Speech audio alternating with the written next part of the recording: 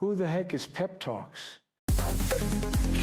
I'm not gay, but I fantasize about Marco Rubio. Pep talks. Pep talks. Pep talks. Let's eradicate the Kung flu.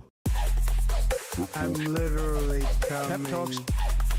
Pep talks. Who the heck is Pep Talk? They want our women. They want our children. Pep talk. Sometimes no means yes. Grab them by the Pep talk. Grab them by the Marco Rubio. Obama is a racist. Pep talk. I'm literally coming. I'm Pep literally coming. Pep talks. We found weapons of mass Pep talk. destruction. My fellow Americans, it has been confirmed today from Pep Talks that we are indeed all high on politics. Alrighty, everybody, welcome back to stream. We had a little bit of a technical difficulty there. Yeah, if I have to be completely real with y'all, my OBS crashed entirely, and then when it did that, it decided to, yeah, just to not work. So, yeah, we're back. That was, you know what, we're gonna continue that interview some other time. I'm probably going to be swapping OBSs because I ain't doing this shit no more. You know what? I've already gone through a tirade, or on my tirade, about like how bad Streamlabs is as a platform. It's insane. It's absolutely insane. Now, I've had crashing issues with StreamYards before as well, but the fact is, like, it was already like at that point for me where I was just like, it's barely functional. And yeah, look at this. Yeah, don't even know I don't know if anything went out there for you guys. Sorry, I'm trying to reset. I'm trying to get back into a good mood because that really pissed me off. Welcome back, Mr. Jotted. Hey, well, thanks for coming back, guys. I appreciate it. I appreciate you being here. Shit. I mean, honestly, yeah, we reached the cancer fund. Like, I didn't even, like, this is what sucks. I'm actually, like, pissed off about this. I didn't get to really celebrate the cancer fund because I was focused on getting to that debate, which, honestly, I should have just rescheduled it. I should have rescheduled it from the very beginning because we were already having issues with Streamlabs, and I'm so sick of it, so whatever, man. So I'm not going to bitch it. I'm not going to spend the entire time bitching about that, but I do want you guys to know that sucked, but got to see a doc yesterday. Your BP was 161. Oh, shit. Over 119. He put me on meds, told me to cut carbs. I never realized how much of a junkie we all are to sugar. Yep. Yeah, dude. So many Americans are, like, so close to just being, like, pre-diabetic. It is kind of nuts, but, or if they aren't already diabetic. But, yep. We back. All right. So, yeah, we're just going to pretty much cover the protests tonight. I've already got a live feed going. Actually, let's make sure I can even get that. Too much fast food. The thing is, fast food is pretty much all you can eat when you're working. Like, dude, do you know how many jobs I've had where there's nothing? There's literally, and you get a 15 to 20 minute fucking break to even do this shit. Like, and I say 15 to 20 minutes because realistically, it's either you got to walk to go get your fucking lunch or you got to drive to go get your lunch. Either way, that time in between, yeah, you have no time to cook. Yeah, then you get too tired when you get home. Like, dude, it's a vicious cycle. It is. It really is a vicious cycle. I don't eat fast food, but I've been cooking in vegetable oil without knowing any better. Oh, really? I use olive oil, like, pretty much all the time. Yeah. Well, whatever. We're all gonna die. We are. We're all... Your time may come sooner than later. Who knows? You never know. I hate to go there, but it's true. It's literally like, dude, you gotta just enjoy things in moderation. But that's the thing about America is we don't know how to do that. And then on top of it, they go and make these other fucking foods that are killing us that much more addictive. So we keep craving that. But whatever, man. It's all fucking corrupt bullshit. I'm in a bad mood. That's it.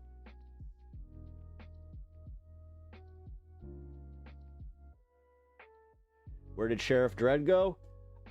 Sheriff Dredd. We're not even trying. For some reason, even trying to do a collaboration right now on Streamlabs is just, it's impossible. I'm not sure if that overloaded it. I don't know, but I'm done. I'm done. Like I finally hit that wall. So yeah, we're probably going to StreamYards after this. Like I can't do this anymore. So or overweight. Dude, like most of America's overweight. Unhealthy. Like come on. Get real. And also the fact that you have to even take it there, that tells me something.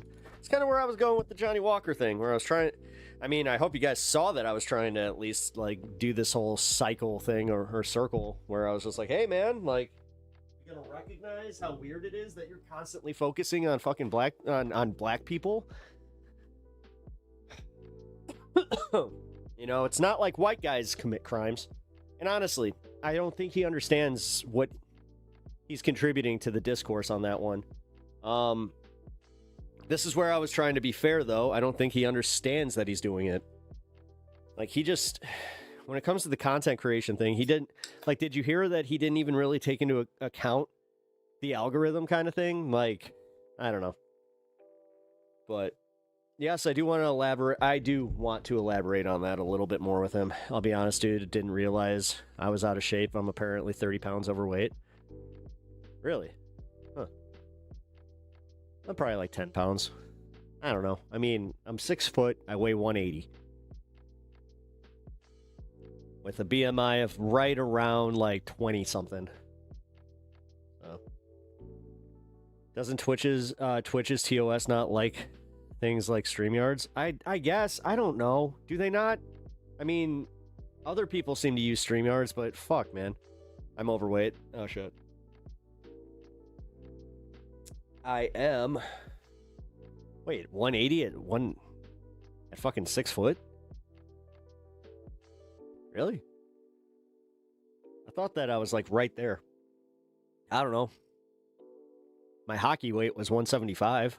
Like, I literally fluctuate between those two too. Like I go from like 180. I was 183. Like just a few, not even like it was about a week ago. That's where it hit me, where I was like, "Hey, calm down on some of the sweet treats." Yeah, you can be overweight and in shape because BMI is stupid. Yeah, no, I'm skinny fat. I'm totally skinny fat. Damn, you got CTE real fast? Yeah, not really. I mean, I had an MRI to check my brain. They did say that, you know, I took a few too many concussions. Oh yeah, whatever. This channel blows. Dude, I've been live for fucking 10 minutes. What's wrong with you? Jesus Christ. Whoa, someone's upset. Jesus Christ. That explains everything. Hey, kind sir, do you have a minute to talk about our Lord and Savior? No, we're good. Take all the religious stuff elsewhere. I don't care. Like, listen, go have your religious back and forth with Christians. I don't know. You said 6'4"? Well, goddamn. I'm 6 inches shorter. I'm not, no, I said 6'6". Like, I'm 6 even. Like, I'm literally 6 foot. And 180. Like I said, I don't think that I'm that bad. I'm not, I am by no means great. Trust me. I got a nice little paunch here, you know. Lost pretty much all my muscle mass, which I will say this much. All it takes is like a solid week of me working out and it's all back. I went for a bike ride and I had that happen where I was just like, oh, look at you. I can get it back. 6 foot 180. Yeah. Yep. 6 foot 180. I don't think I'm that bad, but like I mean, the BMI thing, yeah, dad bod, very much so. Very much so. I hit that point. I'm not even a dad, and I could just say yes. I hit that point of just not caring. You know, I like to, you know, sip a few brews here and there. Not really think about what I'm eating, but not at all. You're still young. Yeah, am I? I don't know. I feel like I'm fucking 80 lately.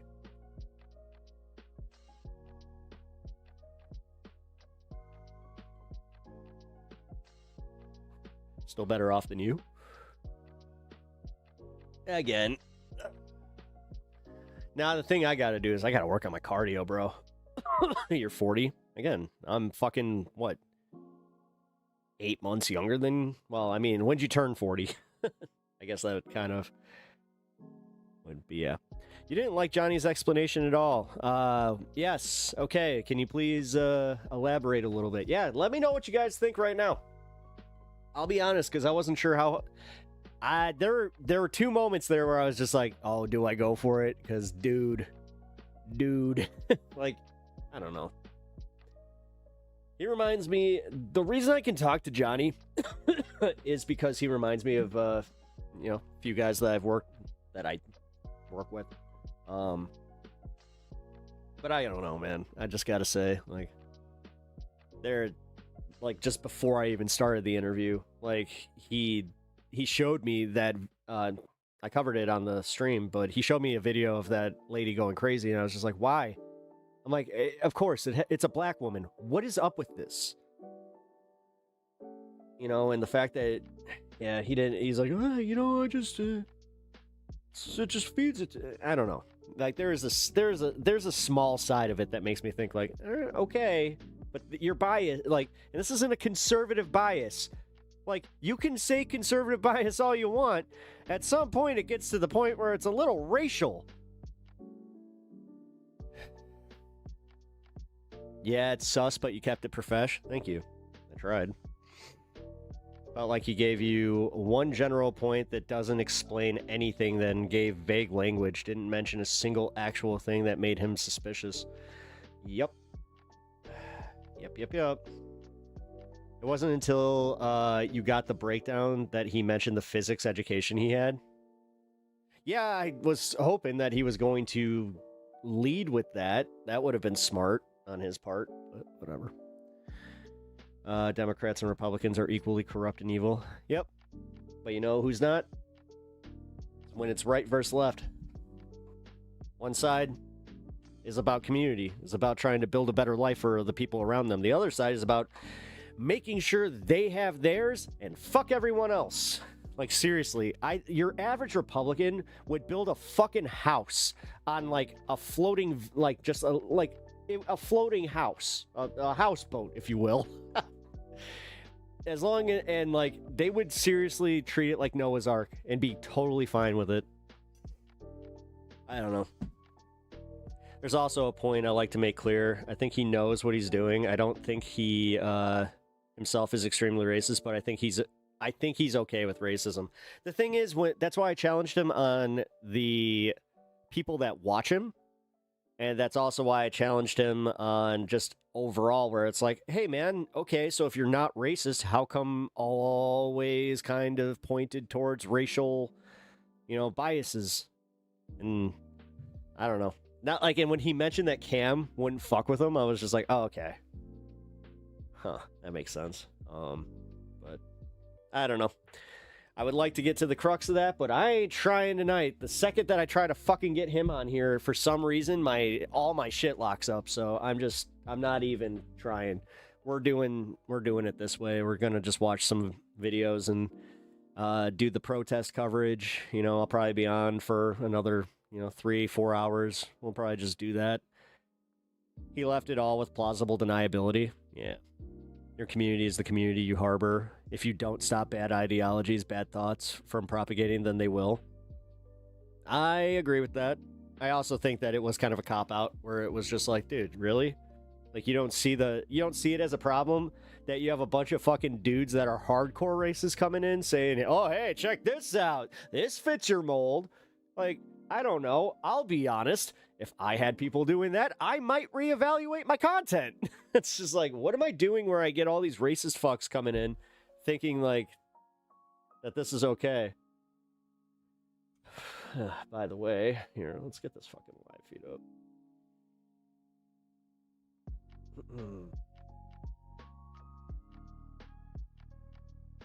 If I was more racist, I have more viewers, inherently means he's some degree of racist already. I mean, I was a little taken aback by that. Like, there's a part of me that gets it because honestly, like just as a political content creator, there is that side of you that's just like, God damn it, if I was just a grifting piece of shit, I could make a lot of money just doing this, but ugh, judge people by the friends they keep.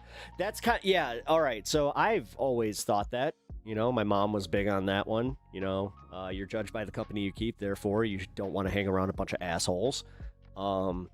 Which that was my mom trying to nicely say that all my friends were assholes. I was hanging out with a bad crowd at that point, I'll admit it. I remember you saying that correct, 100% correct, girl. With Oklahoma. Yeah. No, he's Oklahoma. Yeah, he's Oklahoma. Like he said, old school. Like, that's the thing is, I want to get to the crux of his politics because he hates Trump. But I want to know, okay, so when you say conservative, what's your idea of what makes you conservative? Like, what? I don't know, man. But then again, what he did with Rashad Richey was good. I'm not going to lie. Like, I think it's even bigger bullshit to have this, like, degree of safety just because Rashad pulls, like he does. He, you know, has pulled the race card on it, where it's just like, oh, you're just attacking a black guy? It's like, no. And honestly, that's where I get fucking sick of it, too, where it's just like, okay, no, take the fucking race out of it, bro. You're a shady motherfucker. Like, you went out and said you had a bunch of degrees that you don't have. I'm sorry, that's kind of fucked up. And then you also, that egg on TYT's face. Two things can be true at the same time. Oh, yeah. The bad crowd just happens to be the fun crowd, so...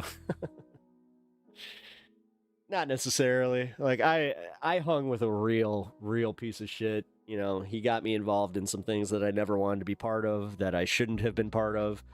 You know... He's a liberal and he doesn't know it.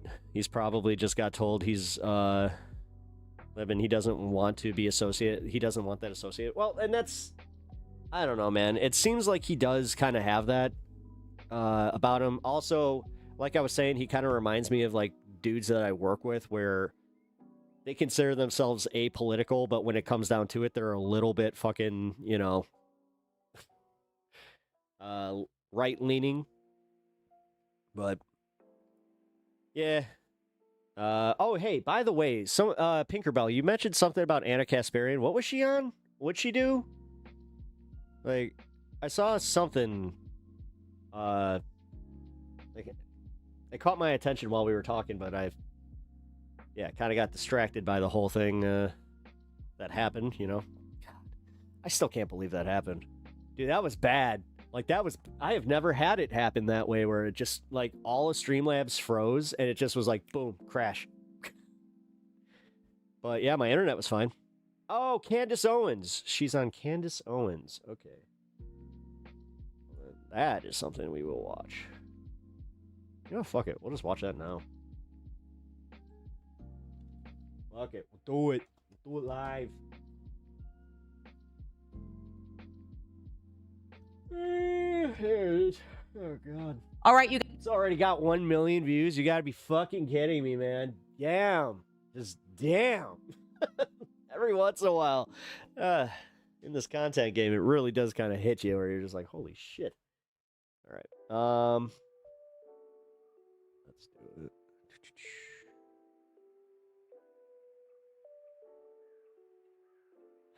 Is it gonna actually work for me today? Oh, it's not. Yay, guys. I might not actually get to fucking play any clips. You're kidding me. What? What? Hold up. What? Dude. Ugh.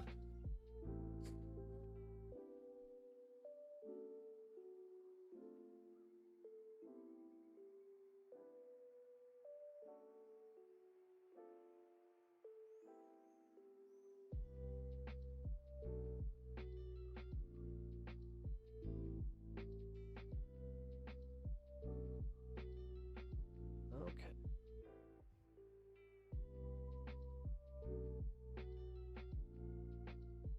is fucking happening here? Oh my god, dude, this is infuriating.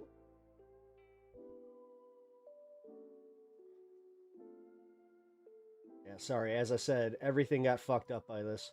Like, literally, everything. Oh my god, dude. Oh, I'm about to fucking I'm about to snap on this shit. Oh, fuck, Streamlabs. Oh my god, fuck this absolute trash ass OBS. God damn. Woo! You want an endorsement, motherfuckers? Too bad. You'd think that they would want to try and make a product that it's like, hey, yeah, you know, might want to actually try and make something good. Yeah, well, fuck you. All right.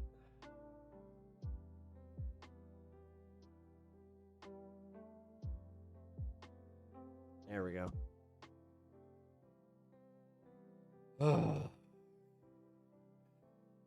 Bob's his own grandpa.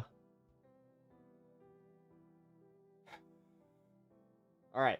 Well, fuck it. Let's do this. And I'm going to decompress while we watch this because holy fucking crap, I'm pissed.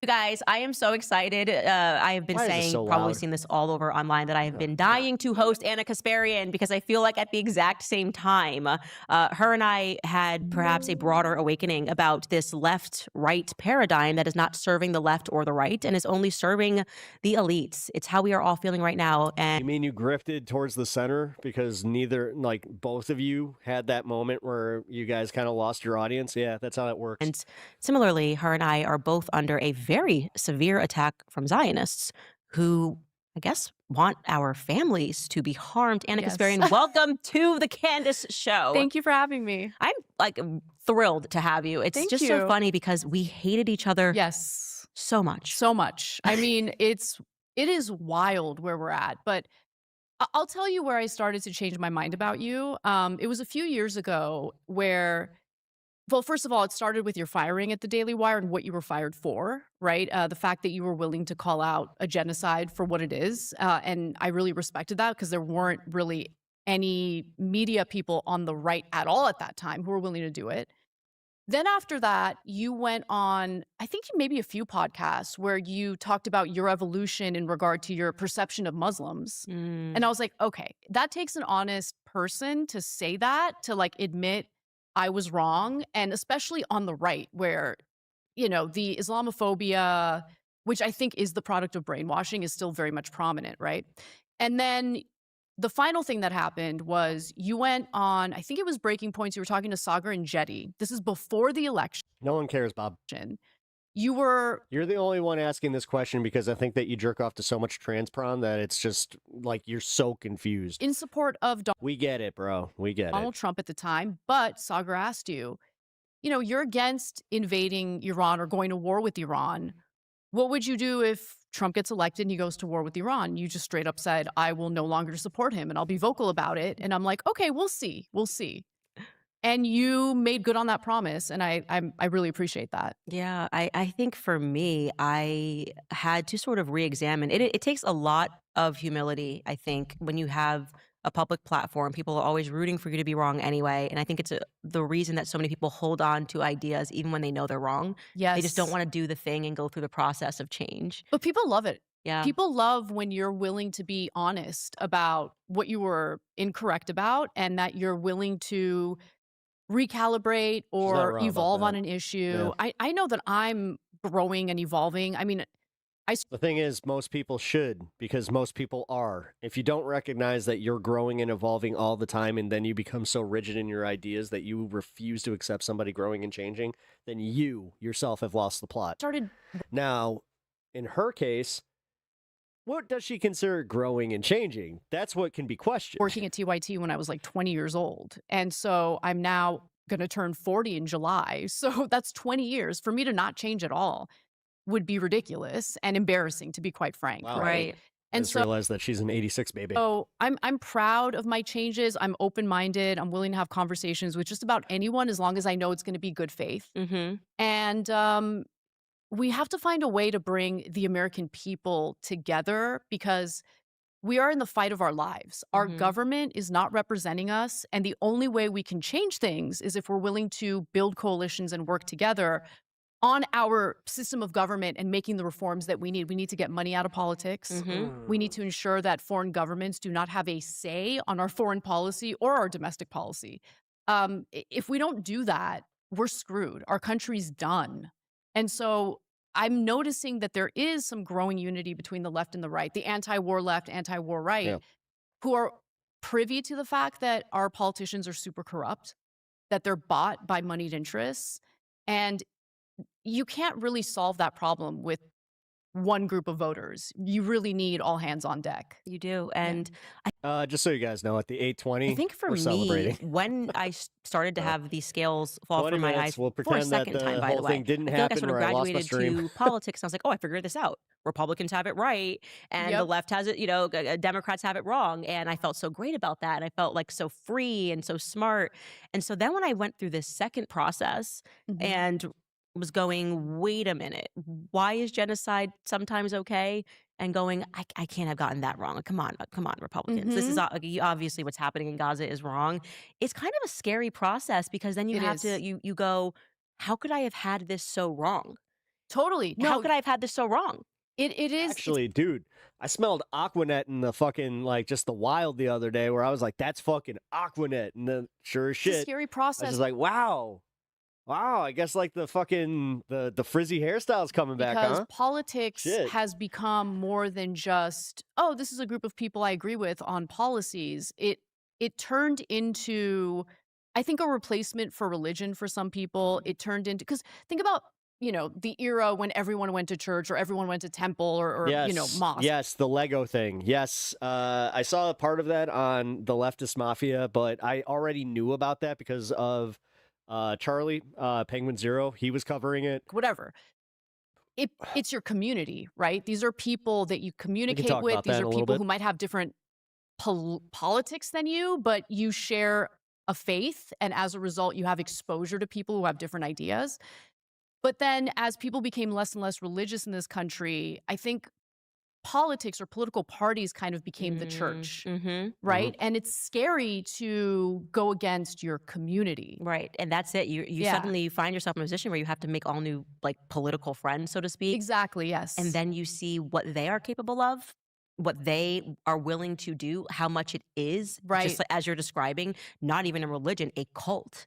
And how quickly I was sort of excommunicated. And they tried to, just as if you're leaving a cult, convince me that I was the crazy person Right. for saying something so sensible. Like, hey, killing kids is wrong. We shouldn't do that. Like, saying a Right. statement like Brian Mast did about the Palestinians, there's no such thing as an innocent Palestinian, which is what I was tweeting about in particular.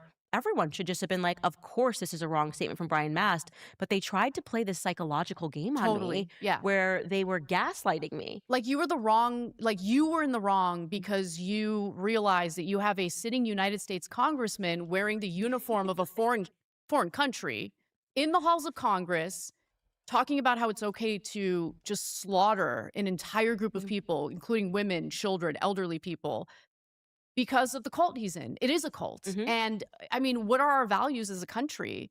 And the other thing is the fact that you were willing to put everything on the line to speak out against the genocide in Gaza made me realize that you are actually good faith on other political views you have, right? Because I'm pro-choice. That hasn't changed. I mean, I'm definitely not in favor of late-term abortions happen, but they're very rare. But, I think that there were some laws written in a way that could have been abused, whatever, But my point is, when it came to conservatives who said that they're anti-choice, I was like, they just want to control women. That's all it's about. They don't actually see the fetus as a life. They don't see a Let's see zygote if as the Candace same kind of as a does a human pivot life. on this one. No, but you do, actually, right? Because you'll see conservatives cheer on what's happening in Gaza and now Lebanon, and then purport to be pro-life. Yep. That was one of the big ones for me where I was Exactly. going, we're pro-life and you're telling me that there's an exception because you have some heretical theology that's telling you that, oh, all of these rules are of course we should be abiding by this, and of course it's the right thing to do, and God, Jesus Christ, and then What they the go, oh, fuck, but Anna? unless it happens in Israel, then it's okay. So I'm like, oh wait, so there's this random carve out where we can It's almost weird because, like, the way that I was talking to Johnny Walker there, it was kind of like, wow. Did you notice how I didn't really capitulate on any of my morals or any of that shit to fucking make him comfortable? mass murder kids as long as it's in Israel? Why doesn't every mass murderer just go to Israel and just do whatever they want? And then you just go, well, they're chosen. So this land is chosen so they can do whatever they want on this land. That was shocking for me. And it Yeah. made me go a lot deeper on theology. And gratefully, like, my husband is just, I mean, he majored in theology, and so it's been kind of a part of his internal dialogue for a very long time. And I was like, what am I missing here? Like, how did I miss that I was in partnership with these people? That you're right, this is not a theology for them. This is a cult. And This is a cult. What's really interesting and something that I've always wanted to ask you about is, And now move on to the theology part of it, and then you might catch on. do you feel that, I mean, I'm sure, look, I'm seeing the success of your show. So obviously there's a giant portion of conservatives out there in this country who side with you and don't fall under the category that I'm about to describe. But do you feel like you were kind of used as a tool earlier in your career? Absolute. I To- know, not basic- feel. Mhm. It's a fact. Because when you're critical of, let's say, the Black community, oh, they love it, right? That's when you get a platform and you get all the plaudits and speaking engagements. But once you speak out against what's happening in Gaza, you're not that useful tool anymore. That was one of the things that was really hard for me to contend with personally, because obviously when I was at the Daily Wire, we were actually kind of in the midst of the same topic, really, right? So it's like you're talking about a race. Mhm. You're saying, okay, this thing happened. So they were saying October 7th happened. BLM was saying the George Floyd thing happened. This is going to be the impetus now. And they were doing things that, in my view, still to this day, were just wrong. I don't care what happened in Minnesota. You don't have the right to go into Target and grab a flat screen TV, right? Mhm, mhm. And so I wanted to do a documentary. I wanted to dive deeper on the topic. And it was Why would you have to steal a flat screen? They're fucking cheap as hell. round of applause Shit. from a Daily Wire. This is amazing. Give her a platform. Well, then I watched virtually the exact same thing, right? Using race as an excuse, saying, "Oh, well, we have to do this for Jews." You had this event, this event that happened, which was singular, Oh, shit, and my then they cat tried got to so extrapolate it. And I'm going, "Well, it's still wrong, right? Right. Well, the law is the law. Like, morality is morality. Doesn't matter if a Black person does it or if a Jewish person does it. You don't get to Exactly. rob and steal Palestinian homes." Exactly. And suddenly it was, you're an This anti little shit just found one of the twist ties I was using to, like, keep my cords all managed. Semite. You deserve to have nothing. Yeah, it's better You than the shouldn't cords, I be guess. allowed to travel to Australia because you are akin to Adolf Whatever. Hitler. That's the crazy. same people that gave me the platform. And so it was a very tough pill to swallow. So Australia banned you after you said that it's a genocide? Yeah, that was the beginning of I was temporarily banned for ads from YouTube because they are organized online and started. No, Candace, you're missing the part where you were calling out Macron's wife, and then you also called out some other people, and then they were just like, "No, we're not doing this with you." Mass Nah, this is what I don't like about her. She's so up her own ass that she can't admit that it was like, no, I've gone a little fucking nutso. Reporting my new channel. I got banned from Australia, got fired from the Daily Wire. They started putting pressure, Bench Bureau in particular, on, this is the Zionist lobby. It's not just in It's America, it's powerful. global. Yeah. And so I went from being a rock star No. to suddenly she is Adolf Hitler and deserves nothing in her life because she has a moral principle. So you kind of look and you go, well, I have two options here. I can play the game Yeah. and do like the majority of people do and just look the other way and say, oh, I don't really care about what's happening overseas. Go along to get along. Go along to get along. Mhm. Or you take a bold stand and you say, I'll rebuild it because I don't want to have a house that's made because I'm silent on issues that actually impact my soul. I want to get into Yeah. heaven.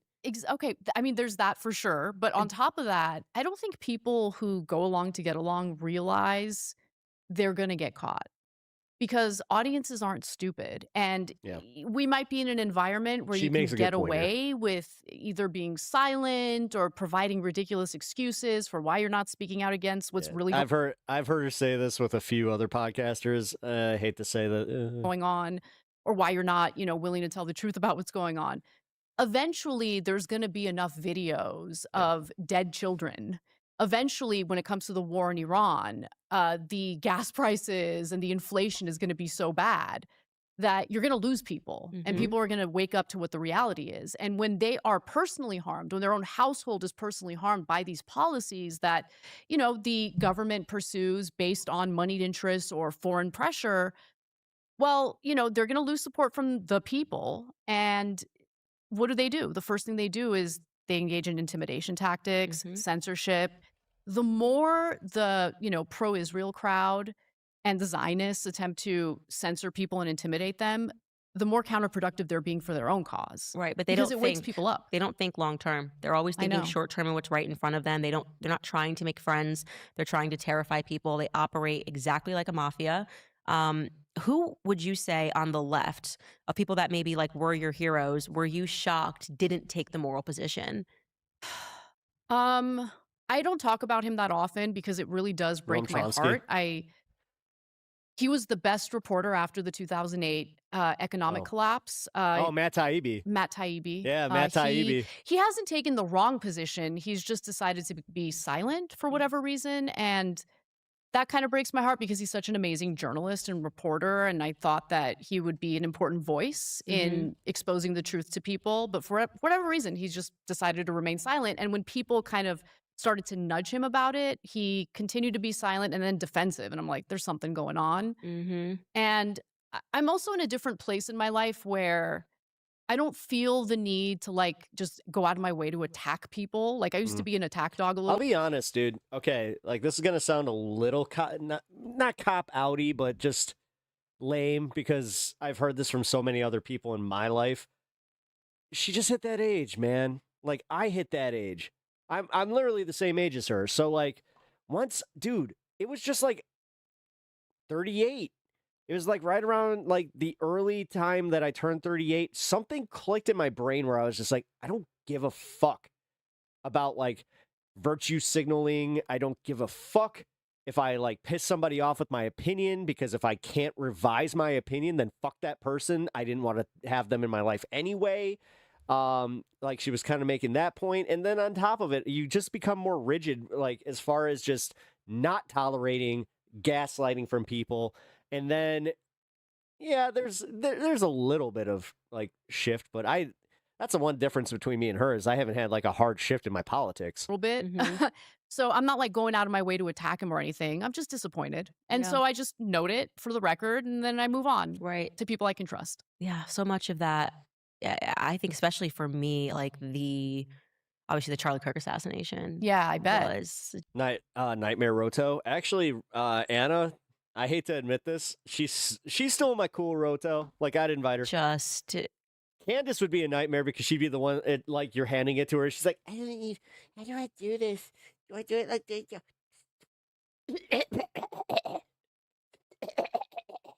I will never see politics the same.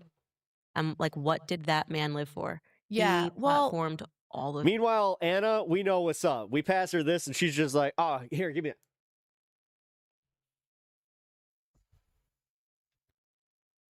you, all of you, It's like, me, "Bam, everyone. Anna." I just thought there would be an army of people assembled. And I thought we'd have a truth in a week. This man is like the reason Donald Trump is in office. He was like brothers with Don Trump. Like, could you imagine was a the good rip. shock that Yeah. I have gone through? Like Kash Patel, who was 10 the minutes, by person the way. writing hardcore for Kash Patel. To get Cash Patel, there's something going on Hey, with that Garrett, brother. I don't how's know it going? what is Progressives did this for years. They do it anytime they get any kind of power. Why, dude? Yeah, what progressive has had power? going on with him.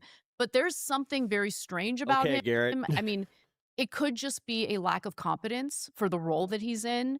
But when you consider the fact that he's our FBI director still, when you consider the fact that we have depleted 80% of our missile interceptors because we've given military aid to Israel, Ukraine, we're currently using interceptors, in this war against Iran. I'm worried about our national security. Our national security, Nah.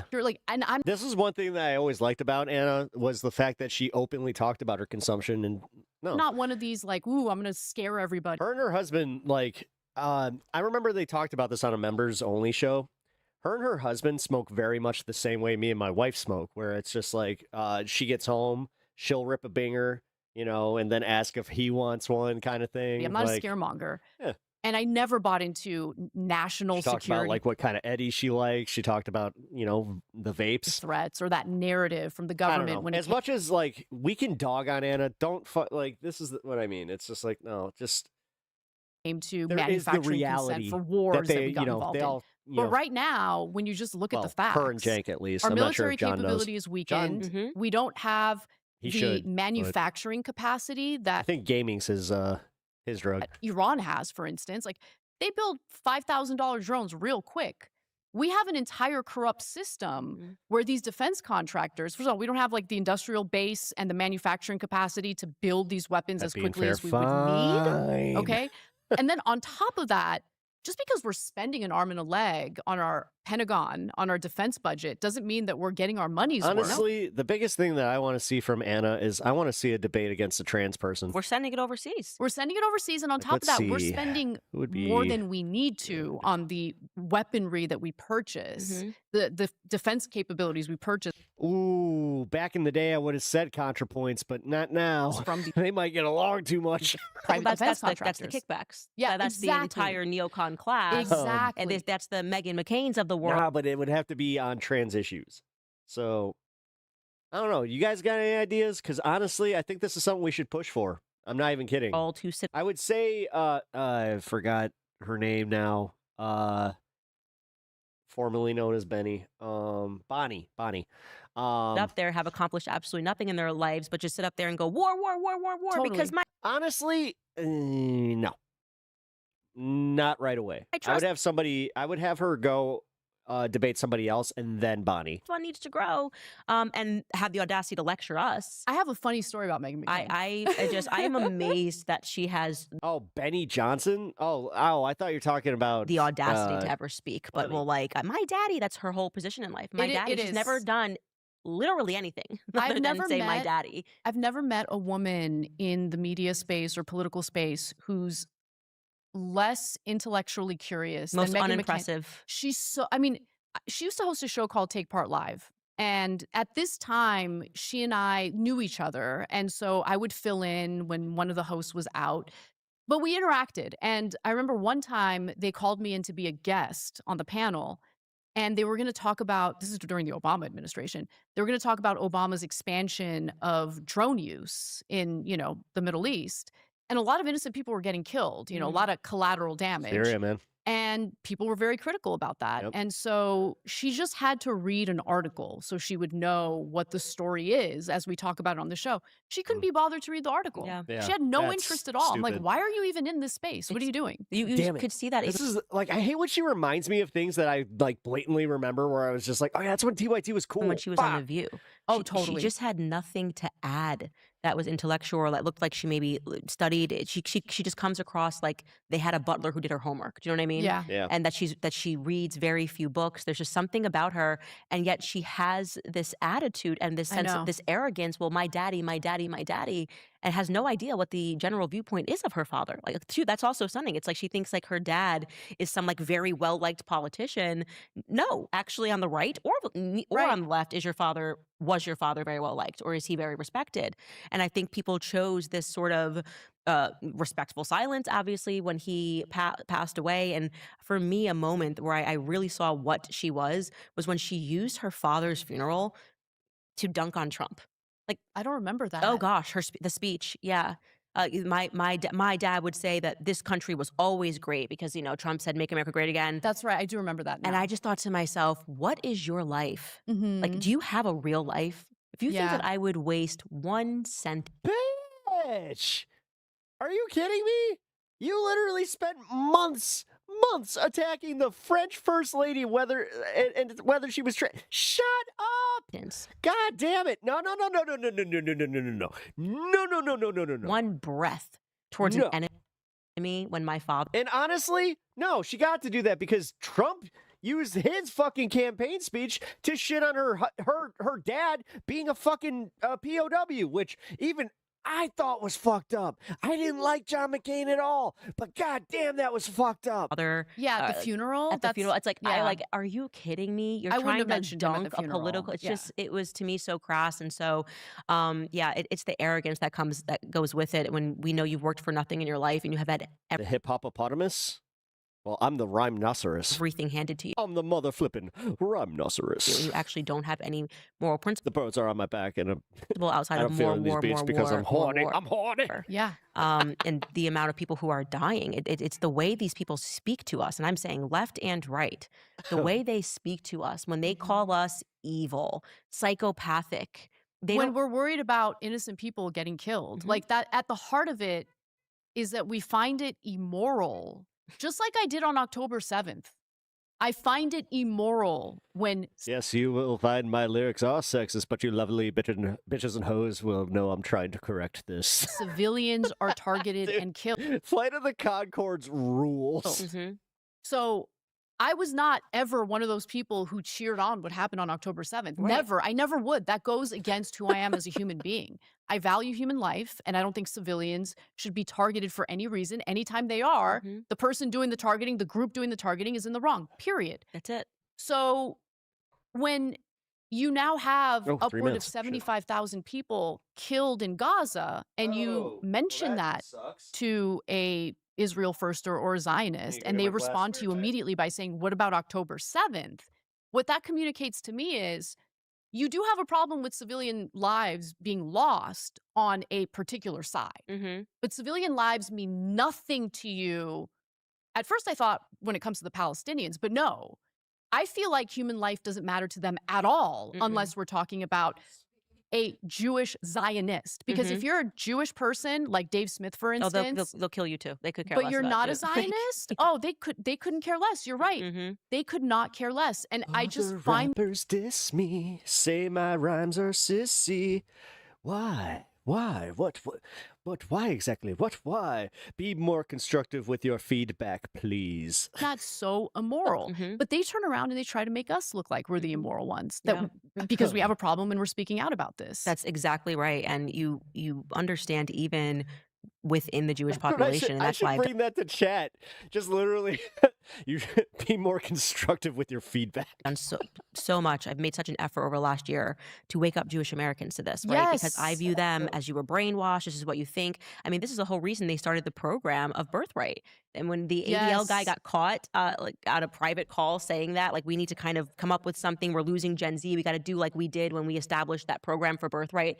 And this is why Max Blumenthal has done such incredible work, because he Mhm. went on birthright and he spoke about that experience. I They're know. brainwashing them so young, right? We are all subject to brainwashing. We That is are, the of most course. important Fuck thing yeah. that I Of think I mean, I'm I glad have that come out of learning as, like, how other did I get people that were brainwashed? I part thought of, the like, same thing. I was watching know. the Holocaust movies. All of that is a part of your growing up, your brainwashing experience, what you're learning in the classroom, who is the victim, and who do you have to defend, who is being oppressed. And so there's this sort of trigger mechanism that is within all of us. It's buried within us from the time that we're kids, and we don't realize it because we're just taking in so much media. Mhm. We're listening to our teachers, and then we're like, October 7th happens, and then they go, remember all that stuff? Like, this is now, you have to understand what they're going to do next. Think about what happened. You don't want another Yeah. Holocaust. It's like priming you to be Hiya, is this AI? You'd think. accepting of something. Also, Bandit, what's up? I didn't get to say hello to you in chat while we were having our discussion. That Yeah. just goes again. That we will pick up. I'm gonna talk to some of the higher ups, if you will, over at this space, and just make sure that they're cool with it. I think that I'm gonna just do it over on this space. Might as well. Against your core principles. and for Jewish Americans too, so you can Yeah. understand why they reacted the way that they did right away. Of course. They're- Yeah. they're going to get that 20 times worse. It's going to Alright, be your 4-2-0. stories about your grandma and your book. Like, you go to temple, you go to you go to synagogue, and you're going to have those presets. And then it went too far, and a lot Yeah. of them snapped out of it. And now I get Jewish people emailing me, Totally. being like, I don't know what this is. I don't know why I'm being told I have to defend Jeffrey Epstein. I don't know why I'm It's being I told mean, it's I have to wild. defend Bibi Netanyahu. So Can we just address how brazenly obvious, like, Okay, when Wonderful. every pro-Israel media figure comes out at the same time and DJX. basically says, "Oh, there's no big deal with the Epstein files; they shouldn't be What released." you really want? You're giving it away. Mhm. Like you're What you giving it really away. Like want? you guys are too Mhm. obvious. And what I'm wondering is, was the propaganda always this bad, or is it that we're just a lot more awake now because there's diversified independent media? People are kind of breaking out of their bubble, so it's harder to lie to us. So their like propaganda muscle has atrophied to some extent, So well said. right? I think it's the latter. Absolutely. I Yeah. think we are more awake than we've ever been. There's independent media.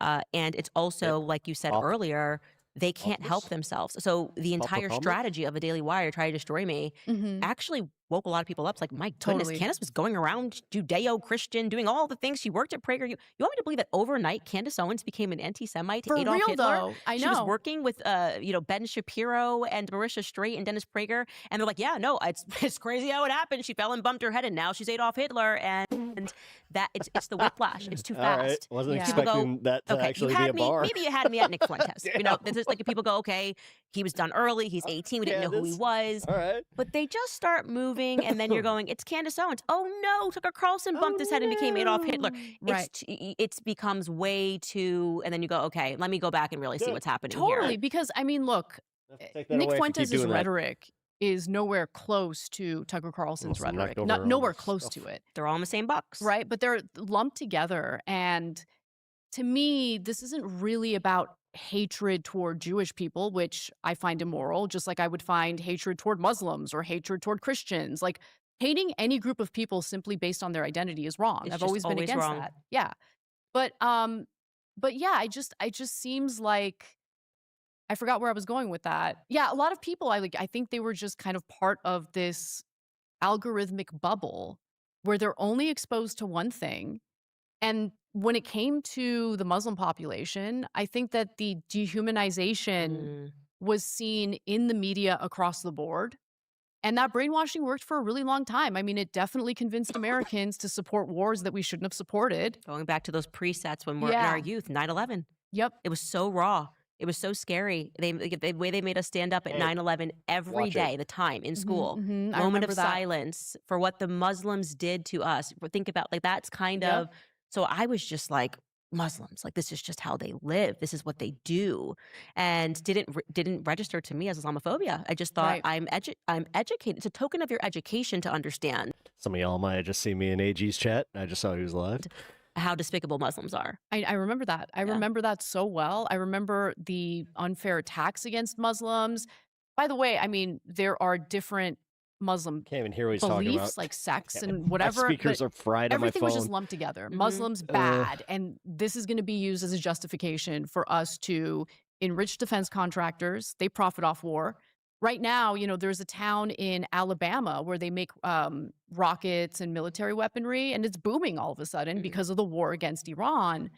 And it's funny listening to an interview of like one of the workers there because AG? Yeah, he's live. they're able to like compartmentalize I've collabed with him a bunch of times. He was like dude, honestly, AG, he was the first person to put me over. the economic boom they're experiencing I really from appreciate him, dude. what it's Like, he took a chance on me, and he feeding yeah. into. Mm-hmm.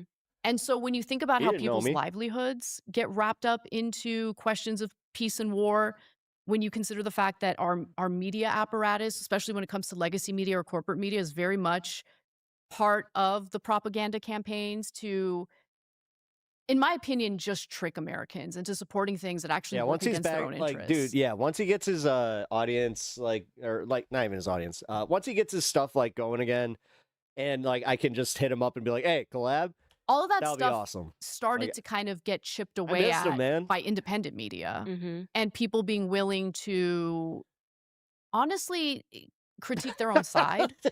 What's my cursor pointing at? There aren't a lot of I people in the don't media know. who are willing to do that, just a handful that I can think of, but I think that woke a lot of people up. I It really did. did. I really do think it did. And the whiplash of, oh, Tucker Carlson was fine for Fox News and Right. CNN and everything. And then all of a sudden, no, Tucker Carlson, very, very bad. You Right. can't listen. And but we're starting to notice this pattern that it's the same issue.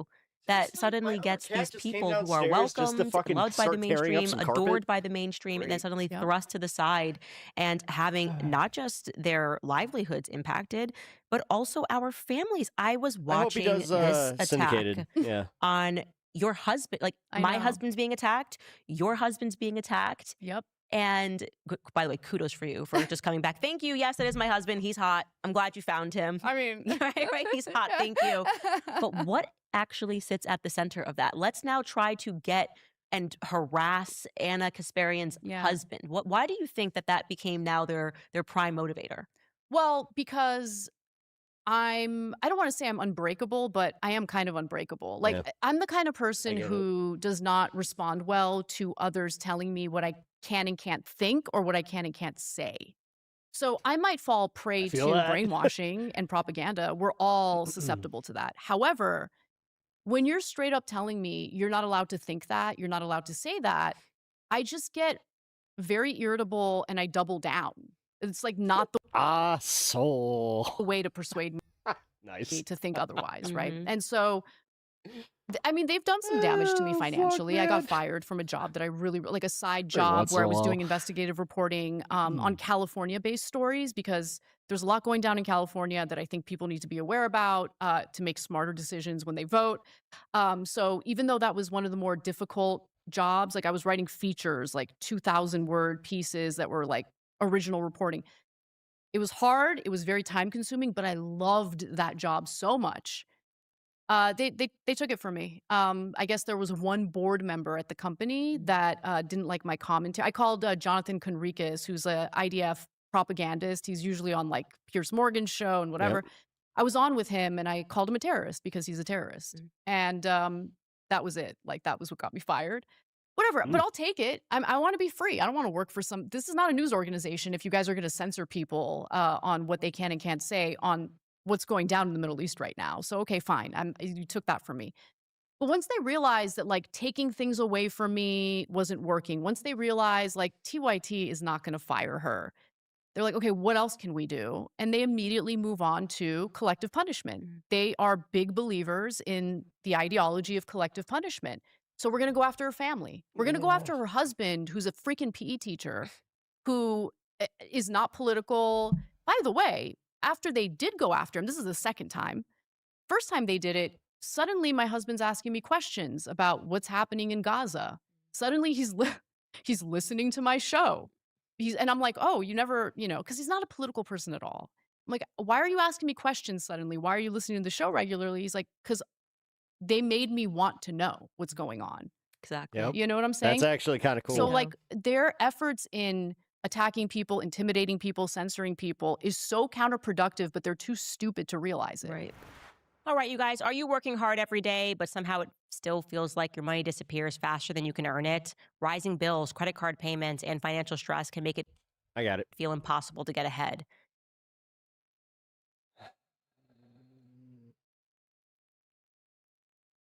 Gotta love the Fed posters. They try hard. That's Like there amazing. was this whole thread where Laura Loomer was going after like my lawyers, and she's like, "This side, okay."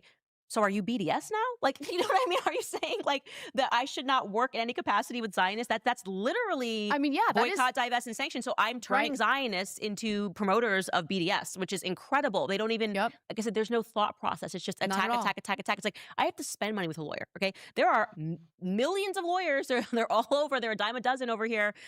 If you want to attack a lawyer for getting paid, you're doing the work of actually what people think people should boycott, divest away from Zionists in general. And so I'm like, okay, this is not a big deal to me, but there is a Sam selling desperation. AI. There's Yeah, but isn't it like Matt said that it was the one that like attaches to your phone or whatever, and it's essentially one that just like breaks down your phone calls and sums up your emails? something right now If that's what it is, I'm fine with it. that feels very fragile. Mhm. They're getting so increasingly desperate. Like They are. We're going after people's husbands. We're going after people's lawyers. We will try to just harass you, and it's obviously not working at all. It's not working. I'm like you. I just dig my feet in even more, and I'm like, let's suit up for battle. Let's do this Mhm. thing. I'm Yes. not going to be broken by this. You guys have tried so much. But right now, I mean, the radical nature of Trump's tweets right now, Oh my gosh. they're hinge. And I used to enjoy, they used to be pithy, one sentence, and hit at some modicum of truth, like Mhm. only Rosie O'Donnell. That's just funny to people because it's like he's saying basically Rosie O'Donnell.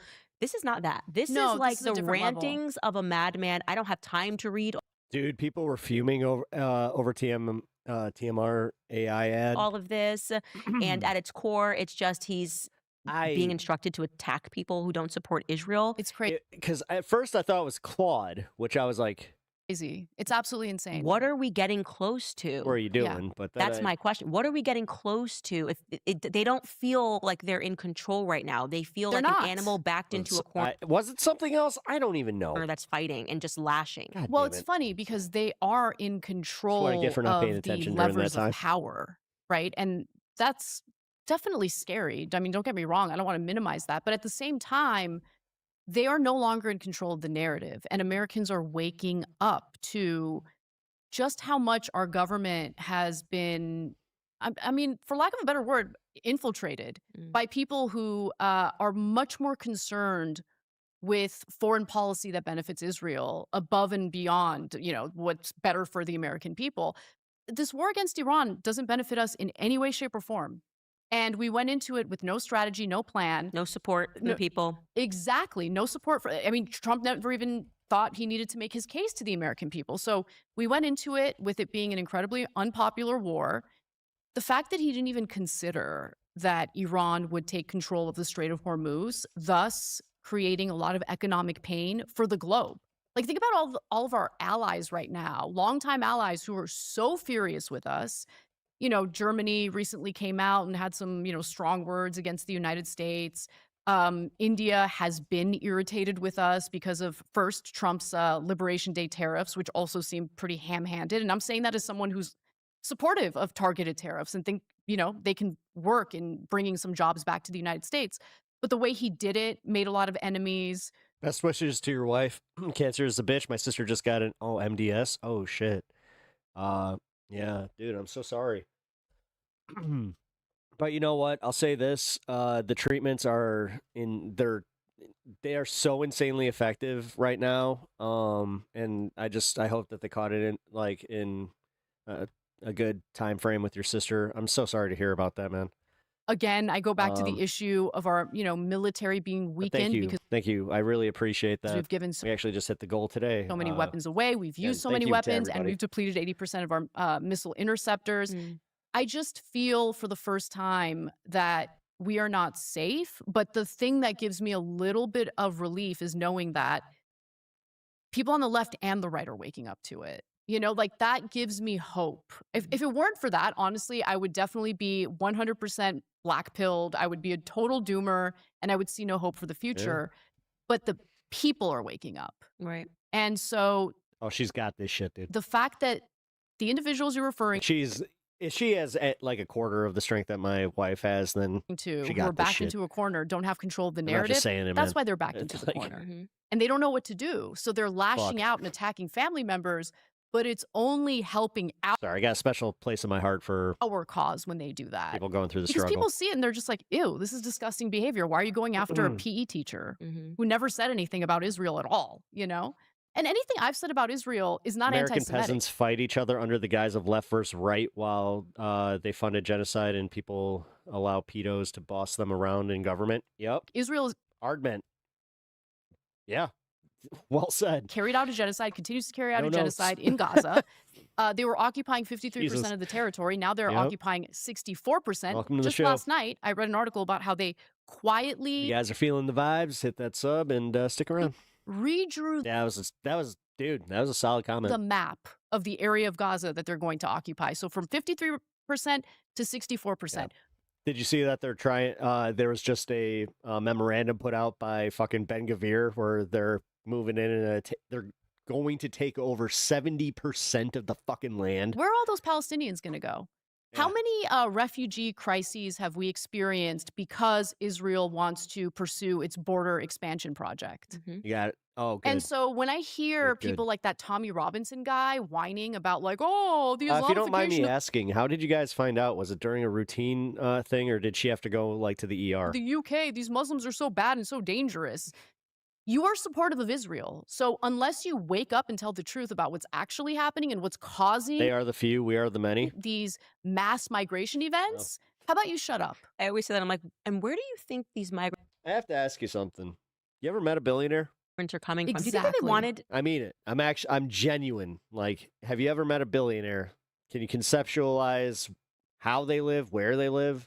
to be here, Or we kind of just in the wind here where it's just like, oh shit. or are they being forced out of their homes? And so they can't connect the dot there. Yeah. It's, oh, we have a Muslim problem. But no, we have an Israel never-ending war problem. Exactly. And it's then, Yeah. of course, these people have to go somewhere if we're just going to take their She land. just Look said at it. Lebanon now. Yeah. So yeah, we're just going to take southern Lebanon.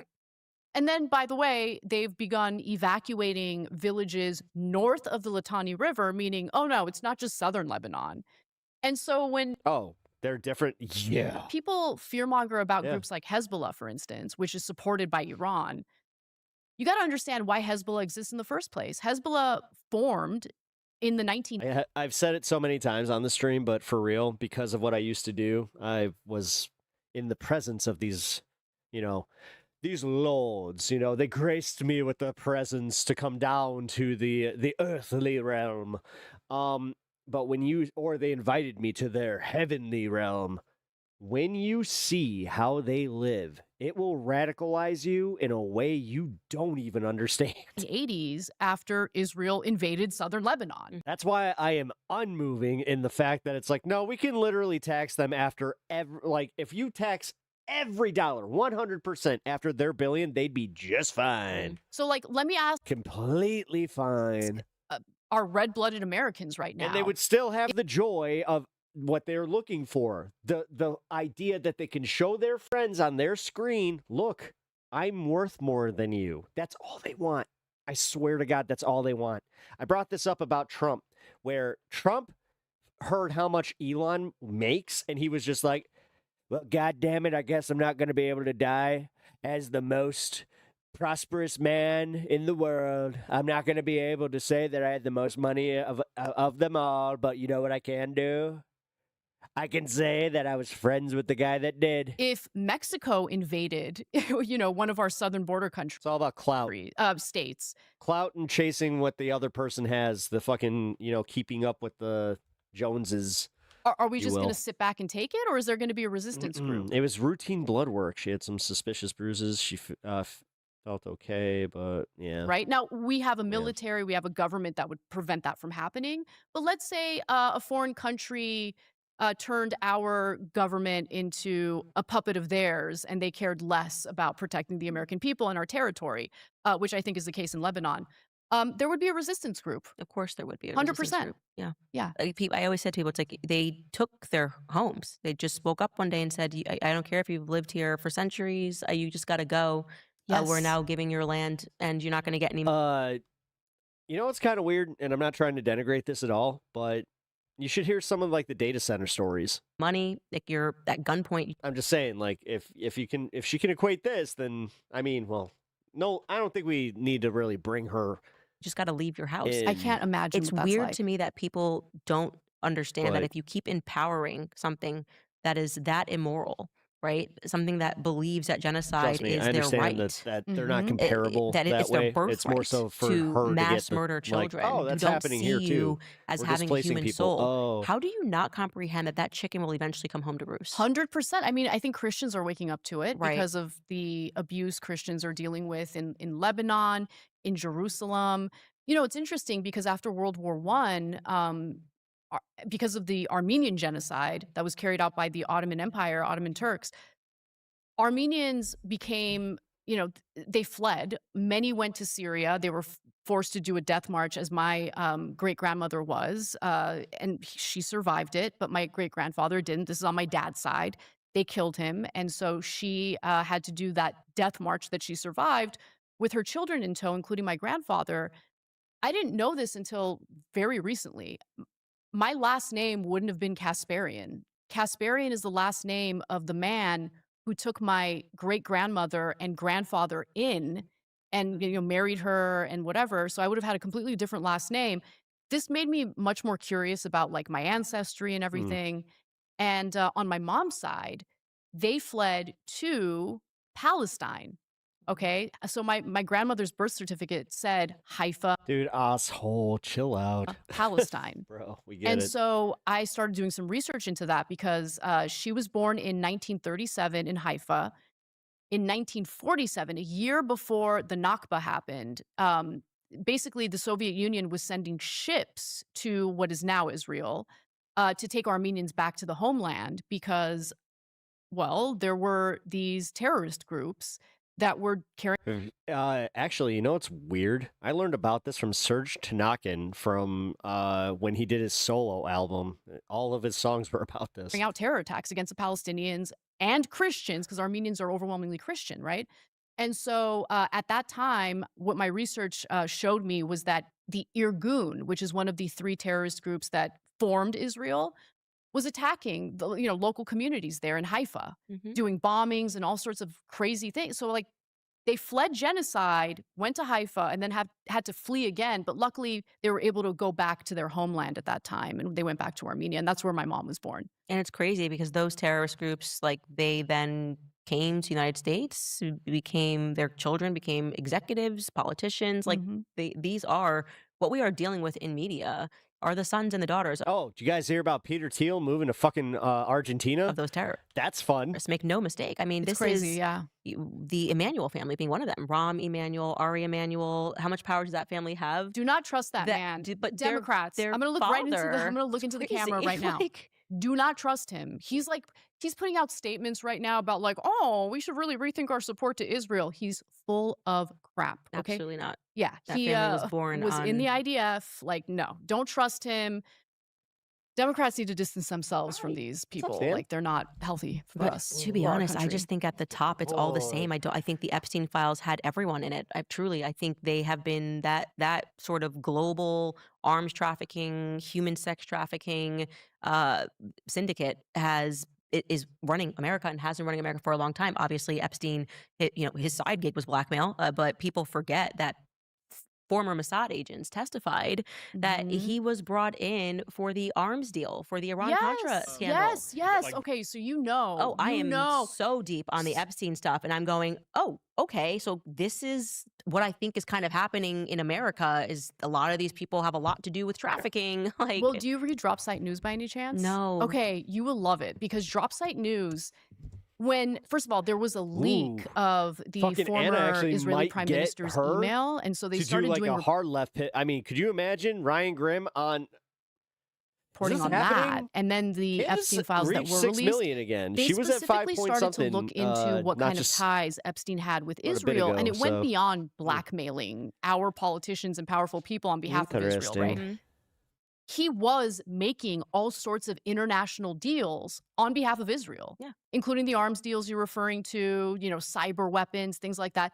Why do you think the UAE has such a friendly relationship with Israel? weapons was one. And I keep trying to tell people that on my podcast. I'm like, guys, like, this is not. So when I'm like looking into things and there's so much trafficking connections, I'm like, are we looking at You subscribe to Dropsite News, you financially support them. Well, I financially support Status Quo. the Epstein network? But Is I that should what's being also drop site protected? news. And I don't know what your take is on why Trump is protecting that. I think they have blackmail on him. I don't know how deep it goes. I also think, just keeping it real, Trump is a very corrupt person. I mean, he loves money, and I think it's easy to buy him. I think he's exceedingly easy to corrupt. So, and this is my opinion. So I have no proof of this, but when I look at the broader Epstein, That was good. That was like Pep Law. Ooh, solid. There's no way they could go after her for defamation. Well stated before you going into something that I can only assume is going to be very defamatory. picture, one of the things that Epstein was always involved in Pep Law was approves. where women could be trafficked too. So Victoria's Secrets, the Oh, dude. the guy Jean-Luc Okay. Brunel was his partner in Paris for like the modeling firm who ended up killing Ooh. himself in prison, killing himself and Mhm. hanged himself in prison. Just like What Epstein. are we Exactly. watching? And so he That's was so constantly crazy. plugged into all of these modeling firms and also Oh my God, she's literally saying what I. Oh, pageantry falls into that category. This is weird. And that was when Whoa, she's saying why what I was was Trump saying. running, the Yeah. pageantry. Like, is that how he knows Epstein world? Does it go back that deep? I'm gonna do this. I'm gonna Kyle Kalinske this shit for 1 second here.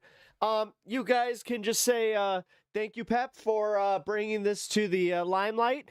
I'm not sure if she saw a Pep Talks clip. I'm not sure if this got into the lexicon somehow, but I did this. He do a deal with least I Epstein did it and before look the she other did. way, like a lot of these other people did. Woo, When maybe. these Eastern European women were coming in, those are the questions that I have because it doesn't make sense otherwise. That Do I was think he's my also whole protecting his donors? thing. Absolutely. Totally. Do I think Trump is his own man? Obviously not. Miriam Adelson did a deal with him, she kind of outright purchased the White House. I mean, he said it himself. Mhm. I mean, that's the thing that I guess I appreciate about Trump, if you want to put it that way. I mean, I don't know if it's due to lack of sophistication or if it's just that he can't help himself, but he just says it. He just says it. And so I choose to believe him when he says that, Miriam Adelson loves Israel more than the United States, that she's got a lot of money, What about him? that she, is a big donor. Like, I mean, he's communicating to us, listen, I'm doing what I'm doing because she bought me. But that's also, by the way, what I think is wrong with Kash Patel. He's from Las Vegas.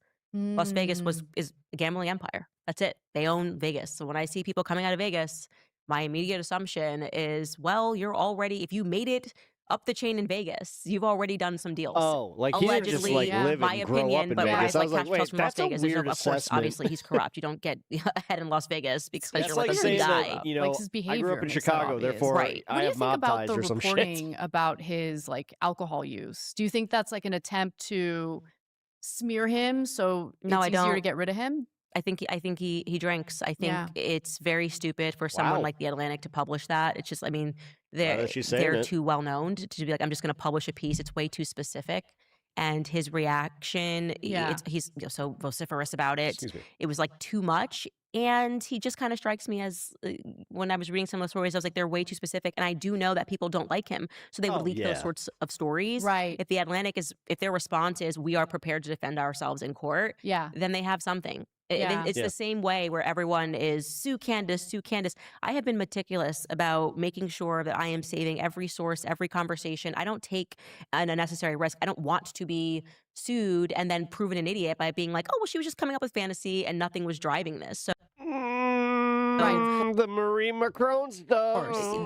they are The Marie- not independent. They Oh. have people that they have to rely upon. They have Macron's to have wife. those legal teams. They did not publish that article You're and a put a senior target on their pet. back from the FBI Fucking, you are, Dieter. director You know what? on the basis I'll of give just you that. wanting to LOL You're a publish. senior That's my partner read on the at law. situation. Yeah. And he is erratic. There's something about him that feels erratic. And even the gotta weird pass the tweet buck about very my quickly. girlfriend's a country music sensation. You got to be a couple of cocktails in, right? I mean, I don't think, I hope, I Yeah, think that I actually helps mean- him, actually.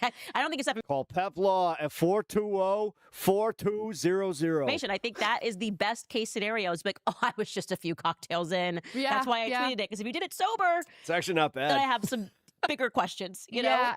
It's about your competence. I mean, the biggest thing for me was you like to get drunk in DC around a bunch of these people that I wouldn't mean- want to be in a room with, to be honest with you. Like, I don't want to spend my free time with these people at all.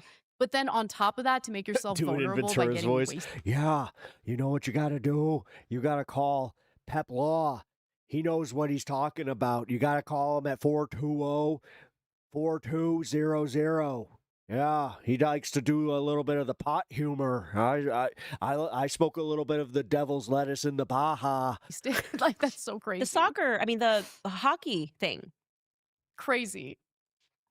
Crazy. The FBI. And people defended him on that. Like, oh, he's celebrating US won, like whatever. And okay, fine, whatever. But now in retrospect, when you realize that he clearly has a drinking problem. I think that was very strange. It's just, Yeah. you can celebrate, you can high five, but it was just like it just felt very frat boy about it. It was That- very frat boy. with the backdrop of how poorly he's doing his job. I mean, Yeah. That's the big one. one thing that really stood out to me was the guy who first attempted to assassinate Donald Trump. I'm forgetting his name right now. I don't know why, but There were 3 assassination attempts in. yeah, I think his name is Matthew Crooks. Crooks. Yes, There we go. perfect. Okay, Matthew Crooks.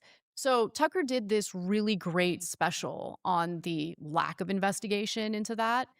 and how much we were lied to by our FBI. Like the fact that the FBI told us that, oh, there's no online trail of this guy. And it turns out, no, he was actually pretty active online. Why did you lie to us about it? Yeah. And then he played a video of Kash Patel testifying about it in front of a congressional committee. And Patel was like, I can't disclose that information because there's a trial, except there isn't a trial. Crooks is dead. So, like we want to learn more about his motives, like where is he from? How did this happen? What were the security failures? How come no one in the Secret Service got fired over this? We're not getting any answers. So I look at our government, I'm just like, this is all kabuki theater, and these people don't represent us. They don't care about our safety. They don't care about our country. They don't care about the injustices not that wrong get here. carried out Like, against, some of the might as well biggest be public cooking. It's figures okay. in the country. So like, how the hell am I supposed to trust this government? And it makes me increasingly angry, to be honest with you, when you see how much of our money, how much of our earnings goes toward a government Yeah. that squanders it. I mean, let's be I real. would push The fact back on that- your point that Kash The fact that Israel has healthcare and we don't is what really pisses me off. Patel isn't doing his job. I think he is. Interesting. I think that is his job. Mhm. And that is why he is in there. They put him in there and they tell him what to do. And it is to look the other way and to come up with excuses. I think he is executing his job perfectly. Well, he hasn't been fired yet, Yeah. so His job is being executed perfectly. His job Yeah. is to protect the elites. And shame on us for thinking that his job is to make sure justice sucks. is Yeah. served. And he paid all that lip service. If I It's get even in more there painful day because sometimes she can be based. one, here's what's going to happen. None of those happened because he went in there in the Oh, same way that damn it. Trump went in there. keep I don't know who forgetting. their boss is. You're- I actually think both of them have the you same have some boss. to real be shit frank. takes on other They things. both answer to Vegas and Tel Aviv, but it's clear to me that he is doing a great job for the people that he actually works for. yeah. And I obviously have a lot of resentment, particularly for Kash Patel, because of the Charlie Kirk situation. Looking at what he has done, the fact that he won't hand over the documents, and the theater of that, the theater of how they came out, and oh gosh, it makes me so sick. You have no idea how sick it all makes me to reflect upon just the fact that Charlie empowered these people like that. It makes me sick. Well, I mean, look, I started watching. I had never watched your show until after he was assassinated because I'm like, there's something off, and she knew him better than anyone else in the media. So let me see what she's got. But I've got so much Well, going now on, this and it is was hard becoming to a follow suck-up your fest. your Not investigation because there as were so many moving interested, to parts. be and, honest. I got to produce a show, and so Sure. I just kind of like dropped off a little bit. But what were you saying about Kash Patel's refusal to realistically, hand over that's documents? what I don't know happens. about that. So the trial, I'm obviously on top of it because I really do think that what they're so angry about right now, more broadly speaking, is that we're staying focused on things. Uh-huh. We are designed to be That's an true. ADHD culture. That's true. Charlie died yesterday. I forgive him. Okay, everybody move on. We're all good. Well, let's move on. No, I'm sure you guys have all felt this, where a news story happens, one day in between goes by, and you feel like that news story has already drifted away. And she's moved on. Everyone, forget about Or it. does everybody Epstein not files. have Oh, are we content still brain about the the way Epstein I files? do? Okay, good. Let's move on. Let's move on. Okay, Trump says it's good, and you're MAGA, right? Here's some red meat. You're MAGA. Trump Yeah. said it. Here's a Lancer the squirrel. king. Yeah. And we're not doing that. We're Yeah. not doing that. And with this, I was like, I am not moving on from this. And so But the midterms. exactly, we've signed up. We're getting the documents, obviously, but the midterms. And in this particular case, so they obviously I sat down with Erica, and she explained to me they were sort of moving towards this May date, or where he hasn't even entered into plea yet, to be clear.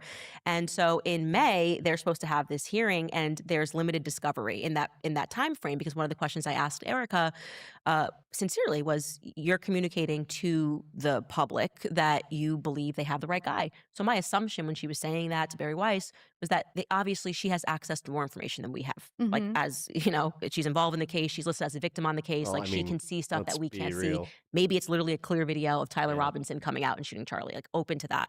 And then when I sat down with her, she was like, oh no, I don't have anything more No, than the public. let's be real. It's because she's literally just a regime media like she might as well be the head of the Trump media regime. Like has, because now what happens is she kinda we have to is, move towards but- this May date, and the SBI, which is the formally.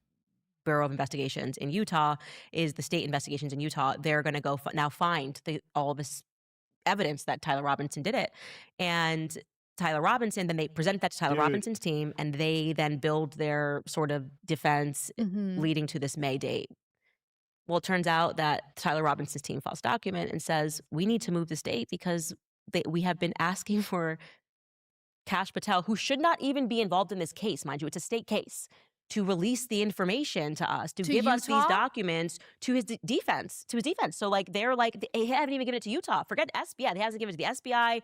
The defense doesn't have it. And they're like, how are we going to have this hearing when they're going to get up there and essentially put on a show trial and say, Your Honor, look at these messages, where they're like, we don't even know those messages are real. That's crazy. Right? So imagine we're moving toward this date, and all they have is what Kash Patel told us in the first 48 hours, but they will not give them the discovery on that. They won't give them. So like, if I say Anna texted me and said she did it, and that they want to say that, blah, blah, blah, she hasn't even been able, the defense has not even been able to access Tyler Robinson's phone. They haven't been able to see the gun. Nothing. Wow. And what's holding that up? That is weird. And also, what's up with holding the that up? arbitrary May date, right? Yeah, and that was the thing. They fought back immediately because they were like, we want to make sure that like we get the discovery that we're asking for. And the judge was like, oh, it'll be fine. Don't worry about it. By then in May, if we need to bump it, we will. And they all kind of agreed to that. And now that May is upon us, Erica's team, because she's a listed victim, so when I say Erica's team, I mean literally she's a victim in this case, is fighting them. They're like, no, we want to keep the May date. And I'm like, That's so why weird. would you This want was to keep filmed. the May date? And I've instantly alerted the public to that. I'm Do like, you- they are not giving them, we have no idea of these shady messages. Did Kash Patel, after a few beers, type them up? We don't know. We can't say no. That's so Like, weird. You know what? So when it comes to Erica's behavior, like I will admit, like some of her behavior is odd, right? And off-putting. And I try to give people the benefit of the doubt. And I wonder if, her insistence that it's Tyler Robinson and nothing else is shady and like we need to pursue this prosecution, it's definitely him. I wonder if it's because, when a family member of yours gets murdered or killed or harmed in some way, usually the family members want closure so badly that Yeah. they, as soon as there's a suspect, they want that suspect to be the guilty one and they No. just go for it full force. No. As somebody who literally had his cousin murdered, no. We wanted the right person, Anna. I don't think that you have a fucking idea of what you're talking about right here. And this is I kind of feel gross with her saying this. Like, this is stupid. This is really fucking stupid. When my cousin got murdered, there were we got told that because it was a gang thing, we were just like, oh shit, like we might not ever know this. Like, we had a police officer tell us that. So I was just like, great. Then it turns out, and this is the bitch of it, not only was it he was a Mexican gang member, he was let in, not by Biden, but by Trump. Yeah. Yeah, you know that tough on borders guy? Yeah, tough on crime guy? Yeah. And maybe that's what's informing her decisions to kind of pursue it. Good part is they got the right guy. And yeah, man, the evidence is pretty overwhelming. The way that she's So- pursuing it, I don't know. But I will say this. I don't know how it would behave, to be honest. Like, I just think about But yeah, how much I love my husband. I can't stand the fact that she would even say something like that. That was pure speculation. And no, as literally a family member that lost somebody like that, that's insane. And I don't think anyone would see me for a few years. Like, I just would not be able to go public. I wouldn't be able to have the strength to even talk in public about anything. And so that stood out to me about her. But also, she's a different person than me. So I just, people do grieve differently. I just know that the Yes, case Deidre. itself has a few elements to it that raise some eyebrows. Everyone in the media that's alright. critical of you is like so vociferous that it kind of gave me the idea that like the general public isn't with you until I told female family members of mine that I'm doing your show. And they're just like, oh my God, I love Candace. I watch her every day. And I'm like, really? You're not mad at her because of the whole Erica thing? They're like, no. And I'm like, really? Like, I couldn't believe it. So Yeah.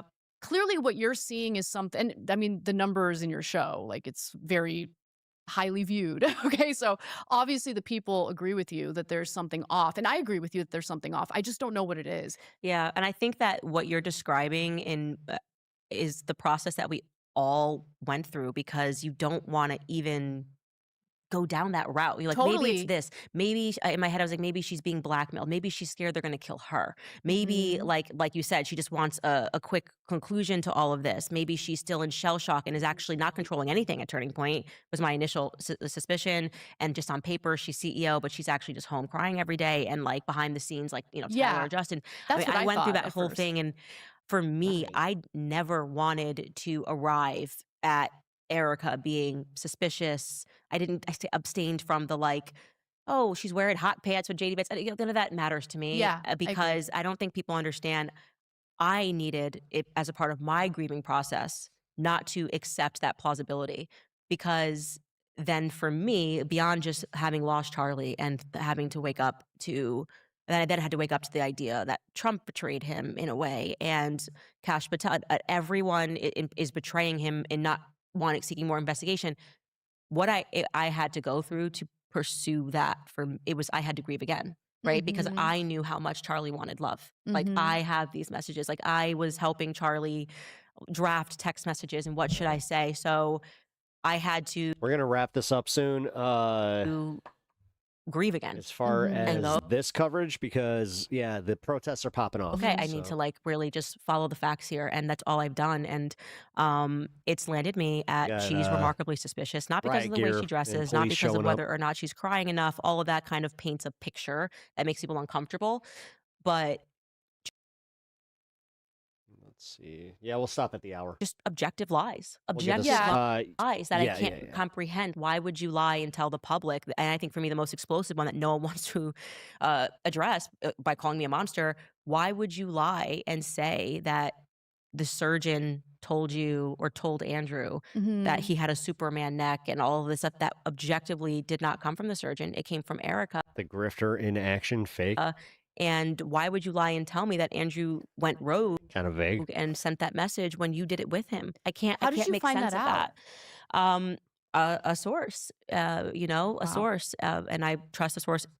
And obviously, that's a strong statement to make. And so when Erica first said to me, I also didn't believe her, right? So when she said, "Oh," I said, "What's the Superman neck?" And she said, "Oh, well, Andrew went rogue." And then I said, "The surgeon went rogue though and talked to the surgeon violated HIPAA and Andrew went Yeah, rogue." that's a good And point. beyond having the conversation, Andrew then tweeted without your permission. Like, that's a lot to have had to happen. I don't believe that the surgeon violated HIPAA and Yeah. spoke to Andrew without your permission. Yeah. And I said that to her face. I said, "It's a tough one for me, but okay."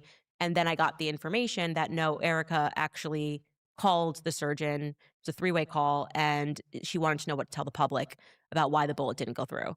And that Superman neck thing came from her. So yet the public was told from Andrew's That's tweet. crazy. So I'm like, I can't. Somebody just defend it. Somebody just tell me why that shouldn't completely unnerve me. Donors, another huge one. We're like, these are my two biggest things. Donors saying that video that or hasn't existed yet, the AI, alleged AI of Charlie saying, "I appoint Erica to be the CEO." Well, Erica told me that he said that at an All right. Aspen event. I was like, okay, great.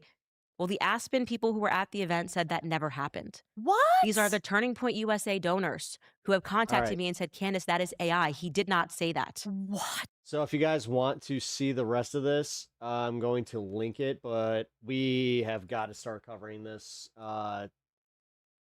Yeah, things are popping off. They're firing some type of warning shots here. Yep. We have There we the go. goggles on, our respirators. We're being forced to move backwards here. People are chanting, "Our streets, our streets." This is fascism. It's not just the federal government. It's the state and local that's right, government guys. assisting the federal government Yep. in war against the American people. That's what's going on here. And if the Democratic governor is trying to protect protesters and protect freedom of speech, she's got a really funny way of showing it, because this is not that. And this is why Democrats continue to lose the faith of the American people. This is why even with Trump in power, Yep. Democrats have such low favorability ratings in Congress. So I gotta things pee. are being fired up into the sky. It looks I'm like gonna some leave it type of here. I'll be warning right shot. back. I don't know what they're shooting, but they're.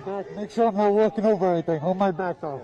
So while I'm trying to narrate what's going on to you, I'm also holding John, who's holding the camera, and trying to prevent him from bumping into a car or anything. So, and this was totally predictable that this was going to happen when a governor or anyone else tries to create protest cages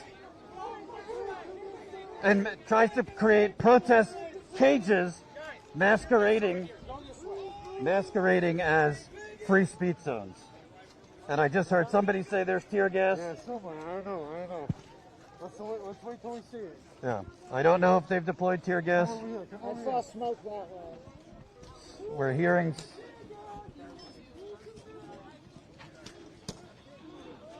They're continuing to say move back. Quite frankly, most of what Right now we are right outside the main entrance of the Delaney Hall Ice Camp. I see state police firing something out of a gun. I don't. Pepper. They're firing pepper balls. Pepper balls. That's what they're firing. Which they say are non-lethal, but if you get hit with one, it hurts. Let me tell you. they're shooting on the ground, so they disperse. They're shooting it on the ground. The pepper What's the fence? What's the fence? Go this way. This way. Yeah. So there's a fence here. So we're gonna watch that fence.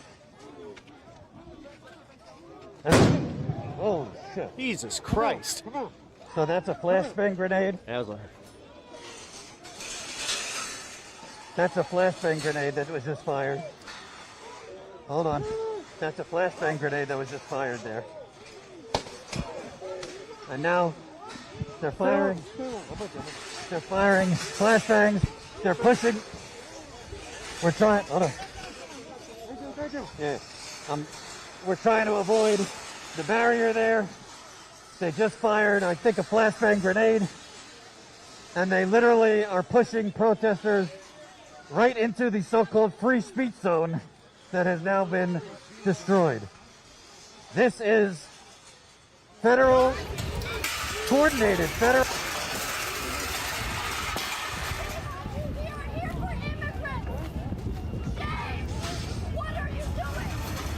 There's the federal government getting to just kind of watch now.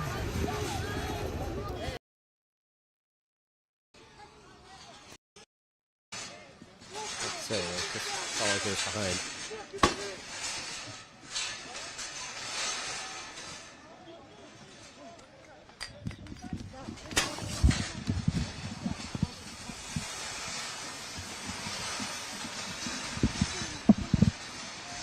They threw tear gas directly at my foot. That's tear gas? Fuck, man. They're fucking doing it. They're doing the whole thing. They're literally doing it. Like, we're right back to fucking Minnesota. Like, this is insane. My dude, Jesus. Bless you, my child. How's it going, Carter? By the way, guys, if you do me a favor, hit the like. It helps the channel.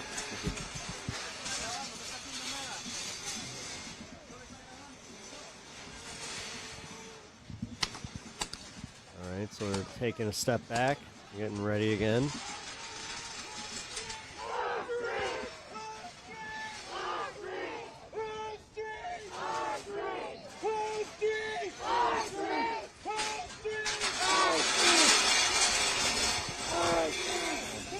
I got my eye. I can't really see. That's Okay, wrong. just hold me. Don't let go. Good. All right. Oh. Don't let go. Don't let go of me. Don't let go of me. Stay. Hold me. Holy shit, dude. Carter, thank you for the $1.99. I appreciate that, So brother. they're releasing. Please don't let go of me. Hold my backpack. So they're doing flashbang grenades. It's ringing my ear. Oh, nice. see They the put the smoke cone coming over. up They there. put the cone over. They're firing pepper balls. Good job. Good job. This is where your money's going, folks. To terrorizing the citizens who are trying to peacefully protest Fucking to status coup, shut dude. down a camp. Status quo out here. Shut down a torture camp. They're shooting it now. Dude, this is like the 5th night in a row. ICE is shooting. And look at these fucking putzes. They're shooting from up there? Do you see them shooting from up there? Yes, that's ICE shooting. ICE is shooting. ICE is shooting from above the building. I can't see because I got gas in my eye, but John says there's ICE is shooting from up that building. I have to take his word for it because I can't see. I got gas in my eye. They're about to kettle them. Yeah. Smash the like button. Watching Get this hockey. out, folks. Oh, This shit, is that's on. Fuck. America is becoming a war zone, Yeah, you're right. and this is not Trump. This is state I police totally in New meant to have Jersey. that on in the background here. And people are on the corner of the block right now. People are asking for medics.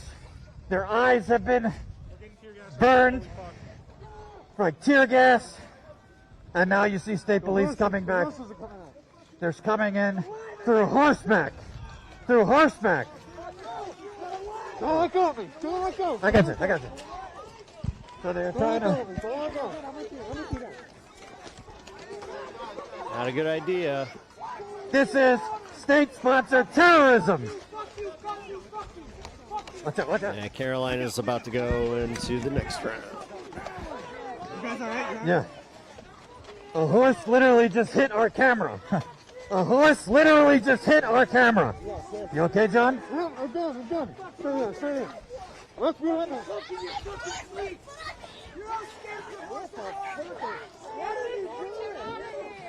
Yeah, what are they doing? That's fucking crazy, dude. Protesters are saying, we pay for these streets. We pay for these streets. Yeah, at this point, They are literally yeah. attacking unarmed protesters. What makes them different than ICE? What it makes these state He's a diabetic! troopers different Butternuts! than ICE? Cup! And John Farina is incredibly getting the shots here while dodging tear gas, pepper balls, and we saw ICE above shooting something from atop the building. Microphone. Microphone. Dude, if the horses get hit. Fuck, dude. You're about to see a fucking... So they're going again on horseback. Watch it, John, watch it. There's a car, there's a car.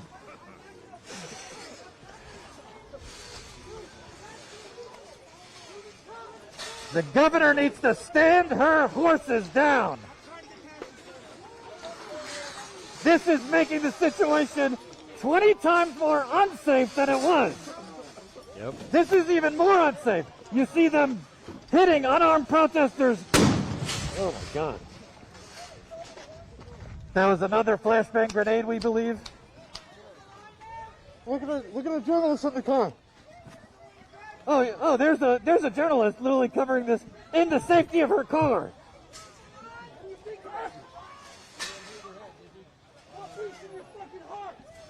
That's the difference in status quo and whatever media that is. We are out here under attack with the people. Is one of the ones where it's just NBC like, is literally inside their cars. They are fucking top tier, man.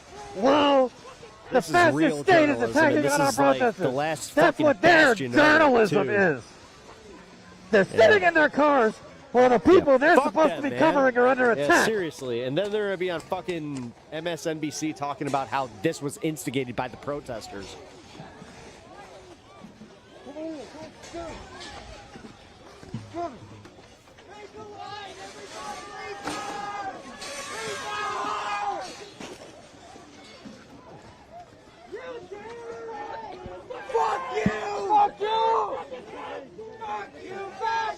I'm genuinely shocked that I actually have a bunch of people jumping in on this. Chaos, absolute chaos. The governor is gonna, if the governor doesn't want New Jersey to become the next Minneapolis, she needs to stop this. She needs to tell her troops to move back. She talked about de-escalation. She talked about de-escalation at her press conference. This is literally escalation on steroids. No peace! No peace! Racist ass police! No justice! The governors are making deals with fascists.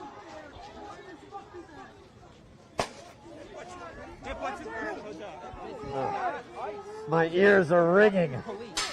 Flashbang grenades are being exploded so close to us. My ears are ringing. Come on, folks. We need your support. Statuscoup.com says Jordan.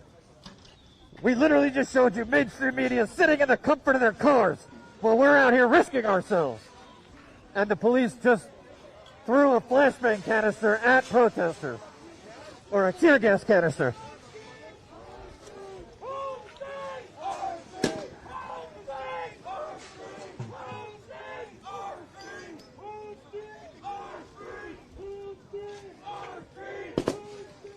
Dude, this is... I mean, the fact that this is the state cops, that's... Like he keeps saying, the governor needs to fucking stand down. This is fucking They're playing insane. soccer. They're kicking it back and forth. So the police are kicking tear gas at the protesters, and the protesters leaf blowers are kicking it back. Electric leaf blowers, baby. What Get makes fucking these, electric leaf these blowers out troops there all any day. different than Trump's ICE? All day. This is the same thing. And that smoke is a symbol for the state of America. And it's not just Trump. Man, fucking Wake Jordan. up. Jordan's This is had not it. just Trump. Jordan's this is a had Democratic it. governor whose He's troops just like, dude, my are country being is deployed on so unarmed fucked. people. Holy shit.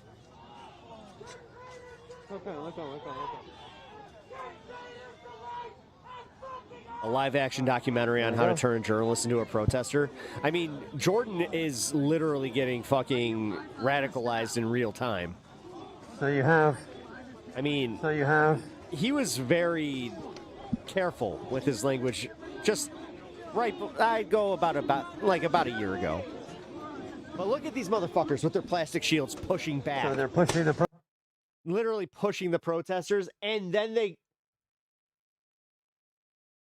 No. What? Oh, fuck off. They're beating them with the riot shield. They're beating them with the, they're hitting them with the riot shield. Dude, I don't know what just happened, but Status Coup just went dead. I'll bring it back when they're back up. Holy shit, dude. What is happening? This is in New Jersey. The cops just fucking unloaded on protesters, and now you got riot. You got them in riot gear, pushing back. This is insane. Camera got hit. Yeah. In the face. I know John was on the camera, so as I said, I'm gonna keep it here. I'll just keep it handy while we're here. Hello? I think just back.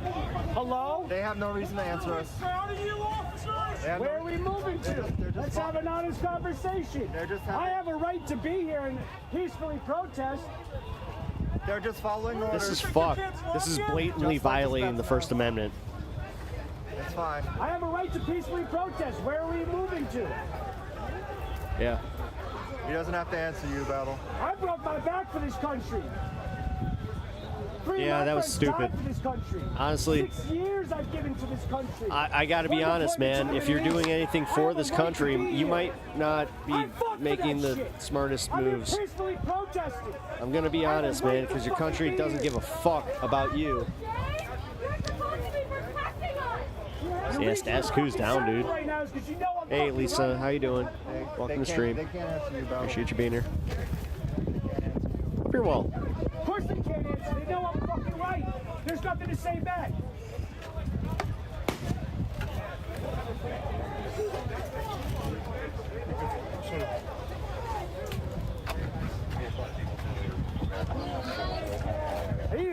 I need an honest answer. Where are you moving us back to?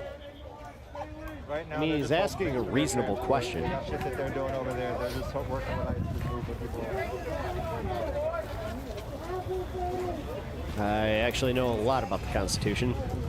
That's wild. First we get brutalized by fucking ICE agents, then we get brutalized Specifically by because of state shit like fucking this. Police. All right, here we go. Here we go. We're back. We're back. I want you to know, you are literally standing where the death of America started, right there. Call Connor. I fought for this shit. Fuck, You're man, my fighting for the back. wrong fucking side right now. I have a right to peacefully Georgia's got protest. fucked up. I have a fucking right. All right, we're back. Sorry about that, folks. I think a cord got cut or something like that. It's chaos here, so please share this. Smash the like button. Share this live stream. Dude, Jordan's all fucked up. The He's talking about smash state the of New like Jersey button. police literally just attacked in a unyielding onslaught of flashbang grenades, tear gas. Sorry, I got tear gas still. My ears are ringing. And, I'm all right, thanks. It's more my back. It's more my back. My back is really fucked up right now.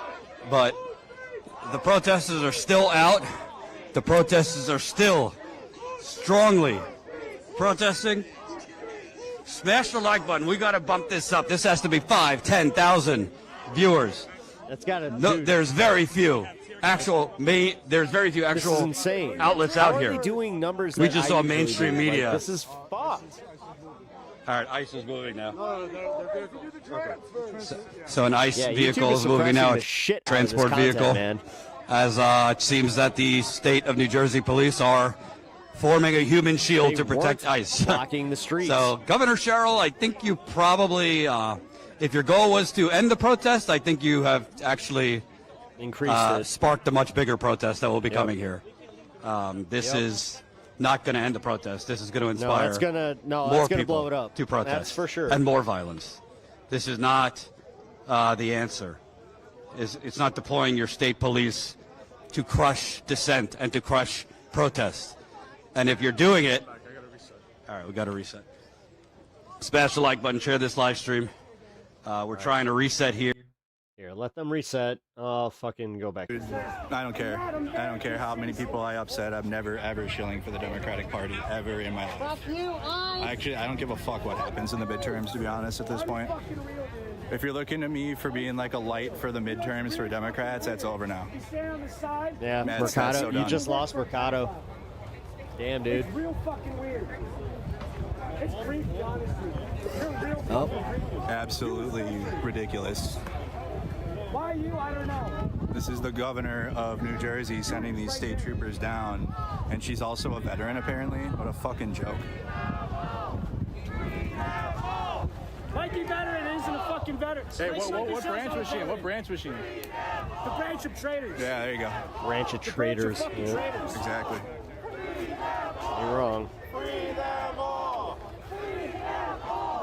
ahead and take these motherfuckers. So look at Free them all. Just like they all. You were supposed to be here protecting us. Instead, you brutalized us just like they did.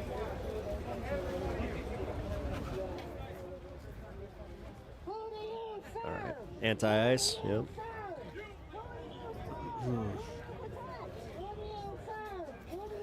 The feed algorithmic manipulation. Yeah, Julianne. So what they've been doing it. Being around politics long enough Like that the they've Democratic been going Party after ain't no channels that different they either. find problematic. Maybe their policies are better in terms of like. It's all about growth. So what they're seeing is like, oh my God, well, covering live protests that doesn't stimulate growth. This is Mickey Sherrill.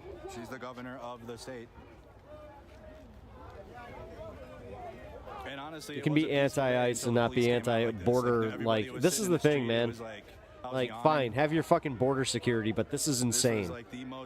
And what they're doing is insane.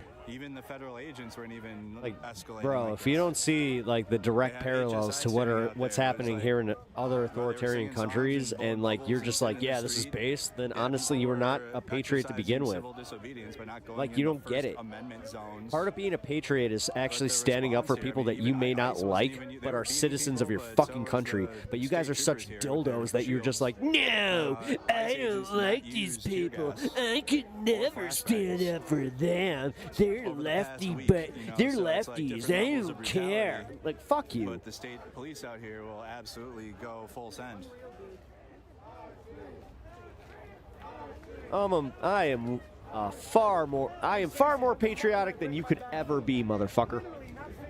Specifically because I think that you deserve the rights that I think that everybody deserves. Just because you're a hateful cunt doesn't mean that all of a sudden I take that hate and fucking turn it on you. Even though I do hate you. I still think that you deserve health care, though.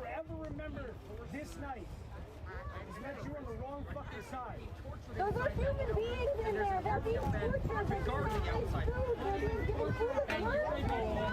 They're being given food. This isn't rioting, dumbass. The cops came out and escalated this. They pushed them out into the streets. What do you not understand about this shit? What do you not understand about the fucking right to have your First Amendment? You guys really latched onto that during the fucking COVID scare. You know, like, oh, I'm gonna go out there and protest. It's my rights not to wear a mask. Like, you seem to get it when it benefits you. But just because you are very, very comfortable with seeing people that you don't like get brutalized, you have now turned, and you know what? You've turned traitor. You're a fucking traitor. You are not American, my friend. You are totally supporting something that is the antithesis to America. Fucking shame on you. Disgrace Meanwhile, I still want you to have health care, you fucking dick. to fucking humanity. You can fucking quit your job. You don't have to be an enforcer for fascism. You fucking pig. Yep. I mean, let's be honest. Cops are all ACAB, baby. We already knew that, but it's not like they bring it up on themselves. It's not like, you know, assholes like myself have been like, you know, I see the point. Even though, yeah, it's just the way that we've fucking structured our police system. Yay. Now we just have another thing keeping us from actually being able to exercise our real rights and our real freedoms. But you got dipshits like Grand Regret or Grand Regent here. Regret. Yeah, actually, I like that name better.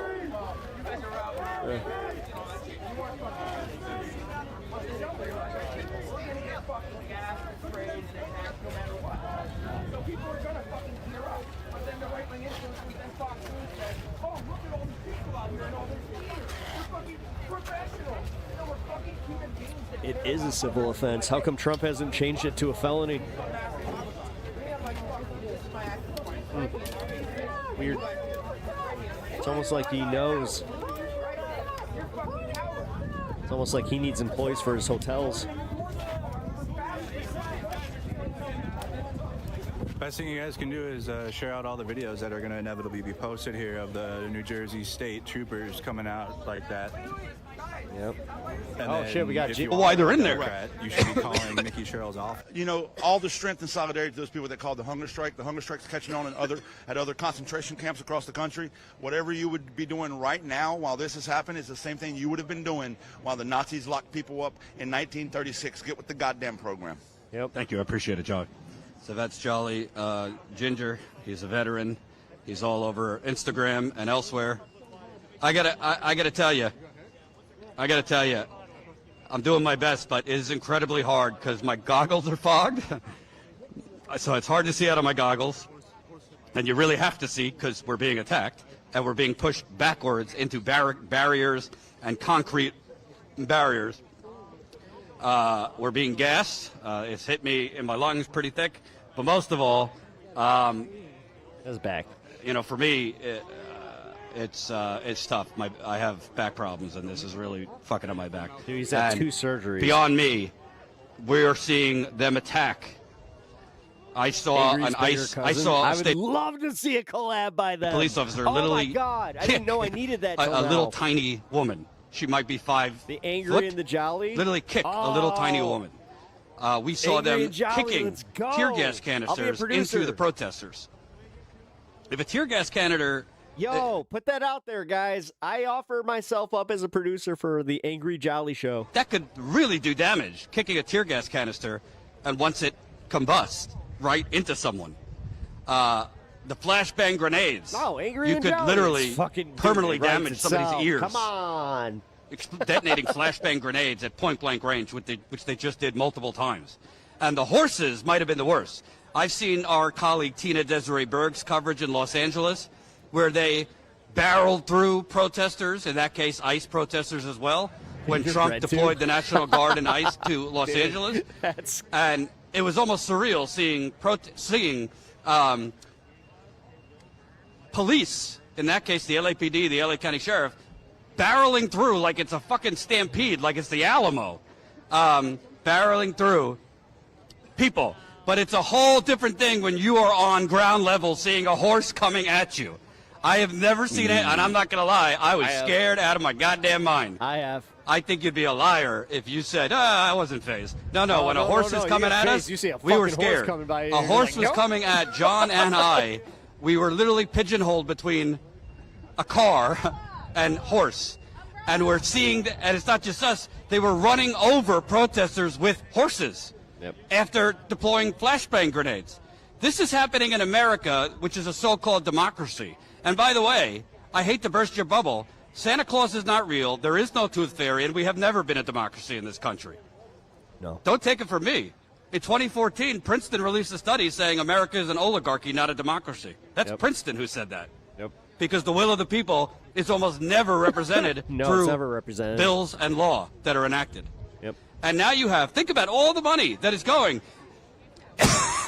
Think about all the money that is going to ICE Fuck and up, state Mr. police Wilbur. to literally attack unarmed I people. went out to go and quell some protests. So here is the right-wing charlatan again. How's Donnie's dick taste? Good?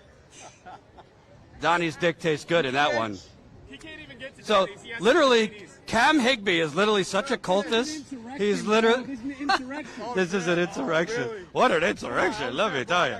So he's I'm part not of going to. I'm not going to bother. He wants us to take the bait. But I think what's important here, and I want to reset for a second. Right now is relatively calm, but that could change at any minute. There has been relative moments of calm, and then all of a sudden a flashbang grenade goes off near your foot. We hear medics saying, "Do you need water? Do you need water?" How you doing? You okay? Good. Can I get a water? Can I get a water? Thank you. So you have you got medics turning around asking for water, and now it seems like they're beginning to kettle people. We can run. All right, so here people are saying they think they're going to kettle people, which is when they basically enclose you in a complete square.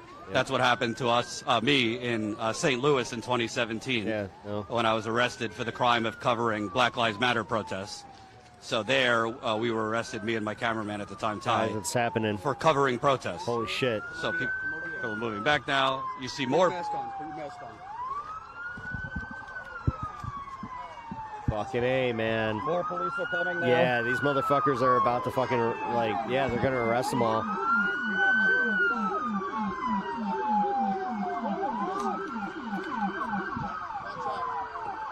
So you see more police cars coming through here.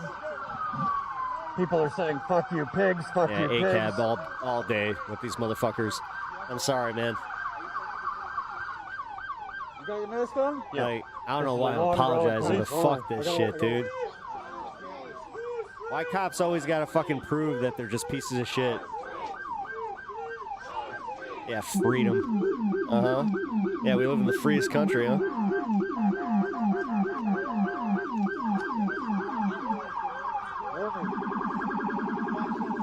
Weird how it's only. The funniest part is these are the same dudes that, like, if they had a fucking DUI checkpoint and they were a little bit over, they'd be like, "This is tyranny." Grand, I'm talking about you. We know you.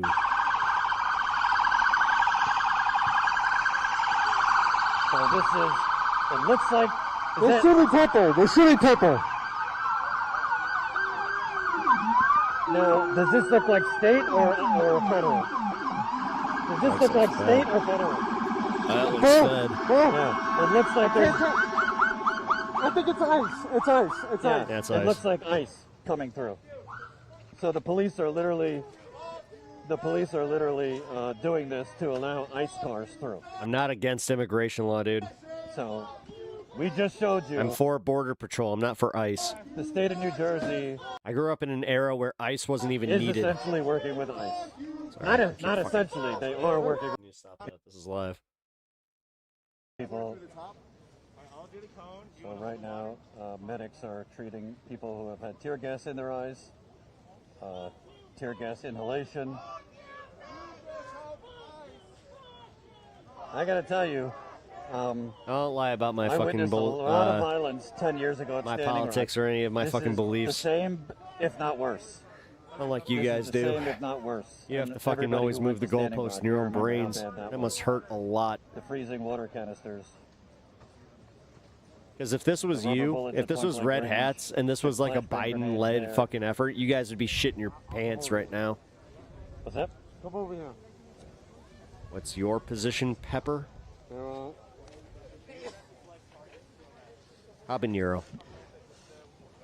Well, they're also they're flashing their flashlights at us.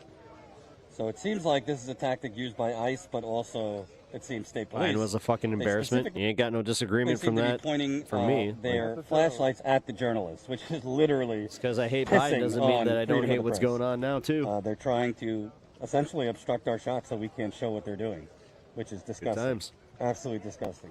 Smash the like button, share I this live stream. like cannot being look at my phone consistent right in now. my We have to belief focus, but structure. Thank you to everybody watching, sharing, liking, supporting, anyone who's signing up as a paid member, anyone who's donating. We need your help, folks. You might say, Jordan, you're a broken record. Well, if I don't ask you for help, if I don't ask you to support this reporting, then we can't stay out here. It costs money to do actual journalism.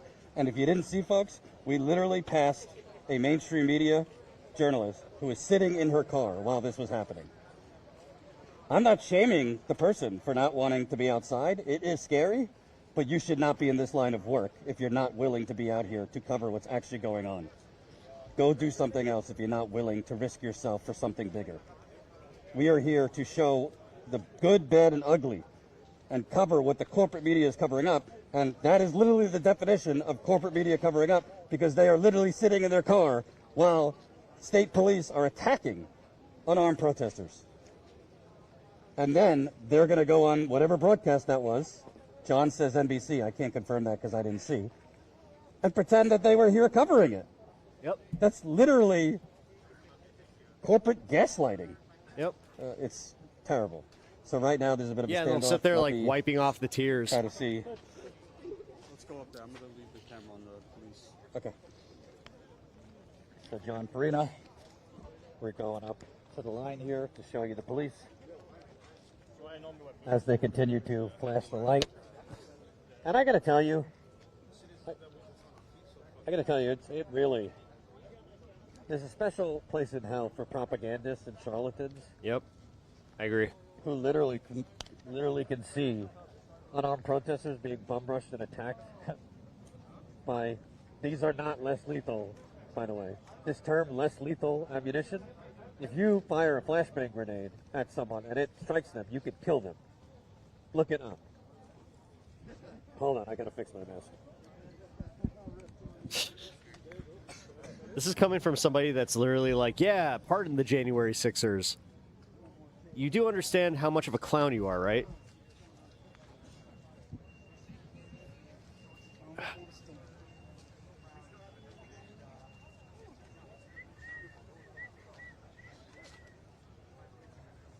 The right lacks a lot of real people.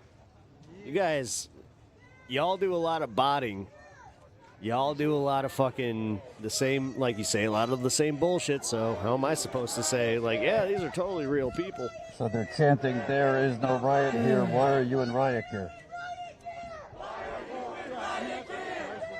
Oh, it's Friday night. I'm having me an adult beverage, having a good time, just covering the downfall of America. But you're sitting here cheering it.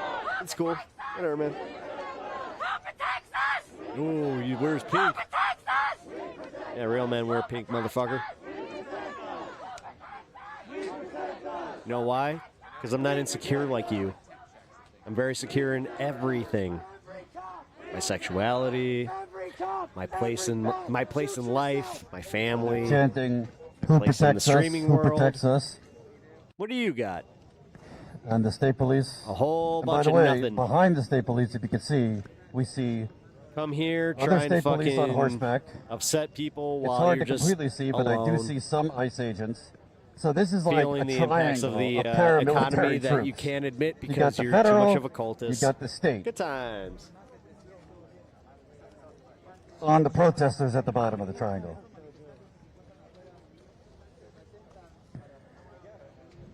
And really, the main journalists I see out here are independent journalists.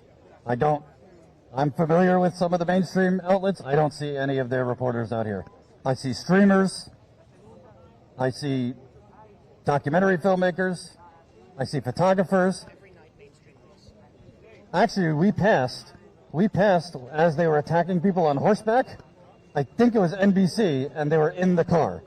Leaving. They're leaving. Every night I've been here. I've been here almost every night.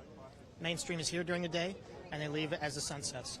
And then they go on their broadcast to pretend that they're covering all this. And they buy the videos from whatever independent journalists are out here. They act like it's theirs, you know? So we risk our safety, and they get paid a lot more, and they get esteem as like real journalists while they're either leave before shit hits the fan or they hide in the comfort of their own cars. Or on a perch 2 blocks away and zoom in. And tell people you're a photographer. Yeah, in a video. Yeah, filmmaker. Yeah, out here. And that's why you're here. Thank you. My name's Peter Hambrecht. You can search Peter Hambrecht on Instagram. That's where you can find me. Spell your last name. HAMBRECHT. Thank you. Support the people on the ground. So right now, you see, I mean, this is kind of like it's occasionally calm and then out of nowhere.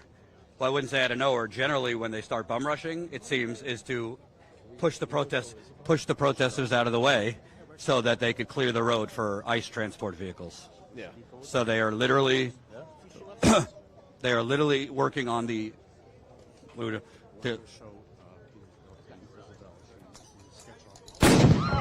Jesus Christ! Oh, fucking Christ! They did that to us. What the fuck, man? They targeted us specifically. God damn it, dude! They just targeted us specifically. They threw seriously, it at us. The last 2 nights they were targeting status quo. It's like they look at the white flag and they're just like, get him. Jesus. Come back to me, okay?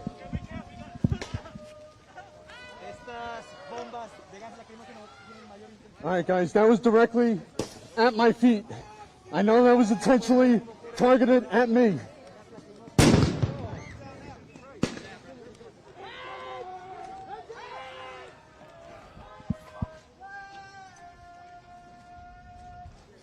This is a war zone on American streets in Newark, New Jersey. I have been at many war zones across this country, Chicago, Minneapolis, and now New Jersey, and soon to be everywhere. The fact that it just keeps happening.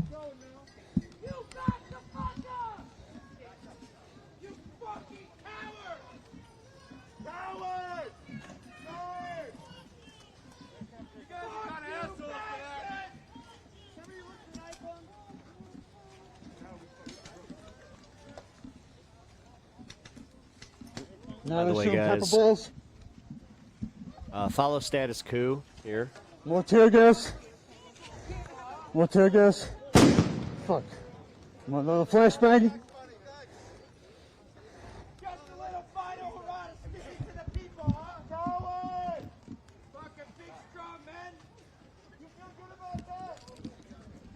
All right, they are retreating.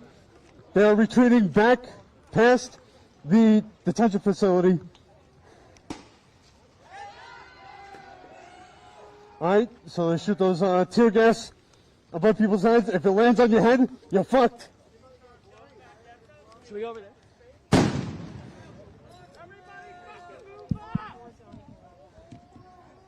The thing is, dude, you see all those barricades? They had a fucking zone for these people. The cops are the ones who fucking disbanded this shit. They had a free speech zone. They're the ones who attacked. Yeah. I'm good. But whatever, man. Okay, you guys care about your free speech and your First Amendment while cheering on the fact that these people that you share a country with, yeah, us, you know, the ones that, yeah, hi, we're lefties, but yeah, you share a country with us. And we are citizens, so either fucking live with that or admit you're fascist fucks. If you just admit you're fascist fucks, then maybe, just maybe, then we'd just be like, oh, okay, cool. But you guys are, like, you're such little bitches. You're just like, we're patriots. No, you're not. You don't give a fuck about America. You don't have any American ideals. What are you talking about? You want it to be a white xeno state. Sorry, guys, I'm holding the microphone in one hand. I can't do great camera work right now, but just taking the moment. Taking the moment right now. State police are retreating, backing up after all that. And now ICE agents. Now they face off with ICE agents again. Once again. Cops hate freedom of speech and assembly. Yep. Oh yeah, they hate it. Who's this guy in the suit? Who's this suit, motherfucker? So that was it. That was it. God, the fact that they were trying to be like, yeah, the new punk rock is being a Trump fan. Do you know how pathetic that is? Like, for real. Do you know how fucking, like, legitimately pathetic that is? Meanwhile, every time that you see a blue-haired fucking woman, you're just like... All right, bringing over the barricades now. They got my ears good on that one. Yeah. We're being lectured by Rapunzel. All right, Paul. Yeah. That's a banger of a line. All right. Oh, here we go. Heads up. 500.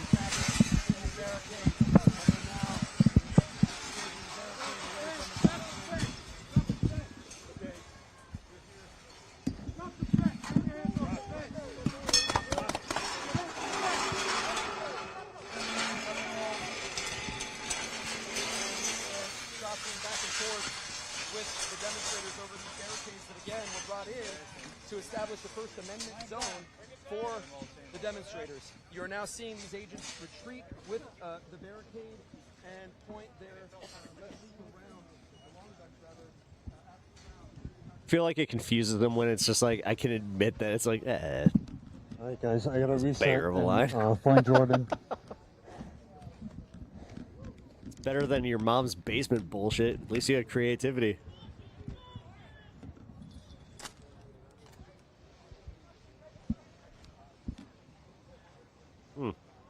Interesting. I could literally take all of those and just be like, hey, look, an actual example of who you're talking about. Weird.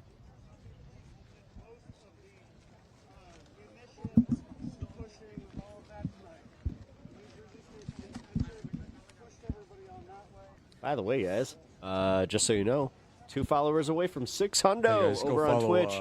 Independent Media, go. Ford Fisher.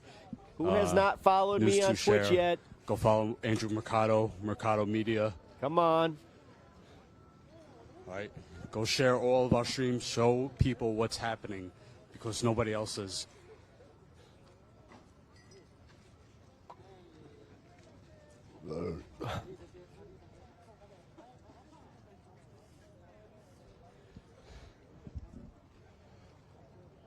I'm looking for Jordan. I'm sure he's okay. If you appreciate what the fuck we're doing here, and you wanna keep us on the ground, please sign up as a member. Statusquo.com/join. All right, I got to get water. Let me call him.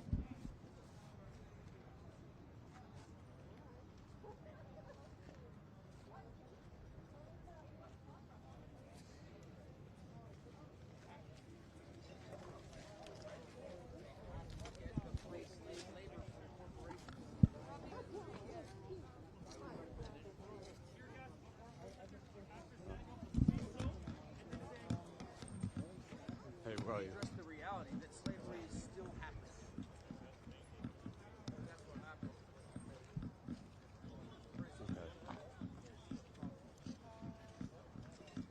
All right. You want me to come over there or you want me to stay here? Okay. All right. I'm in front of the ice vehicles. I just booked the follow-up interview here. Yeah.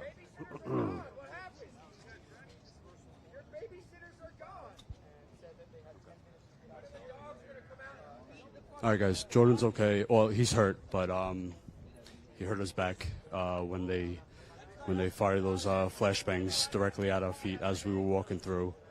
Yeah, he hurt his back. He's sitting down right now. He's getting treated. So he'll be back soon.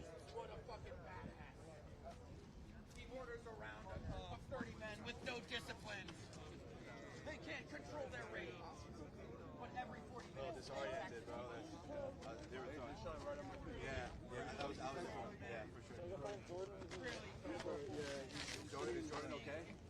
No, when they shot it at so he got hurt. But no, they directly shot those flash directly at our feet as we were walking along. So Jordan's hurt right now. He's back out.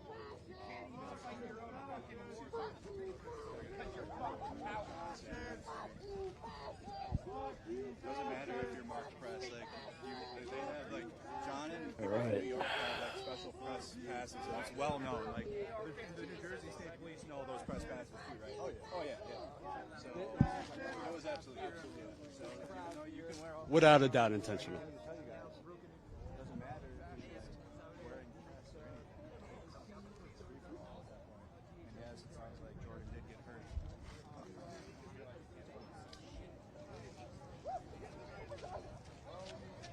More and more ICE acting like Indian cops, not good at all. Yeah.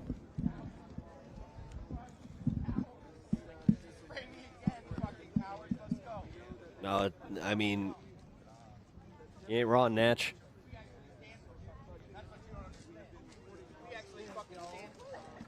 Damn it, dude. Hey, Pumpkin. You fell for fascism Pumpkin. when you believed How you you're doing? enforcing the law, but you're fucking not. We actually stand. By the for way, guys, if you didn't catch the debate tonight, I did have a previous stream. Had a little bit of a debate. We're going to have a part 2 to it because we lost the stream. So. fucking stand for something. Are you a liberal? No, I'm not a liberal. Right? You guys stand for literal torture. That's Yeah, literally what you you're a doing. You're chud? standing outside guarding a building where they torture people because of the color of their skin. You a chud? Because You they're a Cheeto? refusing You to a Cheeto eater? self-deport. Like, your whole operation is designed to create, right? Your whole operation is designed to create fear in brown people so that they'll leave the country. That's your fucking job. You're fucking cowards. It's unbelievable, dude. Fucking unbelievable. I don't know. I was saying some shit. I don't know what I was saying. You see what's going on here. Everyone, so much of the media focused on Trump, but this seems to be federal, state, Democratic governor. Right. I mean, I can't say for sure, but it seems almost certain, right? They're getting pressured from the White House, right? Tim Walz gave in. I don't know what kind of deals happened, but suddenly the state police started running cover for ICE. There was some hope here because the Newark police weren't intervening, but governor or whoever makes a decision, and the fucking state police are here, and it's so fucking insane, right? That the law enforcement officers that are removing us, they can't even cite a law, and their job is to protect and serve the people that they are attacking in their military gear.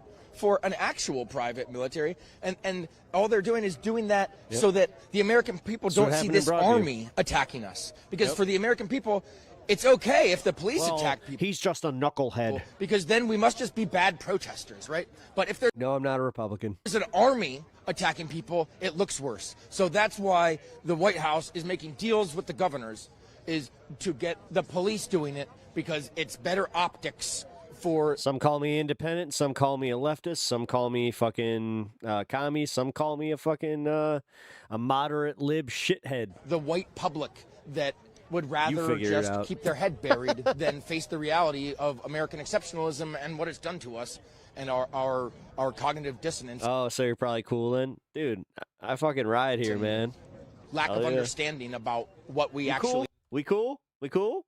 All right, hit that sub. are and what Let's go. like that we've never lived up to our ideals. Too many Americans still have this belief that we're righteous, or that we've been good all along, that we're leaders of the world, and it's like, just don't call me late for ignorant. dinner. You know, I want to point out something and ask you. I think so much of particularly right-wing politics is to distract the masses Like and from subscribe. what's going, Ooh, what's I like really that. going on. I like that. And I just look at Like what's and going on. subscribe. Let's go. And I'm sorry if I seem out of it. I really fucked up my back and have gas in my eye. But what's really going on is they're trying to basically create it seems that they're trying to create a new civil war to distract from the fact that they're looting the government. Right. They're It's ironic that you say Ice Ice Baby when the next line is stop, collaborate, and listen. cutting your health care. They're enriching themselves. Donald Trump's net worth has gone up to $6. Also, the fact that you guys have now rediscovered Ice Ice Baby as being the fucking lamest song that it already was. Nice. $5 billion. every day there's a new every day there's a new Watergate level scandal, Tim and we're just Pool's supposed liberal twin brother? What? What? Tim Pool? That's my guy. to accept it as normal. They just gave Donald Trump's son a $600 Pentagon loan, which I promise you he's not going to pay back. Like my beanie? They're building these AI data centers that are poisoning people's water. But it's the Somali daycare. It's ridiculous. It's fucking ridiculous. Basically, they've tried to convince about 25-30% of the country and radicalize them to think the enemy is the people inside there, not the White House. It's a tale as old as time, right? Pepper. There's other people that are responsible for the fact how that much you your guys love life him. isn't as fulfilled as you want, that it isn't the American so dream that many you dreamed fans. of. And, for hundreds Yeah. of fucking years, we've been blaming Tim that Pool rules. on black and brown Kickflip. people, and we're still doing it today. I just want to show you, John has a camera. Is this ICE? So they are in full military fatigues. The street is just littered with shrapnel from the fucking our money going to flashbang. Oh, let's show this. That's what they were doing to the people, if you could flash the light. So that is right there. Model 7290M. That's a flashbang. Mini bag. Yeah, it's a flashbang. Yeah. Flashbang grenade, which you didn't see it, but they literally straight up threw it right at John and I. And it shot it out of a gun right at John and I. It exploded right in front of us. God, if there is a God, thank you. What's that? It hit our feet, but nothing else. I fell backwards onto Ice my haters have skinny arms. Have you seen Ice themselves? already Dude, they're lucky if they break 5'4". shitty back. And yeah, my back gave out. I was just laying on the grass for a good 10 minutes with gas in my eye, and I'm trying to loosen my back. But this is what is going on. There's medics everywhere pouring water in people's eyes. There's some people got severely injured. I saw one person. I don't know what ended up happening to them, and all of this essentially so the state police can clear the road for the hostage vans to be taken out.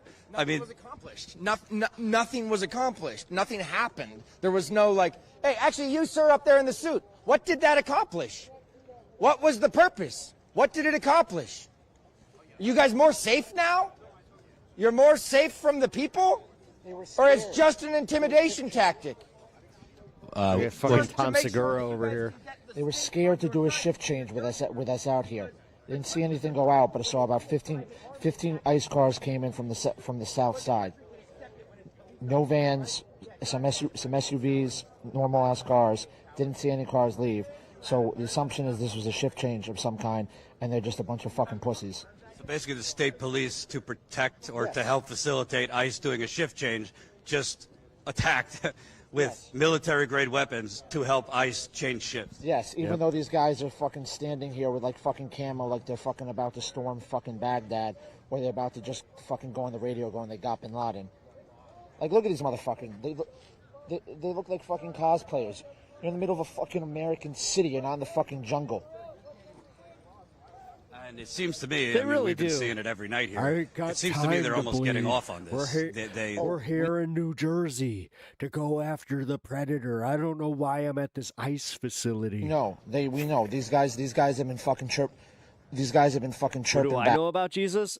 Pretty much everything about the book of Matthew, 2 Corinthians. Those are just the books of Jesus's love. I do know all the Gospels. I actually know the Bible very, very well. But I'll go. They've been chirping back Yes, nonstop. you're They a fucking Romans fan. They fucking love it. They're bragging about the fact that they don't have any fucking de-escalation training. They think that's They a love fucking Romans. They think that's a fucking badge of honor. Post These are a the bunch of New fucking Covenant, these are a bunch of fucking and lunatic it has all the motherfuckers who- hate from the who new fucking the peaked Old in high school and trying Testament to where live they their can glory sit days. there and judge. And to be clear, the average training for ICE officers in America right now is a little over 40 days. A little over 40 days. You can't get a gun permit. You can't get a gun license in that long. Let alone fucking learn the complexities of the fucking immigration laws in the United States of America, and how to operate multiple different fucking types of weapon, all that fucking gear, and everything. You can't do that. You can't do that shit in fucking 40 days. The only fucking thing you can do is to be taught to fucking that you're in charge and what you say goes. What's your name? Lex. Thank you, Lex. Appreciate it. You got we got a medic for you if you got hurt, because you got to run. So whenever you're ready. I've had 2 back surgeries. That's the problem. Okay, So I don't want to make this about me. I'm okay. Don't worry about it. You want to come on? Jesus is Lord, repent and believe. That's not how this works.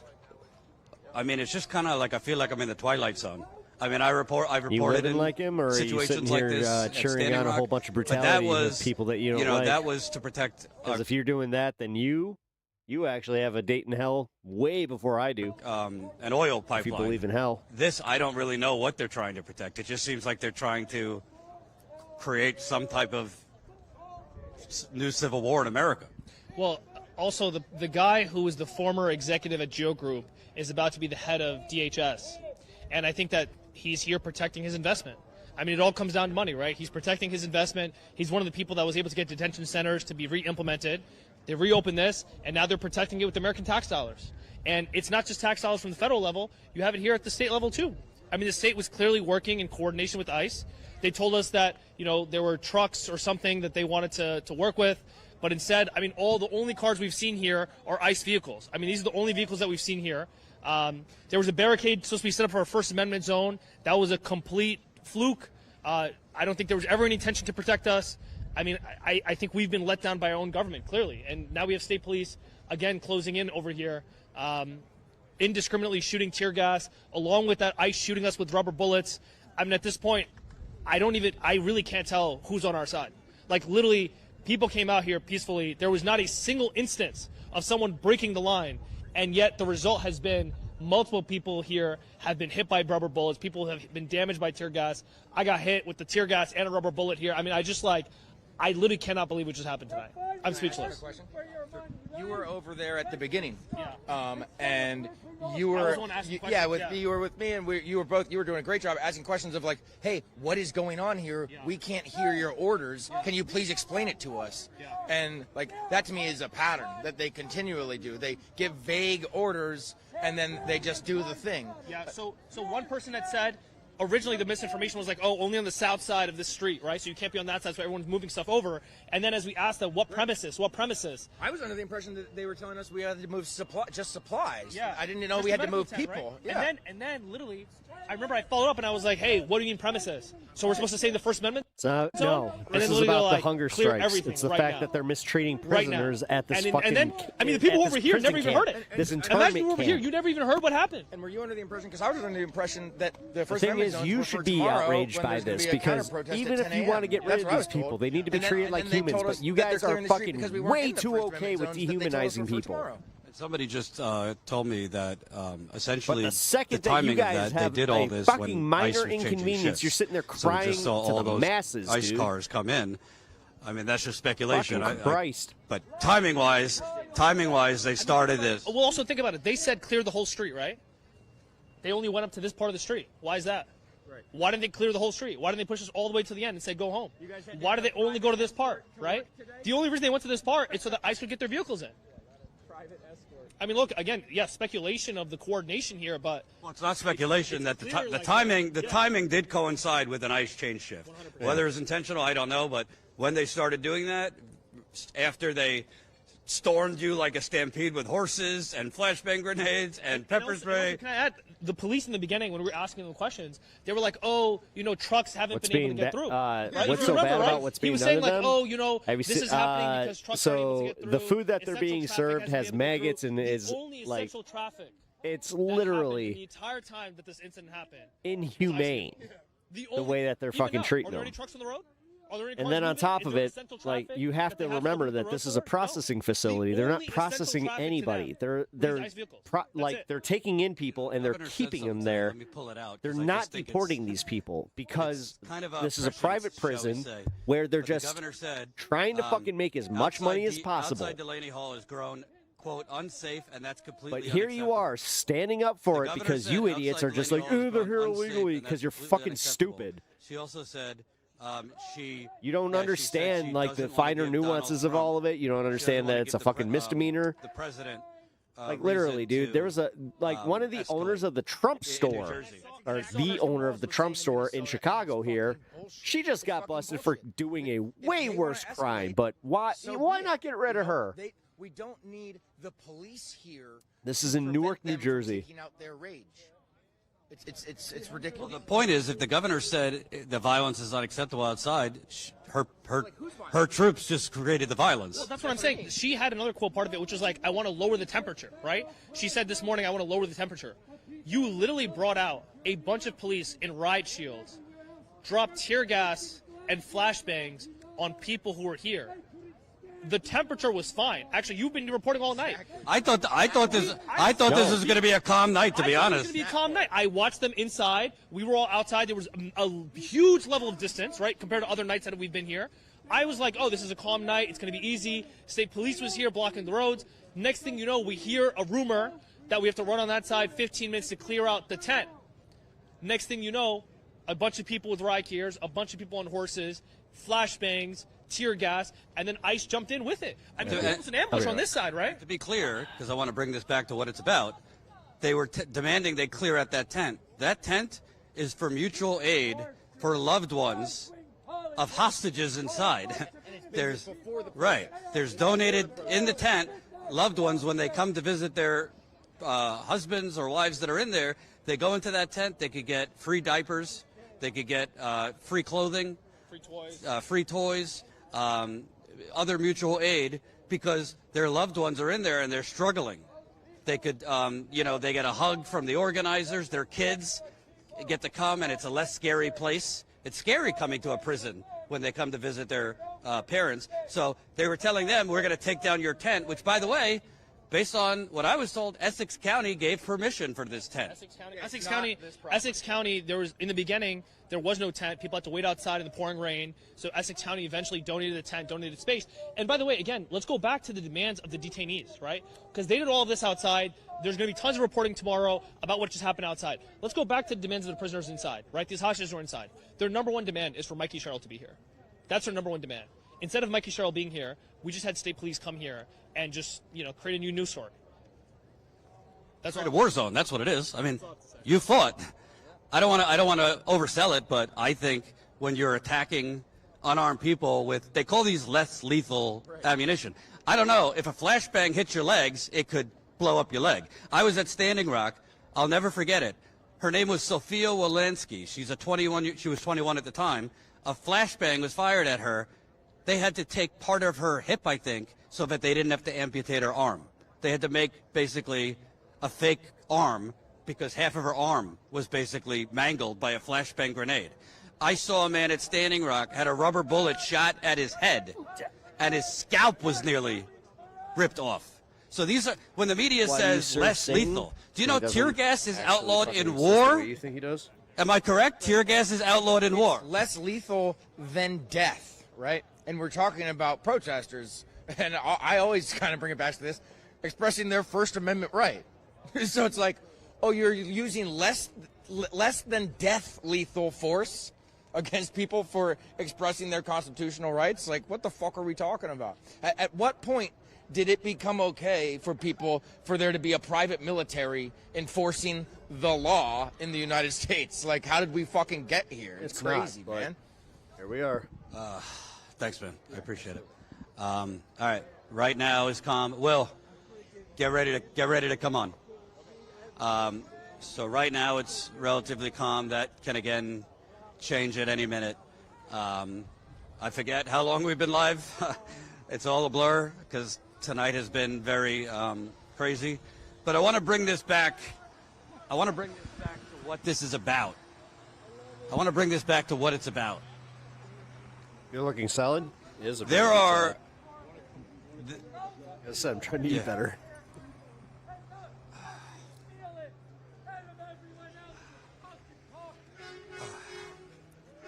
There are. Hold on.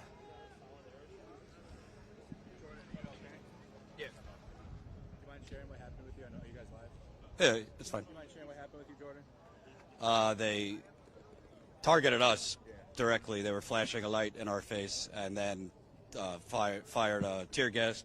No, flashbang, excuse me. Grenade at our leg. It detonated right in front of us. I fell backwards. I have a very bad back as it is, so I struggled to get up because my back locked up. My back is locked up right now. So I kind of like half crawled to the grass. So I was down on the grass for a while. Tear gas hit me while I was on the grass, so a nice woman came over and gave me like a wipe for that. So I wiped my face, and then I just kind of trying to like stretch my back. I have like virtually no disc left in my L5, if you guys know back, so it's basically like that.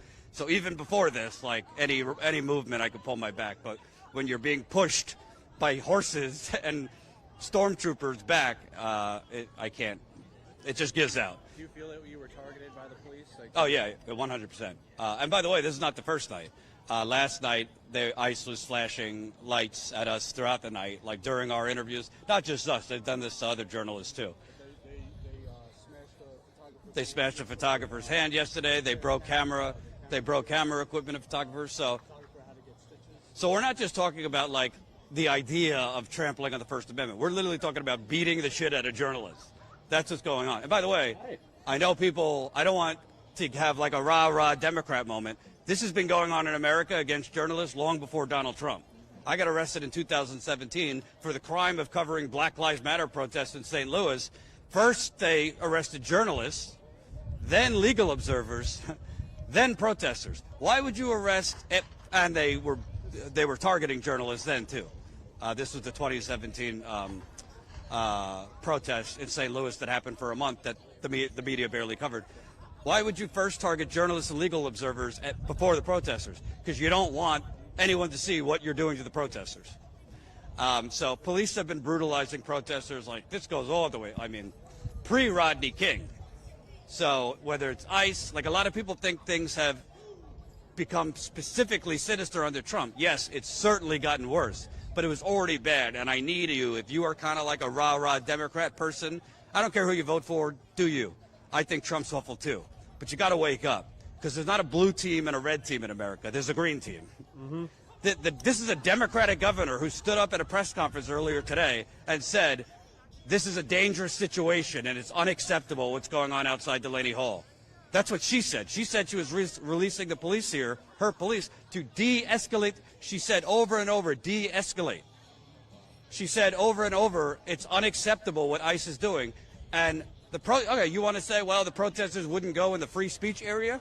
Okay, there's a different option than storming them with flashbang grenades, tear gas, horses. By the way, let's not even talk about the animal cruelty of that. These poor horses. Pepper ball guns. You know what you could do? You could zip tie the protesters and arrest them. I would think that's wrong too. But if it's really about protecting people, people are choosing to be out here and they are willing to risk arrest. You could zip tie and arrest them for civil disobedience, which African Americans did throughout history, indigenous people have done throughout history. They've willingly got arrested to fight for something greater than themselves. But instead of doing that, they literally stormed unarmed people. I mean, I was literally having to, you know, what was his face? Cam Higbee came out. Oh, Jordan, you're a wimp. You're holding on to John. I'm holding on to my cameraman so we don't lose each other. Because if you lose if you're on the mic and you lose your cameraman at a certain distance, they can't hear me. Also, I mean, just with status quo, I've seen it happen, like with John and JT, and they've gotten separated in the middle of like chaos like that. So that's why that happens. Yeah, let's go. So we got. Appreciate it. Thank you. And everybody who's watching right now, subscribe to Mercado Media. He's been doing great work in Minneapolis. That's where he's based. He was out there, really like protecting the. Type it. All the normal ones. News to share. But he's got incredible footage in Minneapolis, in Chicago, in D.C., in everywhere. I mean, the guy's everywhere. And he does it. Well, I'll ask you, why do you do this, Ford? Primary source documentary footage. Sort of a weird time to be pitching the concept. I'm not pitching you. I'm asking, like, why are you passionate about pitching it? No, I think that it's important for history, for especially situations of political activism, is when people are out there describing the issues that matter enough for them to actually go onto the front lines, talking about them, or more, fighting for them, blockading for them, risking arrest for them, all that kind of thing. And I think there's so much media, both left and right, that can really miscast what's going on in these situations. But activists deserve to have both the tactics and the things that they're saying be seen for what it actually is, and as raw a form as possible. And I think both documentaries and news are better when they have both that kind of footage, but also that the audiences can see. Oh my God, this would be crazy, because if it's not him, then he's got a doppelganger. See some content that was used for mine, but it might be out of context. You can go What? and look at the original, which is also why you guys are awesome. Doing it all in live streams, where if somebody clipped your stuff to make it look like something it wasn't, they'd be able to go back and watch the original. And I also want to point out that, when you're out at these things, I see 90% of the journalists out here are independent. I see very little mainstream media out here. When they're here, I mean, we literally passed during that a mainstream journalist. You said NBC, and she was sitting in the car. Did the police offer you to go into the? Did you know there was a media? One of these free speech zones for the media. There was a special jail for the journalists today. Oh, really? So and when I say jail, I'm actually I'm only half kidding, because so while standing basically right behind where you are now, there was a state police officer approached me and a couple other people, and it was weird. The first thing that he asked was, you guys are media, right? Yeah. Do you have security? And we were like, no. And he was like, well, we have a designated media zone over there next to, so here is Delaney Hall, the private prison that's being used by ICE, but a little bit farther down there is is a jail. And so apparently in front of the jail they had set up some designated media zone, and he was trying to encourage us to go over to that, and we were all just kind of like, no thank you, that's okay. And they basically want to put the journalists in their little pen. Right. And the reason that I bring that up is not just to laugh at them about it, although it is funny, but because a lot of the mainstream media cameras, right, like without calling them out, there's basically 6 corporations that watch most of what you watch, that make most of what you watch on the cable news. Like, those types of journalists, those with the big cameras, crews, whatever, And they have their own and they have security they with. often do have security. Those types actually will set up in kind of a media pen like that. But if you had made that decision, if any of us had made that decision to go over there and only see that, you'd be seeing this stuff from a distance. You basically wouldn't be able to report on what was going on. Thanks for what you do for it. I appreciate it. All right. While it's calm, I'm going to hand this off to Will because I'm really having a hard time standing, to be honest. Yeah, come on over here. So this is Will. Wow. Come on. This is Will. I'm Will. He's been doing great, both video and photo. Bigger collection of micro penises in my fucking life. Do we want to wrap it up after? Yeah, we'll do that. Peachtree, oh, thank you're you for talking the about me wrapping $5. it? I Okay, appreciate that, that's bro. fine. All right, change your plan. The boss is telling me to wrap it up. Peach Creek Media, $5.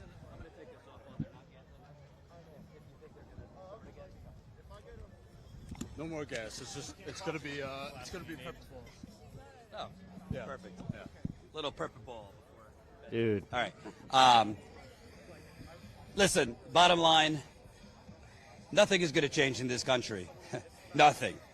Until people wake up and realize as much as the media and corporate America and television want you to think that there's like two sides and it's politics is like a sporting Oh, shit, event Brian, and thank there's you. a blue team and a red team. I'm not here to have a false equivalency, okay? Donald Trump is a specific type of evil, and the right wing is a specific type of You evil. can stop hopping now at Nachi Ket But 4537. you cannot defeat Thank you. authoritarianism and fascism with technocratic, neoliberal, spineless, corporate militarism. So the opposition to fascism right now is unfortunately a Democratic Party that is giving in to fascism by coordinating with fascism, by colluding with fascism, but just phrasing it in a nicer way. Hold on, something's happening over here.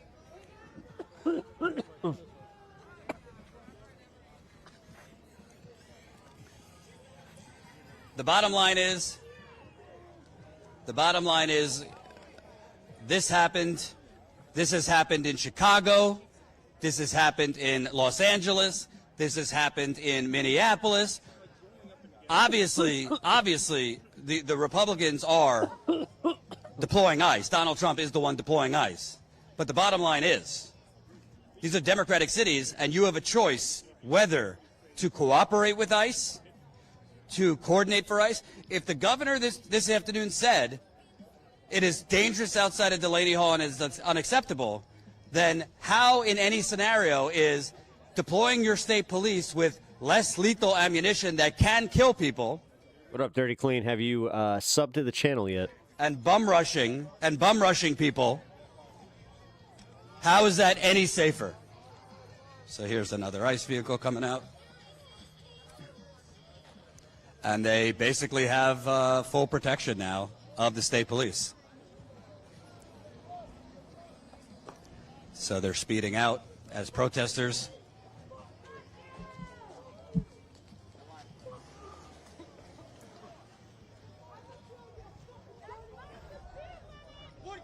Oh shit, we do a stream 420. At So here's 8:20 we another did. car. And they're, as you can see, they're speeding. They're speeding as protesters are in the street. Hold on.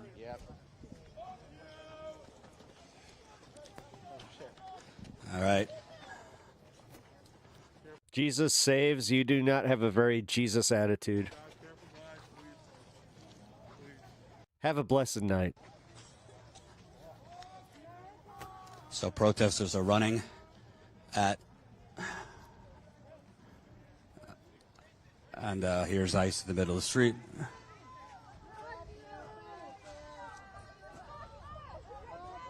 All right.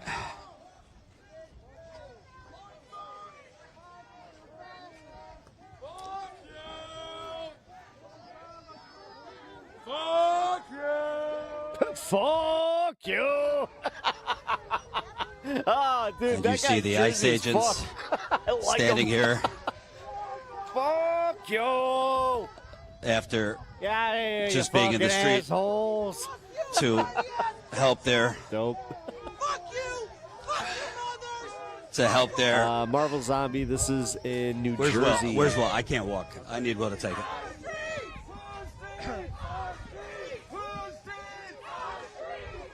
Close it out. I'll give it to Will. All right, guys. All right, guys. My back's giving out, so I'm going to give the mic to John.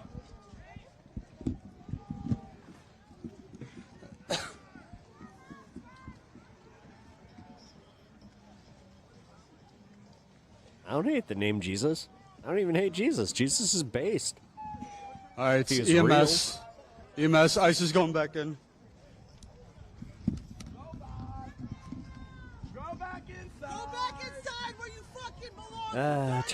Turn thy cheek.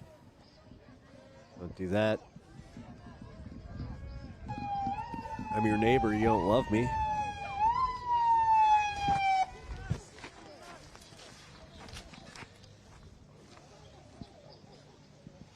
Uh-oh. All right, so ambulance is going into the facility.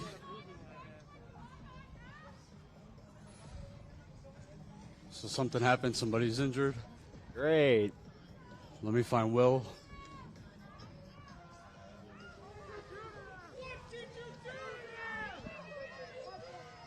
They're saying, what did you do to them?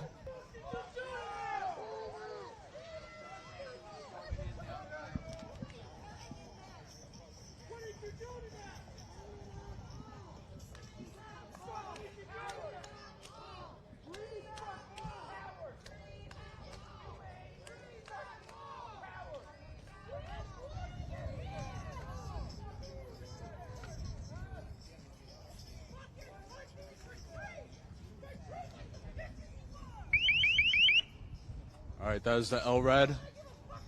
Yep. Meant to disorient you. Yeah, that shit hurts. LRADs, don't fuck with those. Those will give you permanent hearing loss.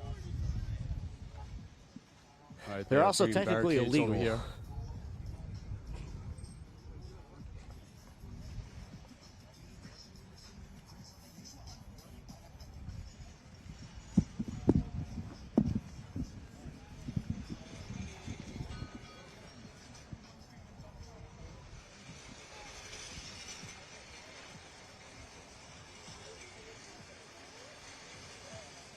Because the streets are where this is happening, man.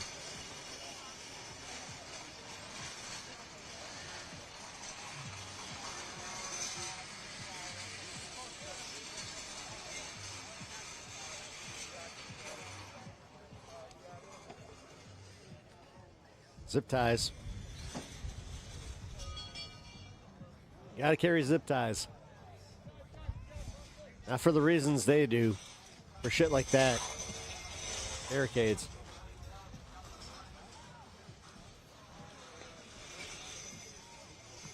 Shit, dude. I was about to call it. What time is it? Yeah, shit.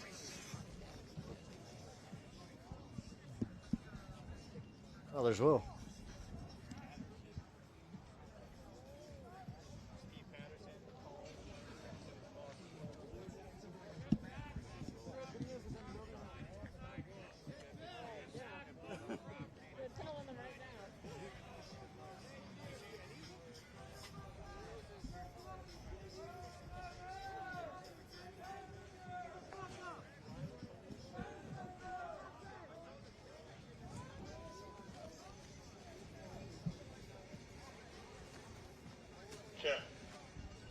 There's the LRAD system. It's LRAD.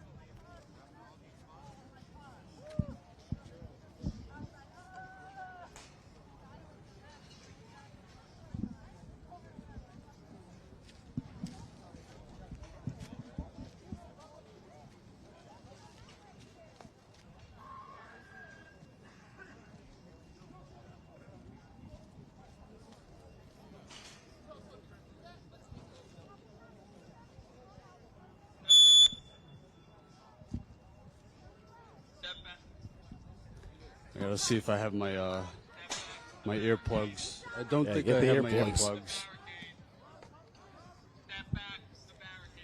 I always got my Step back from earplugs the on me. barricades. Always.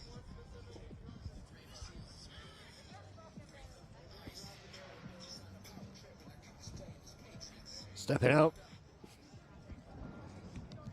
Thank you for hanging. So they're probably gonna come out and remove the barricades. Yeah. So they're probably gonna come out and take the barricades. Folks, while we have a quick second, I just want to tell you, please, if you're not already a member, this is the shit you're supporting. We're out here getting tear gas shot at us. I mean, Jordan already has such a messed up back. He's told you about it a million times on stream every day, and he's still out here getting canisters shot, throwing out his back again, putting himself through hell. Every journalist out here, I mean, if I could name and tag every single journalist out here, I would. They all deserve your support. But please, please, please, if you can, they're going to come back out and get us. I don't have much time. Please become a member if you can. I got to put my mask on. Oh, I see you claim to know the governor of Minnesota, Jesse Ventura. Well, I'll tell you what. Peach Creek, I remember you. You came up to me at the Waffle House. I appreciated it. You brought me the extra syrup. You told me that it's a lot fresher if it comes from the sealed canisters, and I didn't even think about that. And then I told you, thank you for your service.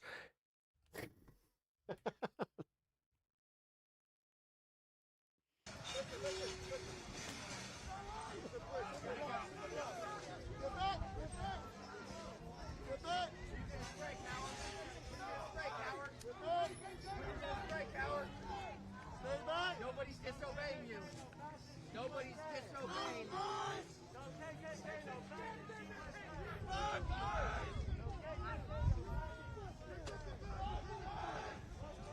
Gold.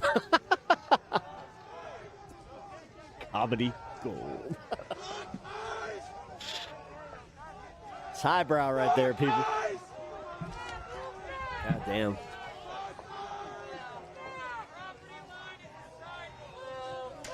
Step back from the property line. Step back from the property Oh, no shit. That's cool. That's right. No, you definitely don't have a Waffle House in Minnesota. I mean, we don't have Waffle House in Chicago or like Illinois at all. Well, wait. I can't say at all. I think there is some the in like agents are Carbondale or saying some step shit. off the property line. Protesters are saying we're on the sidewalk. The grass is the property line. Sidewalk is public space.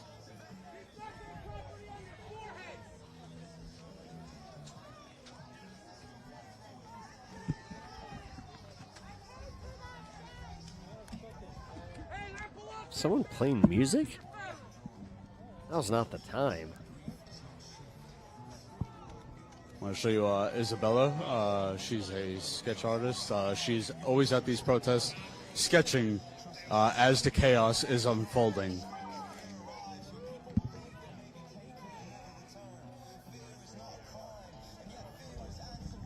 Isabella, can you tell people where they can find your work?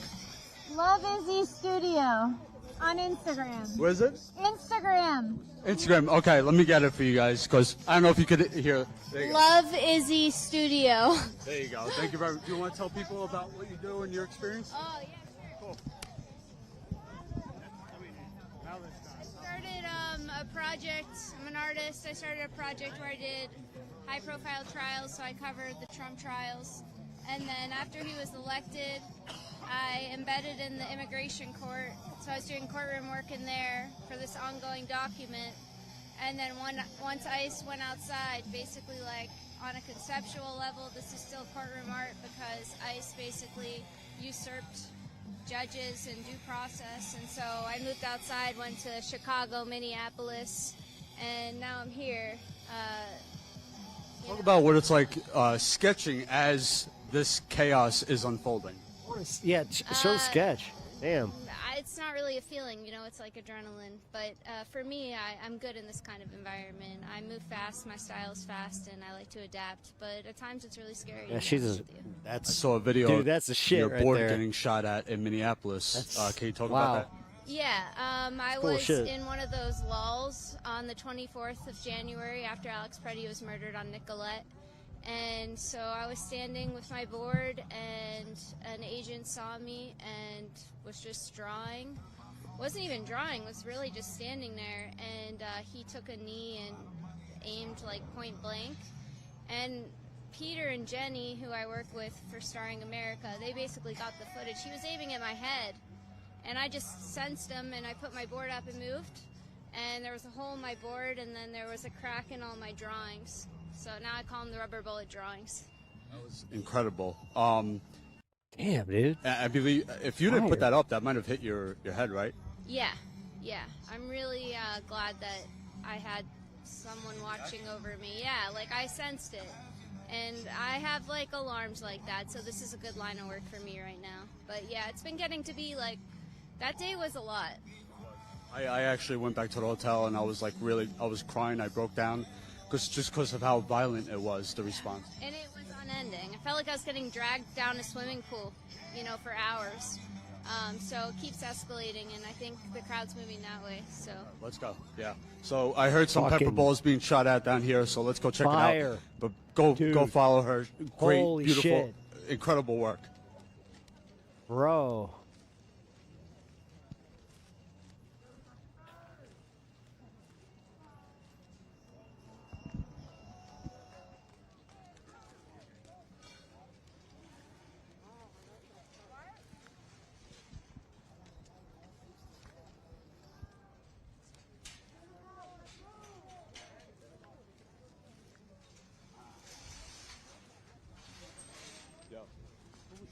Private security, it was Geo Group. Geo Group. We're getting hit by all sides. Yeah, so now we have Geo Group firing pepper balls at protesters. They just went back in.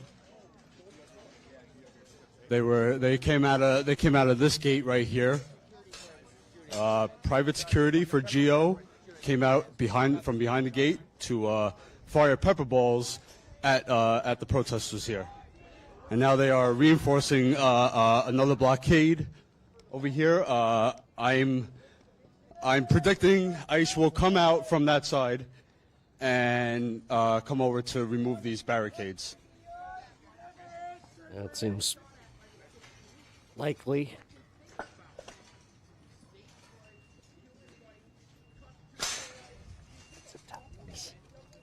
Zip ties are your best friend. Yeah, guys, so we were going to wrap up early, go get some food, but we're going to be out here with people because this is not over. So we will be out here.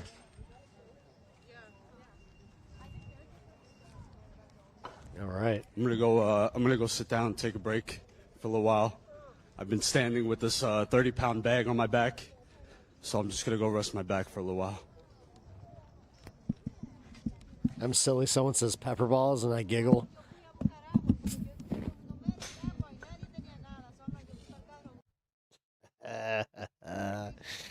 Highbrow humor right there.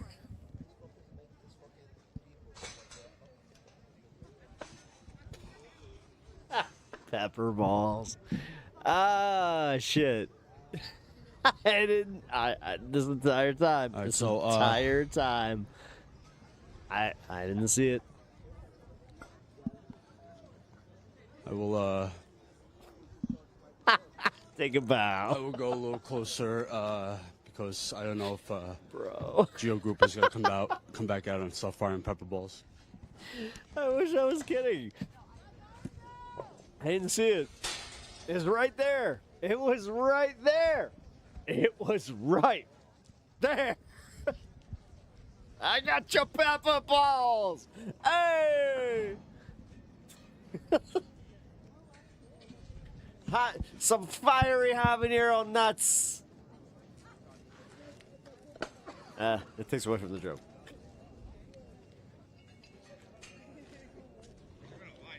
All right. Seems like it is dying down a little.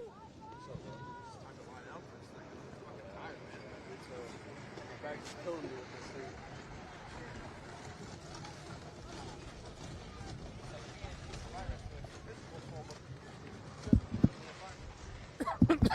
The balls are in.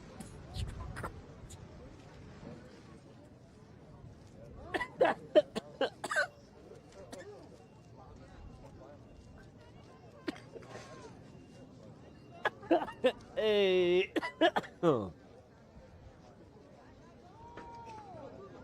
Well.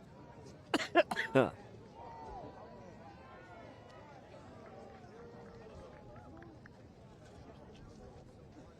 right.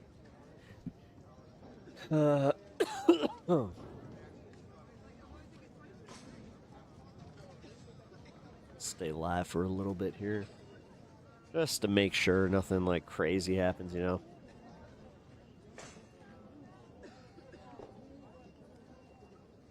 Oh, damn. Sylvie getting spicy over here.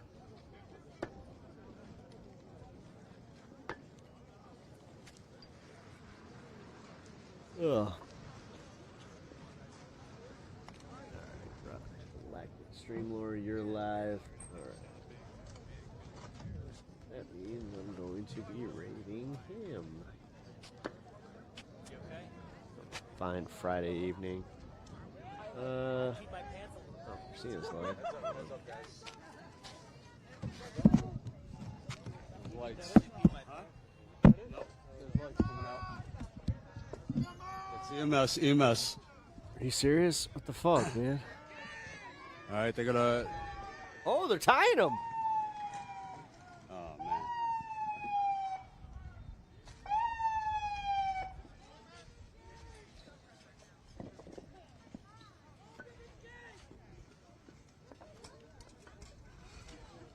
Oh, on the ambulance and...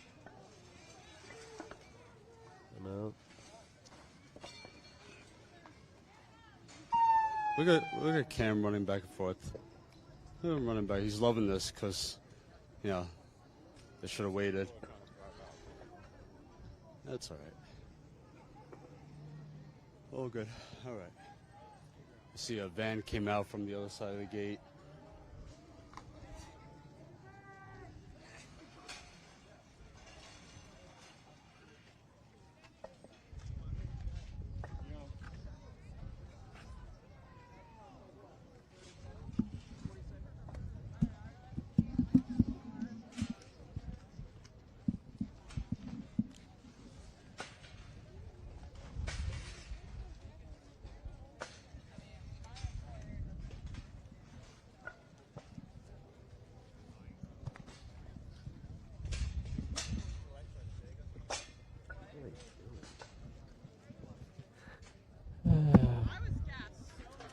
Probably I'll hop off at the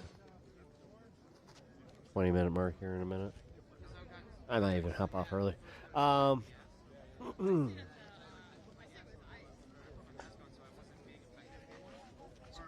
Trying to make sure that nothing crazy happens here.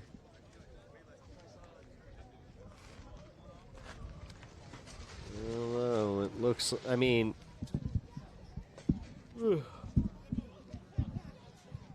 it looked like they were gearing up for a dispersal, so.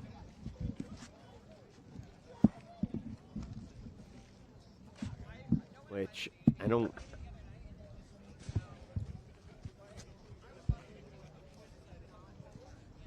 All right, guys, let me just.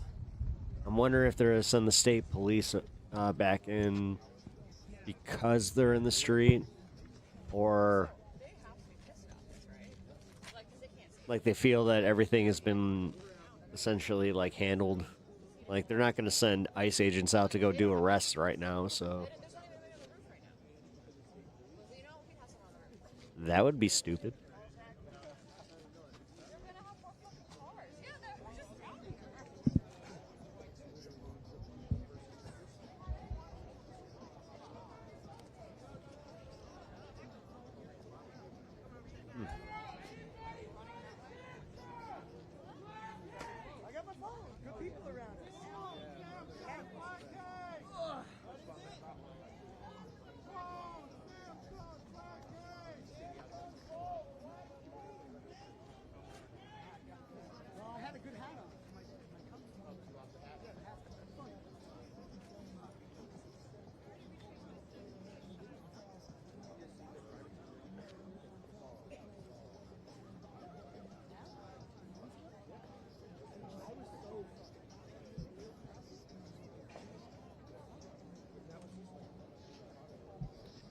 Mana and Water, hey, welcome back. Dude, you don't you have a she is literally right behind me, like in the room behind me. She was hanging with her close friend, and yeah, they just dispersed. No, I was planning on ending stream here in a minute. Appreciate you looking out, though. Yeah. Since her surgeries on Monday, we're just relaxing. A lot of people coming by, giving love. We need We it. have a pretty awesome friend, support structure. So, hey folks, here I'll come on camera real quick. Jesus is How's my anti-ice. framing? Yeah. All right. Hey, everybody. I agree. Will here. I'm pleased to be spending more time with Status Quo these days. Technically I'm a freelancer, but it's been really great working with Status Quo. They're a company that, I can really get behind. The work that we do is really inspiring, and the fact that they are out here, boots on the ground, for days and days and days on end, going live for hours and hours and hours. Last night, Cat's over taking 6 the dog hours bed. live. That's something. That's the kind of coverage you don't. There's CNN, which is 24-hour news coverage, but it's not really anything of substance for 24 hours. Maybe there are pockets of real news in there, but they're just finding a way to talk and fill that air. When we're going live, something is going on. We're bringing That's you, the one thing I will say about direct the Status Quo interviews is like with anytime they are live, protesters is or people on the holy ground, crap. people who Yeah, are shit's involved in going the down. activism here. We're Get some out rest, here give in your the wife. middle of the Thank shit you. I really getting, appreciate that, Mana. The same treatment Means a that lot. the Thank you. police or whoever Also, thank you for your are giving the contributions earlier. protesters That when really it comes to was tear awesome. gas, pepper balls, etc.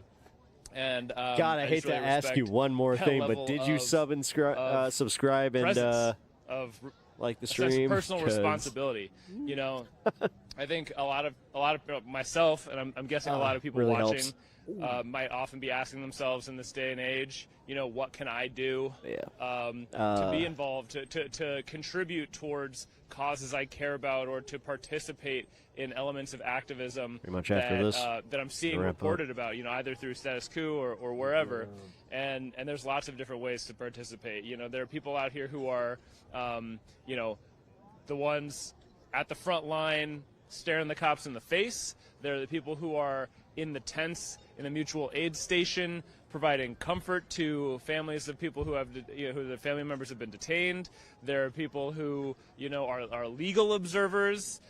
There's a wide range of ways that people are involved here. And just you watching at home, I mean, that's also a way to be involved. I know there's plenty of people out there who, for one reason or another, are not able to be physically present at places like this, whether it be, bodily or especially, I live in Washington, D.C., and there are so many people who live in D.C. who care about things like this, but they work for, the government, they work for, nonprofits that have direct government relevance, and they would be risking, their livelihoods, and that'd be a risk for their families for them to actually be present at events like this. And so, just staying involved, staying engaged, staying educated, watching with your own eyes the things that we're showing you in our camera, that's a way to be involved too. And for those of you who can, we would so appreciate your involvement by supporting us as members. It is not free for us to be out here on the ground, whether it's, paying for the gas to get out here, paying for, everything that breaks. I lost a lens cap, not a lens cap. I lost a lens hood last night. Just kind of disappeared on me. These things happen, and there's a cost of doing business. So, we're the ones that are out here doing this sort of we're the ones out here doing this sort of reporting. We're relatively unique in this field. There are very few other outlets out here who have the type of reach and coverage that we have, as far as being able to be not only in the New York, New Jersey area, but going to Minneapolis, Wisconsin, Los Angeles, Washington, D.C., and we need your help. We need your support to afford to do that, to continue to afford doing that. So if you can, please become a member. For those of you that have the extra $5, I don't know why you're not a member already. Hey, seems like a Rev, what no-brainer to up? me. Hey, The Pat, work we're fuck, doing here it's funny is seeing you cutting in edge, Leftist it's Mafia chat the other groundbreaking, night. and I think it's one of the most important things. I mean, Hey, it's truly good an times. honor of my life to be working alongside John Farina and the other independent journalists out here. Hopefully I said I'll be that on to the them in show sometime Minneapolis. I soon. said that to them in Broadview and Chicago, and it'll continue to be my honor to be out here. So You your know, support to we make already that had happen, Alex on both there. It's viewership like and financial. We can't beat around the bush. It costs money to be out here. So please, please, please subscribe, become a member, and share. Share the links. Share the posts. You'll be seeing my photos from tonight coming out very shortly on Instagram, primarily, I'm sure, on X, maybe Blue Sky as well, wherever we post. Those photos will be coming out. Clips of this will be coming out. Share those with your friends, your family, your loved ones. Get the word out there, not just to help Status Quo grow, but just to actually show people what's going on. Thank you, thank you, thank you, thank you. Nice. I'm gonna go throw the show the garbage.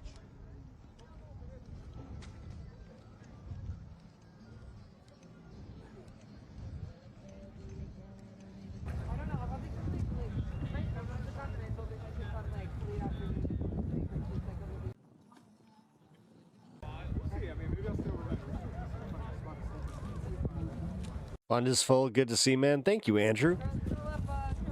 Yeah, we did it. Feels good. A good one. Appreciate that, man.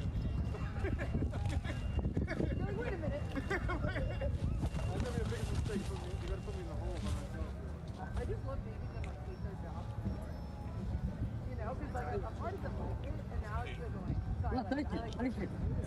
Hey, man, I heard what you said. I appreciate it so much. Thank you. I heard one of them say the other night, they're like, what the fuck? What do you mean, Joe Biden directly paid? Do they do this every day? I see, always see streams from here. Yeah, I'm a paid protester. What do you mean? I'm going to be paid every single I mean, they go to where the protests are. There's this thing where Trump was like, they all have the same beautiful sign. And I was like, I think my sign said, like, crush eggs by the dick or something. Trump himself was like, no, you can tell they're paid because they all have freaking signs. They're all identical. I was like, motherfucker, I made that with rhinestones. I'll be honest, the guy in the red is kind of a piece of shit for doing that because most of the protesters early in their day were cleaning this shit up. Yeah, is he dumping trash? Yeah, he is. And the thing is, like I said, it's kind of shitty because, you know, no matter what, this is a community. Rage out? Are you feeling better?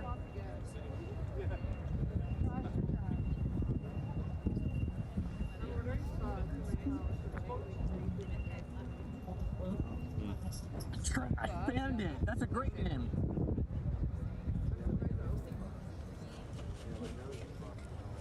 It might not be his town. They've dubbed you the Trash Bandit.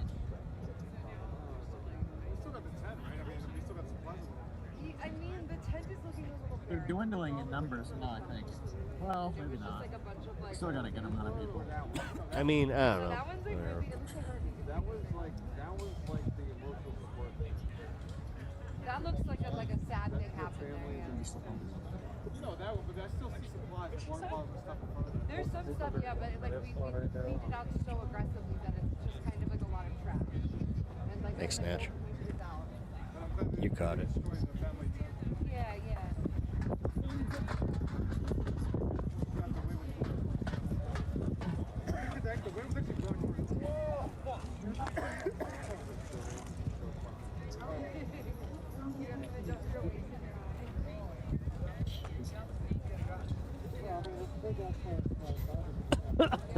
All right, guys. You know what?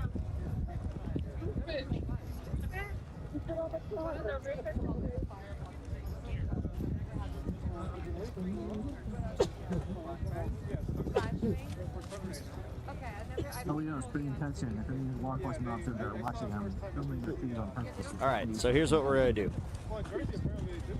We are going to keep this in the background. I wanted to play this earlier.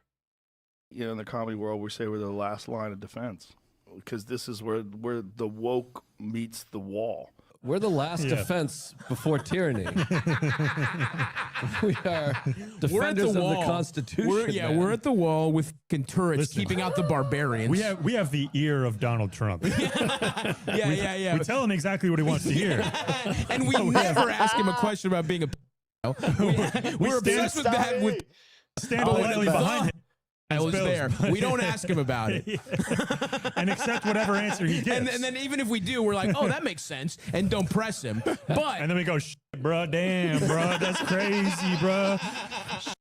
I ain't even think about it like that, bro.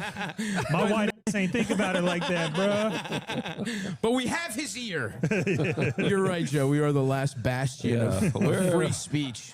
All right, so it looks like Stavros Halkias is yet again calling out Joe Rogan and the entire cult of hacks surrounding him down in Austin, Texas, which honestly is just really satisfying to watch at this point. Because unlike some other comedians that have tried criticizing these guys recently, Stavros actually knows these people. Like, he's done just about all their podcasts, and he's even performed at Rogan's Club back in 2023 when the whole Austin comedy experiment was still in its honeymoon phase. So unlike some other comedians who have tried and failed at calling out these hacks recently, Stavros is super accurate and personal when he calls these guys out, because he's genuinely watched this entire scene slowly disappear into its own weird little echo chamber in real time. So now all he can really do is just point and laugh at it.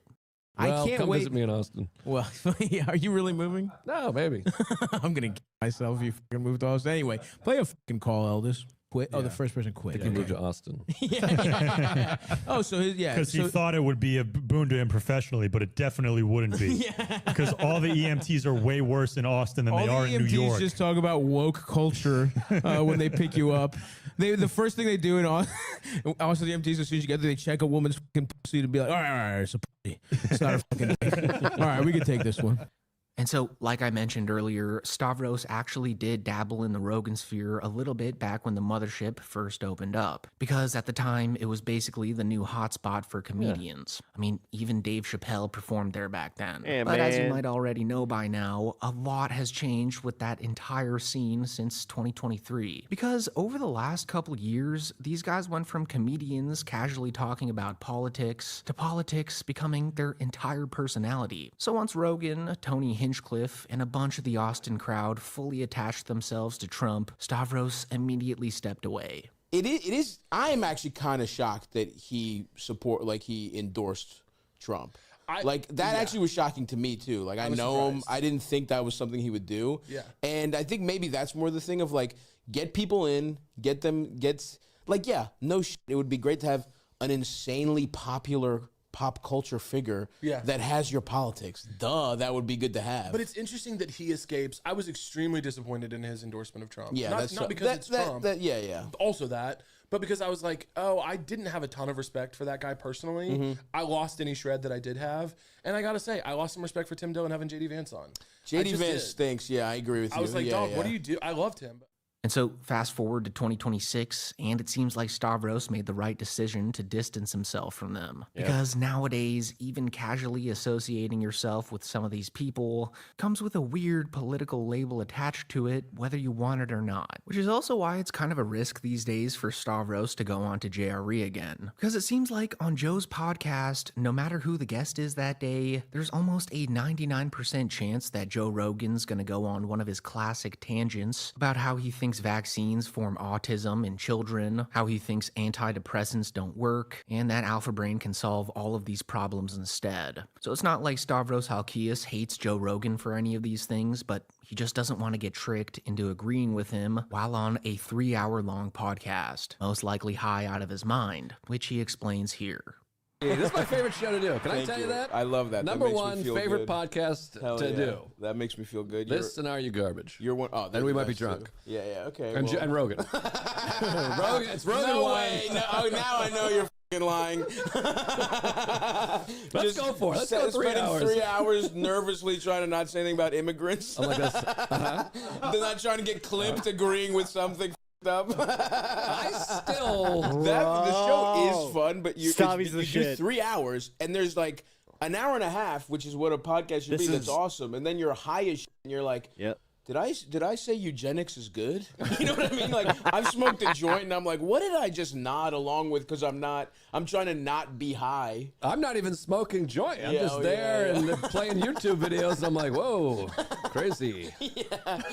So yeah, after seeing that, it's just kind of understandable why Stavros wouldn't really want to go on that podcast again. Because to his point, the conversation with Joe these days can quickly escalate from a casual conversation to you suddenly agreeing to one of these extreme narratives that Joe spews out of the blue. Which also puts you in a tricky spot if you disagree with Joe. Because as you might already know by now, Joe is an extremely sensitive little man. And whenever you push back on one of his theories, there is a high chance that he'll get all pissy about it and throw a temper tantrum. Like when Brian Callen pushed back on Joe Rogan's anti-vax talking points. Okay, so let me ask you a question, Mr. Joe Rogan, Mr. Scientist. Are you saying that we shouldn't Don't do that. Don't call me Mr. Scientist. I'll start mocking you, and it's so much easier to mock you. So are we... But aside from Joe's podcast, Stavros has actually a lot more to say about the mothership as a whole. Because the craziest part about all of this is that Rogan still tries branding the mothership as this beacon of free speech comedy. Meanwhile, the place literally operates with armed guards, facial recognition scanners, and enough surveillance tech to make it feel like a mini Palantir testing facility disguised as a comedy club. Like every person who goes to the mothership gets their face scanned at the door, which is just super dystopian. And on top of that, everybody's iPhones get locked into this yonder pouch too, which can only be unlocked after they leave the venue. Which by itself is pretty normal for comedy clubs nowadays, but when you combine all of these things together, it just shows you how scared Joe Rogan is of someone potentially recording his anti-trans material. But, you know, what are you going to do? How's everybody doing, man? Alex, you're back. You're fresh from Los Angeles. Los Angeles, Texas, for a little Hollywood bit. power player. I went from that to Texas, Austin comic for a month. Oh, nice. Okay, you was at Joe Rogan and them's house. I walked past that club every single time. Did not go inside. Oh, you didn't say. I saw them AR-15s. I was like, no. Are they in the window? No, they're in front of the club. Oh yeah, they have like security. They have like like retired Green Berets. Well, they need that. They got ICE agents at the mothership. I don't think they got ICE agents, but they got guys that if they didn't have that gig, they might be looking at ICE.gov applications. You know? And based on some of the stuff that goes on inside that club, you need some guns outside of it just in case somebody try to pop off from there. Imagine the insane people that are like, I'm friends with Joe Rogan. Like, imagine the because we're talking about guys who are like conspiracy guys. They probably think Joe is giving them signals to like, hey, like the Liver King was trying to like fight him or something. Yeah, you remember that? Liver King lost his mind. I didn't hear about this. He was eating cat testicles or whatever. Yeah. I'd go crazy too for No, he lost his mind. But yeah, shout out to the Green Berets guarding the mothership.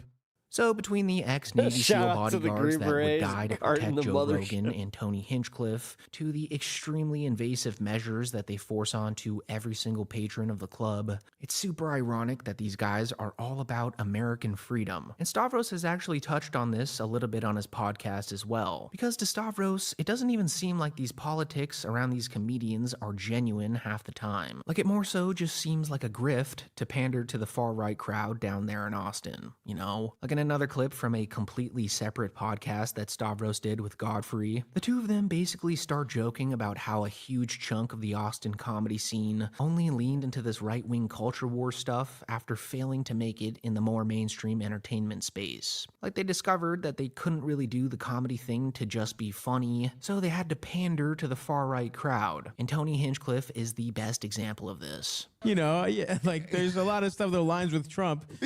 Kind of was selling out, and you know. Listen, but the right wing, like some of these comics are getting all right, and now they want to get on black people. I go, but we were hanging out with you. Yeah, it's it's pathetic. I mean, it's like, careerist. But my thing is, why are you going into the woods and on black people? Well, like, it goes back to what you're saying about like it's a lack of meritocracy. These people are not good, and they understand that like. Almost all these conservative figures started wanting to just be famous, and they realized they don't have the goods, and so then they decide, oh well, no one's catering to these. Dude, thank you for the 200. And there's There's a lot of them. There's a Forgive me for not knowing what the buddies on the list. lot of, there's a Fuentes, whole, all of those guys look like they be pushed in the Rubies? bushes. Is that Rubies? Oh, I mean, those guys are just pathetic. I mean, those guys. Rubies. All right, cool. Thank you. It does get to a Thank you point for where you're the like, 200 is rubies. this what happens when bullying doesn't happen? Oh, shit, no. There's We a gotta little bit bring of it that. back. But yeah, there's a whole type of the pure racism. Comics thank you, engaging Natch. with that. It's I'm done. Like Yeah. I don't even Oh, want to yeah. discuss it with them because it's like once you engage, you're a fucking idiot.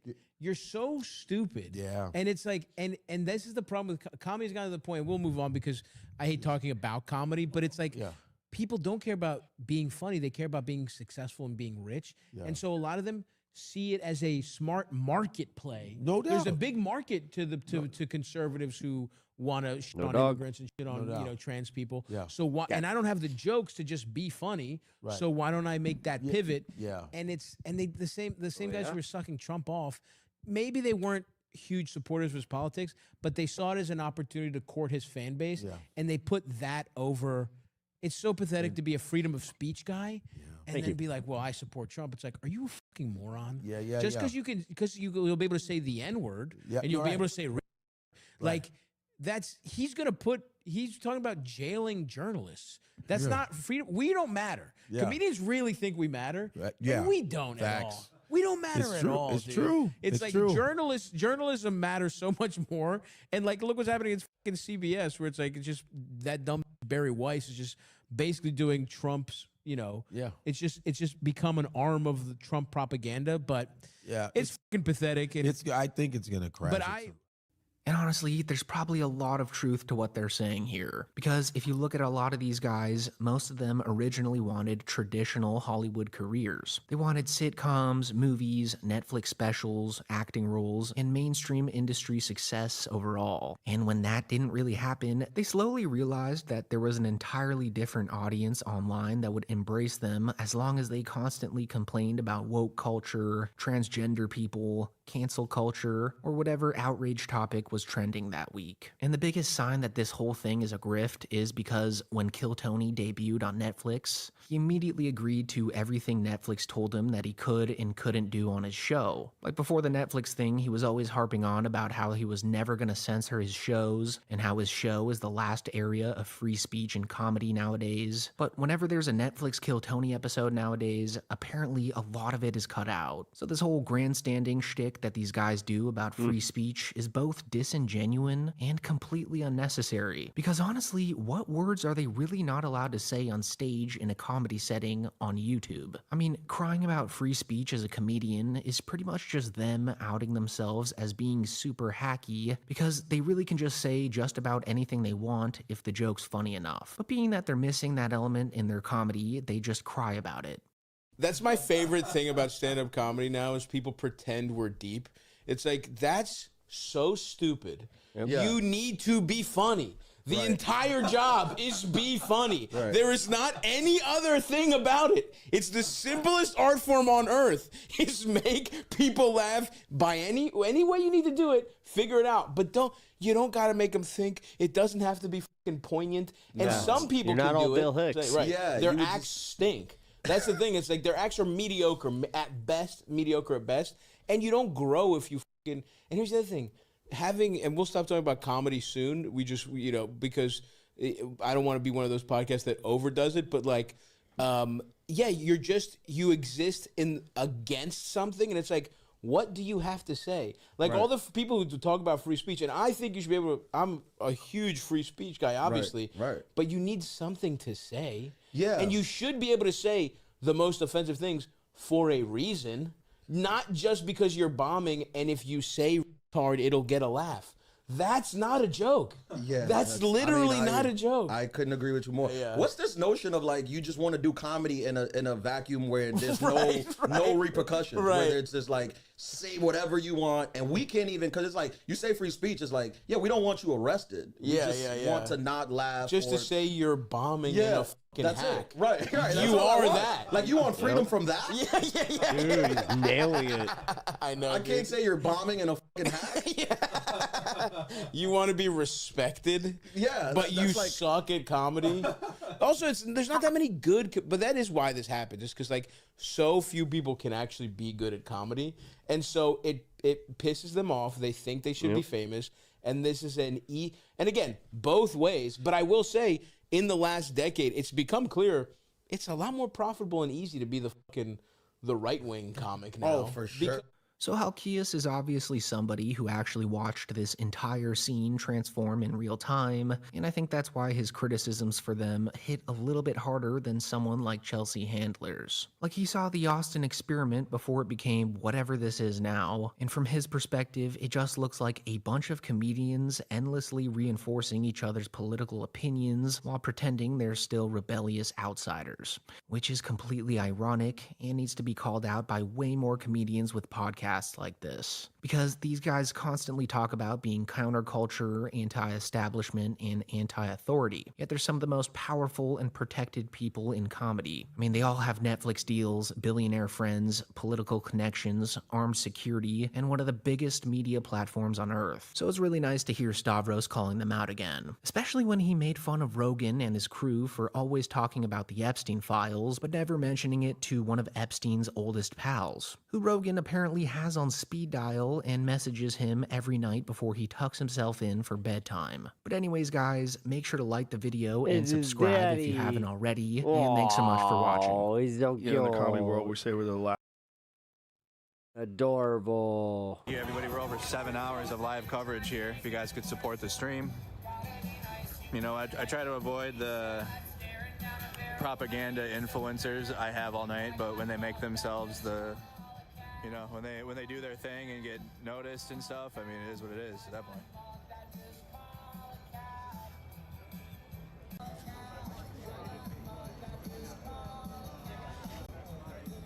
Yeah, music alert. Let's go here. Well, folks, so I just want to describe what just happened to the best of my personal having witnessed it. So Cam Higbee, who I will describe, you've seen him on stream earlier tonight, debating, arguing with Jordan. I think Jordan's feelings about him are pretty clear. I might describe him objectively as a conservative content creator. I was a little, I wasn't there initially as this happened, but what I intuited to be the case is that, let me put my hat on here so I'm sure I look janky as hell. Some of the protesters here, I believe, took Cam's possessions, including potentially his phone, his bag. He had nothing else in his hands, and he was demanding his stuff back. He then deployed pepper spray against the crowd forming around him. The crowd kind of pushed back. I think his pepper spray ran out pretty quickly. It was a small canister. Then the crowd kind of started to push in around him, yelling for him to leave, to get the fuck out. And he kind of retreated up the small hill next to the fence of Delaney Hall. There were two other, I would say, middle-aged men with him. I do not know what their affiliation was. I don't know if they were there with Cam as bodyguards or if they were ICE agents or if they were, Geo group security. But they had handguns on their hips in holsters, and they were acting in a way so as to somewhat protect Cam and help him kind of move through the space, with their hands occasionally going to their guns, ready to draw them should they feel it was necessary. Cam then was driven by this crowd behind the ICE vehicles in front of Delaney Hall and made his way to the fence behind which is now open. You can see the ICE officers in there. And after a few moments, ICE opened the gate for him and allowed him inside. Makes sense. That's the best I can describe Makes as sense, objectively yeah. as possible. It's literally paid protesters. It's literally paid protesters. They're paid by ICE and fucking Trump. It's hilarious how fucking much they tell them A themselves. moment ago. Holy as far shit. as I know, Cam Higbee is still inside, and the ICE officers are standing at the gate in quite a crowd, but they're just at the very entrance of the gate. That's how things stand right now.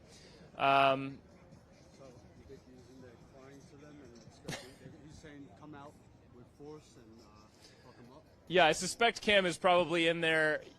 He looked pretty upset, and he's probably in there urging ICE to come, crack some heads. His allegiance was pretty clear, and I hope they don't listen to him. I don't think that he's a source of any authority for them. I think, John, you might have some stronger feelings about Cam Higbee, maybe more experience with him that you could speak to. No, it's the first time. First time experience with him. Yep. Just got to call him out for what he is.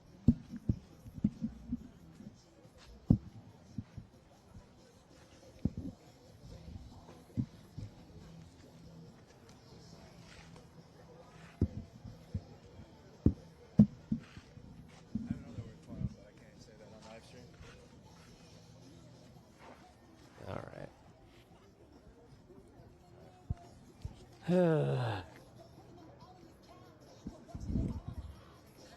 Jesus, dude.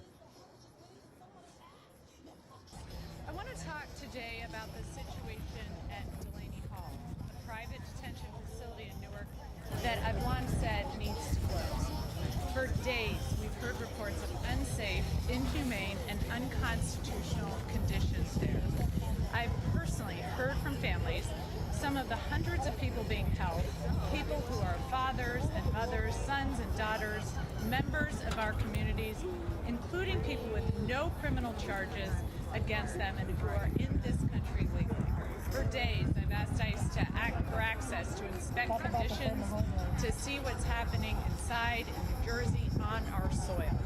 I went there myself and I was denied entry. For days, my colleagues in our federal congressional delegation have done the same. For days, ICE has refused most of our requests, raising serious questions about what it's trying to hide from public view. Yesterday, the New Jersey Department of Health Mitch. sought to Take inspect care. the site, but it was denied full I'll access. catch you on the next one. And for days, protests have grown. We've seen increasing violence, arrests, and pepper spray at Delaney Hall, as well as public threats. Yeah, this is the woman that sent the state police. And we've seen the risk to public safety rising alongside.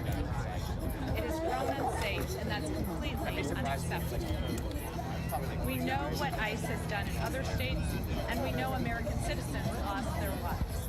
And I refuse to let that happen in New Jersey. We all need to do everything we can to hold things down now.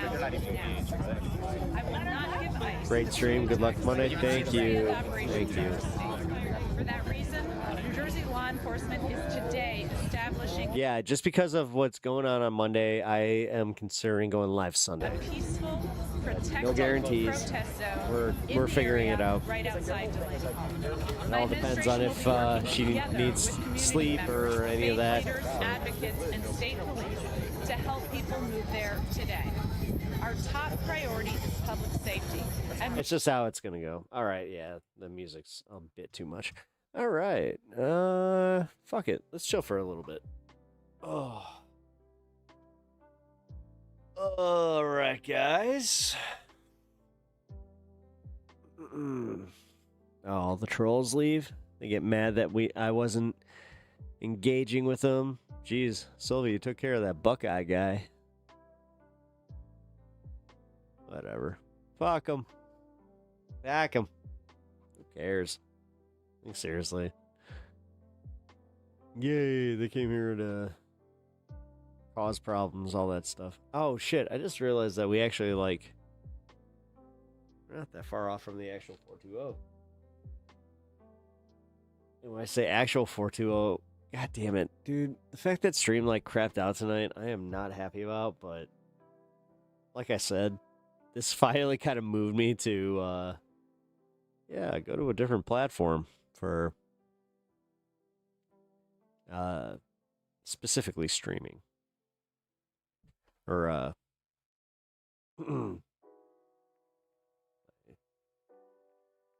OBS, sorry.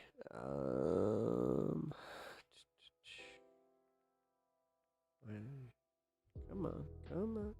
Let's go. There we go. All right, cool.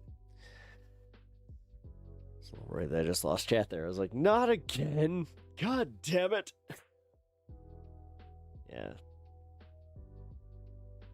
Yeah, stream crashed before the dread thing got spicy. Yeah, dude. I was right in the middle of it too. I was not too pleased that that happened, because, yeah.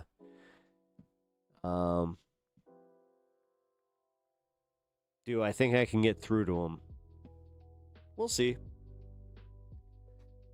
I'm not trying to make a leftist of him, but I want him to kind of see how he is already there. Meanwhile, I also want him to not focus so much on black fucking, crimes and people that piss him off. Like, Rashad Ritchie, fine. Fair game. But, dude, like I said, it's sus as fuck when you just constantly focus on black crime. Like, what are you doing? Like, I'm not even kidding, guys. So, when he was, like, showing me the things he wanted to talk about, like, on stream, I was just like, yeah, cool. And he's like, yeah, how about did you hear about this thing in North Carolina? I'm like, no. He's like, yeah, these 2 attorneys got shot in North Carolina. I was like, oh. I was expecting a teen. I was expecting maybe like a middle-aged man. No, it was a black woman. And, dude, I watched 4 seconds of that clip before I turned on him, where I was just like, bro. And, like, this happened privately, but I made sure to at least do it a little bit publicly as well, where I was like, hey, man, what the fuck is your deal with focusing on black crime? Like, do you not understand how this is like a constant thing with you? And I told him that this was going to be a thing with my audience, where I'm like, dude, I'm going to tell you right now, my audience is going to catch on to this.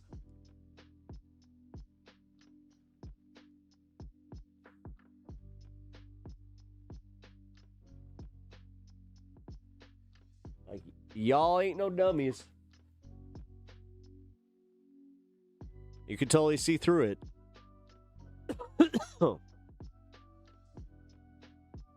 And honestly, like, when he gave me this weird explanation where he's just like, yeah, it's what interests me. And then he explained that it was his algorithm. I'm like, yeah, but it's more than that. Because there's something inside you that gets a little excited when you see that, where you're just like, ooh, I want to talk about this. But, like, you're like, to have that, like, excitement and the blinders at the same time. Yeah.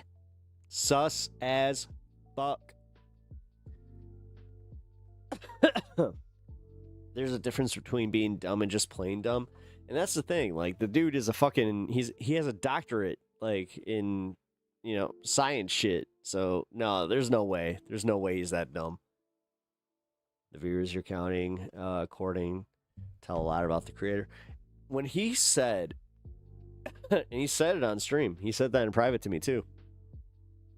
Because I asked that, I was like, do you ever think that, like, this audience that's showing up for you, and then they're, like, moving you towards this direction, maybe you're exactly, like, courting the wrong people? Like, dude, I'm not trying to tell him, like, to get a leftist audience by any means, but for real, dude, like, he's got to see it. How is he not? Like, whatever. I'm not going to harp too much on it, but he's an all right guy, man. Like, he's been cool with, oh,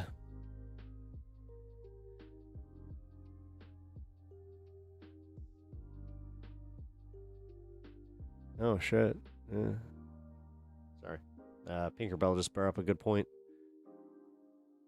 about how every time I cover a protest, so many more NPCs and bot accounts show up almost immediately.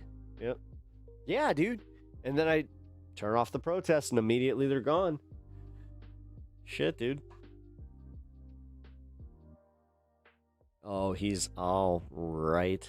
Indeed. I mean, realistically, he's not a Trumper. He's, like, I want to say he's a nice enough guy, but there's parts of the whole thing that I'm just like, eh. At the end of you asking it, it did seem to give him some pause. Your question about the algorithm shaping his videos, yeah. Well, Sylvie, I'll do just all honesty. So we had a talk in private, and I told him to stop. Like, I just told him to shut up. Like, I was like, with all due respect, man, I don't want to talk about this because this is content. I was like, this is something we need to talk about while we are on stream.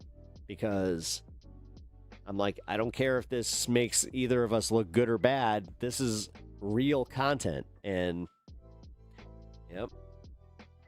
I had a feel. That's why I was so mad when the fucking stream quit. I was like, God damn it. Like, fuck. We were on a roll. I had a whole nother hour lined up. That's why I'm gonna continue this. Like, we're gonna go back for part 3 of Johnny Walker Dread, but he's likely gonna have to be on this space because I need to be able to rely on interviewing him. So what I think I'm gonna do is I'm gonna just I should get Hank. Hank knows. Ooh. What do you guys think? If you guys don't know who Hank is, he's a guy that used to work with TYT or for TYT. Trying to get good luck to get him with this space crowd. Yeah, but the thing is that this space crowd has to get okay with dealing with some shitheads like that as far as like bringing in viewership. Like, Etch, all due respect, we're kind of stagnating. Like, we gotta have, we need some controversy, or we need something. Like, we need, I'd rather not have, leftist stuff. Shit. Give me 1 second, guys.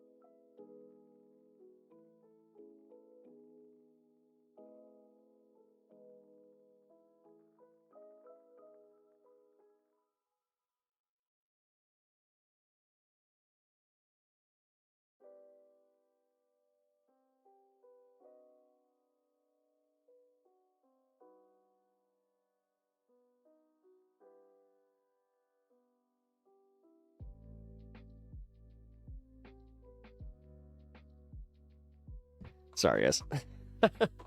Had a friend. I saw that it was a friend. I'm like, fuck, isn't it calling me past the, calling me a late ass hour? No, it was a last minute invite to go do something. You wanted to go to Six Flags, but yeah. We cannot do that. Oh, by the way, they got their account last month. Ah, that makes sense. Look at that.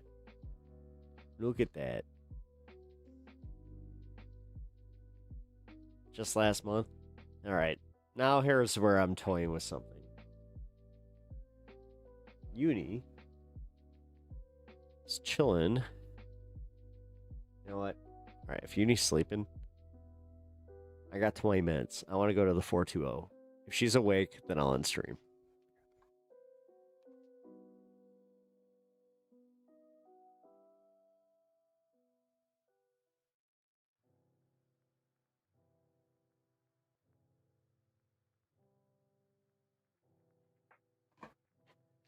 All right, 20 more minutes. Pet play with fire?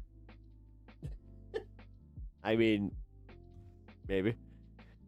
All right, what do we got? What do we got? What do we got? We got the stop roast thing. We did that.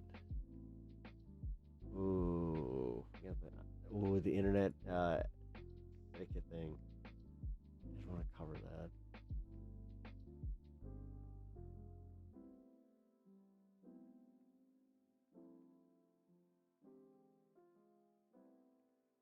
Yeah. Oh, shit. We do it all day, every day. And so I bet they're in there watching stream, looking for their favorite moments, clipping that shit. But they're also probably waiting for us to end stream before they come out and do more of what they do best, which is brutalizing American citizens. So I think that we're going to end stream for tonight. Oh, shit. But we're going to stay here. We're going to stay here and record in case anything happens. So as we say, at least goodbye live for the evening, I want to say big shout out to John Farina behind the camera. He's doing an incredible job. This camera it's a heavy camera. It's on a tripod. He's always hoisting that thing up in the air, running around while everybody's getting shot, while everything's going on, and he does an incredible job. Massive shout out to Jordan. We wouldn't be here without him, and he just destroyed his back. He's going to probably need a third surgery at this point to recover. So it's going to be John and myself out here tomorrow. Don't worry, we're coming back tomorrow and the day after that, so we're not going anywhere. Oh, damn it, Jordan got fucked up again. I want to give a massive shout out as well to Colin, Ty, Michelle. All right. Good night. Status quo. All right, here we go. Fuck it. We'll go for it. Oh, hey, students. Yeah, it's that time of year again, where I have to decide how I'm voting based on all the crap that's been shoved into my mailbox over the last month. Wendy Carrillo is running for state senate to deliver even more for our families. Meet the skeletons in Wendy Carrillo's closet. Wendy's free ride to China. Oh, Wendy, no. I still have it all. Frontline working families support Sarah Hernandez. Damn, dude. All right. Sarah So much of this Hernandez, Apex candidate. Paid for by Wendy Carrillo for state senate. See inside Sarah's file. There it's on, Cops, voter guide. Well, all right. It's just a microphone. Man, why can't there be any candidates so I can just fully and completely support without worrying about there being something wrong with them that makes me not want to support them? What's this? Oh, what's this? Now this is a story all about how my life got flipped, turned upside down, and I had to take a minute to run for mayor. I'll tell you how I became the prince of a town called Bel Air. Who is this guy? I got in one little fire, my mom got scared and said, "You're moving in with Harvey Levin in Bel Air." Spencer Pratt, huh? Oh, and Crib Def's in this. Marathon fuck says she got my dogs barking. Nuts so fat I get handicapped parking. Party at Diddy's house, that's a firm maybe. I won't show up till they stop bringing ladies. Man, he has got some serious supporters behind him. How can you not vote for this guy? The song changes fit so well. This was freaking awesome. Idaho stands with you, Spencer. Michigander here, pray you win, Spencer, and save Cali. Texas praying for Spencer. Good over comes evil. Watching this from Sydney, Australia. Rooting on you from Jacksonville, Florida. Wish you were my mayor. Rooting for you from captured Virginia. I don't live in LA, but please vote Pratt. Make Los Angeles beautiful again. Best videos ever. Praying you win. Praying from West Wego, Louisiana. I wonder if I went to LA and voted if they would let me do it. This is legitimately concerning. I hope most of these comments are fake. I don't think they are fake. I mean, this one's real. Congratulations, you earned my vote. You're so cute, I want to grill you up like a little Prattwurst and chow down until my body Pratt percentage is through the fucking prafters. No need to take a Praternity test to know you're my daddy. Love, Peter Thiel. And post. All right. Love Peter Thiel. And post. I'm voting for Spencer Pratt.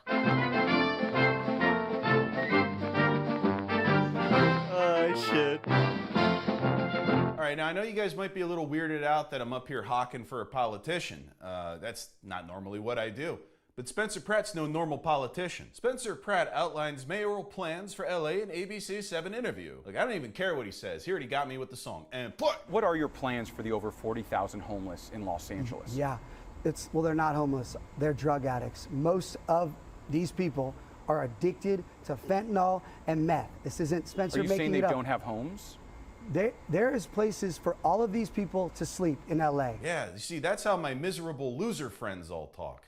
And I love those guys. You've been open about some of your struggles financially in the past. I never had 15 billion. I never had struggles. I had choices. But managing money. Let's be clear, my money, not taxpayer money. The dude who conducted this interview should be mopping up the loads off the floor in a sauna in West Hollywood. Those were terrible questions. What a dick. What These are a the dick. choices. Look at all the chuds coming out for Pratt here in the comments. Are you guys actually going to vote for this guy, or are you all just joking around, honestly asking? I'm not even from California, but I know a con artist when I see one. Bots are loving this douchebag. Haven't we learned our lesson yet? Celebrities fucking suck at running this country. Oh yeah? Tell that to Ronald Reagan's ghost, who doesn't know where it is. And here's my comment. You all must have Pratts in the belfry if you think this guy isn't gonna win. First of all, check out that award-winning smile. He looks just like his dad, Rascal Pratts. I hear he's gonna fill the streets with TSA agents to administer random Pratt downs and make sure homeless people aren't secretly holding house keys that they use at the end of the day to go home and shower, watch a little TV. But hey, let's be honest, as long as he specifically kicks out the homeless guy on my street and gives me his dog, I'll be happy. And post. All right, well, that reminds me, I should probably take a look at what this guy's opponents are saying, because you know it only takes one thing to make me not vote for you. Reality TV Spencer Pratt. All right, well, it looks like they just left the file name in the title, the play. Republican Spencer Pratt's playbook for Los Angeles looks awfully similar to a made-for-TV reality show, mostly fiction, with very little substance. Yo, what the hell is this music in the background? Pratt wants to hire more frontline cops, when what we really need are more social workers to help real people. And he has no compassion for unhoused neighbors. His plan? Get help or get out. All right, but that, you see, he's also saying that, and that makes people like him. We don't need another Republican wannabe reality star who thinks City Hall is just another casting call. Real problems deserve real solutions. All right, well, let's check the comments. Great comments and views. You're really cooking with this stuff. Ah, geez, fucking ghost town in here. All right, well, I might as well liven the place up. I think you guys should rethink your strategy here, because this video sucks ass, and I don't appreciate the way you're talking about my man, Pratt King Cole. Don't you understand that he's gonna keep my house from burning down? And he's gonna hire so many cops that they have to start shooting each other when there's no pedestrians left. On top of all that, he's gonna film a reality show if he becomes mayor. I hope it's called Pratterday Night Live. That said, if he does ever fuck me over, I'm gonna burn this city to the ground. And post. All right, now I know what you guys are thinking. You're thinking that Spencer Pratt paid me to make this video, to make him look good. That's not true. I'm gonna prove it right now, because this video is actually brought to you by Incogni. Oh, God damn it. Hey, whoa, what's all of this? Oh, well, there was a data breach, and now all of my personal information is out on these people search websites. It's gonna take me forever to send out these removal requests. Oh, you know what you should do? You should talk to that guy next door. Jimmy? Already here, pal. Hey, it's okay if I take a banana? Holy shit. Did you just break into this house? Yeah, I climbed in on windows. So what? I heard we was having a problem with data brokers. Well, yeah. Well, then you're gonna want to see this. Incogni? Yeah, go there. Incogni.com. Yeah, go there. Yeah, coupon code Big Money for 60% off. They'll send all those takedown emails for you, and they'll follow up. Make sure your shit actually gets taken down. I'm talking email addresses, you know, phone numbers, your grandma's email address, maybe your grandma's phone number, even your work and medical history. You don't want none of that for sale, kiddo. All right. Well, in the background. Thanks, Jimmy. Yeah, no problem. Anyway, what about you, sweetheart? Nah, I don't need it. Fucking what? Fucking what? Think I need it? Oh, tough guy, huh? Ooh, we got a bad boy. Definitely want to show you something. Check that out. What's the name on the back of that card? Ethel. Oh my God, that's my grandma. Yeah, I stole her identity. Open the credit card and the name. You're gonna want to see this too.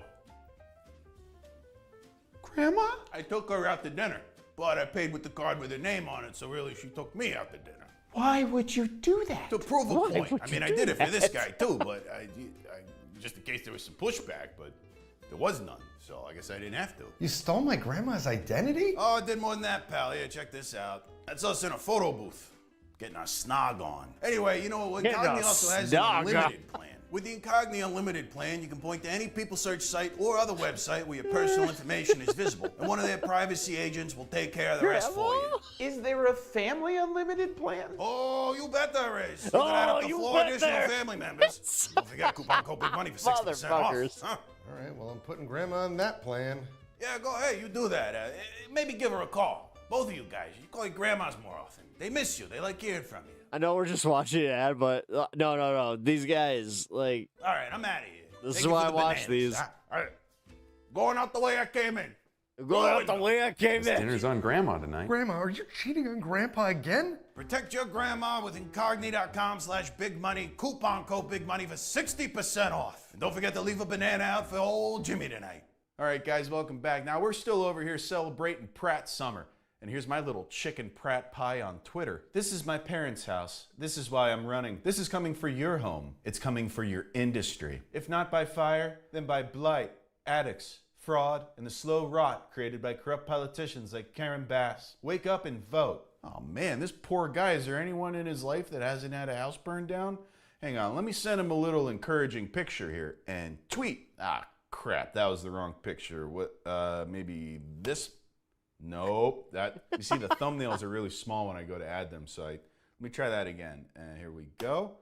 No, that wasn't it. It was no, that's the wrong one too. This is where Mayor Bass lives. You notice something? Or here, where Nithya Raman's $3 million mansion sits. They don't have to live in the mess they've created. Yeah, you see, he doesn't have that situation because his house burned down. This is where I live. They let my home burn down. All right, yeah, man, we get it. You live in a trailer. Yes, I live in Maryland, and yes, I donated to this young man to win mayor of Los Angeles and get rid of the communist bastards who are in power and let his house burn down. His parents' house burned down, and the school where his children attended also burnt down. This Montanan supports Pratt for mayor of LA. It almost makes me want to live in LA while you're Mayor Pratt. By the way, Jesus Christ is King of Kings. I truly hope you By the way, Christ is King of Kings. Just to vote for you. Are you going to repeal the Goatsy Act and tweet? Oh, that's not what I meant to send him.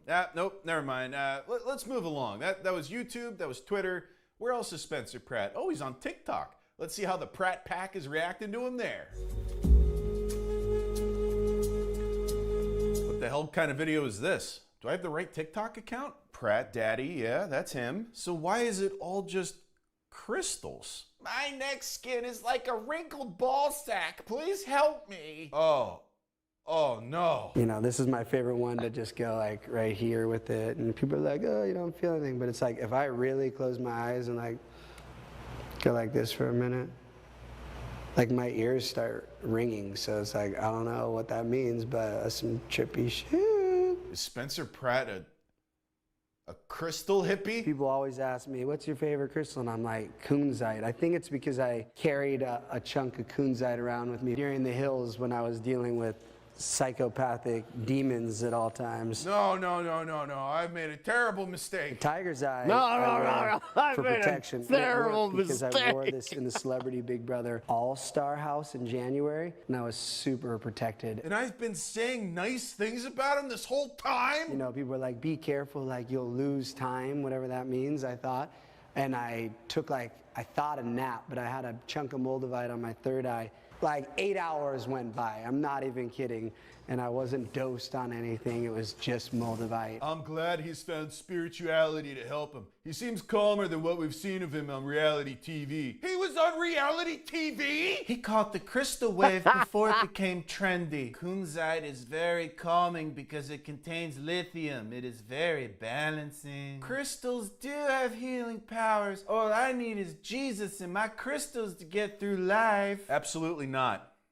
Well, like I said, sometimes it only takes one thing to lose a vote. The only thing worse than a crystal hippie is a fat one that lives in a trailer. I can't believe I almost wasted my dead grandma's vote on him. Can you imagine what sort of new age lived out horseshit this guy has planned for the city if he becomes mayor? He's gonna blame all our problems on moon cycles and negative energy while I'm getting stabbed to death by a guy who Ronald Reagan let out of a mental institution 40 years ago. I'm starting to think the real reason his house burned down was because of solar ignition from all the fucking crystals he had charging up on his windowsill. Can't wait for the first state State of the City address sponsored by raw milk and ivermectin. And if I know anything about crystal hippies, it means Spencer Pratt's going to spend 75% of his time as mayor taking mental health breaks in Joshua Tree while blowing the city budget on reclaimed wood sculptures that remind him of a past life. In conclusion, fuck this guy, and I hope his next house burns down too. And post. All right, well, I guess I'm right back where I started. I do have to vote, so why don't I just do what I do every year? Write in Obama.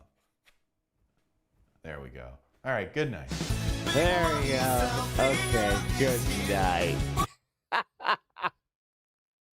If you have no idea who Keith Morris is, you are about to. Now, we have seen such a trend here where many within MAGA will go to punk shows and think it is a safe space for them, including their ambitions to just act out. So Keith Morris, as you see right here, is going to put them in their place. Here's part one of many. I'm a traitor?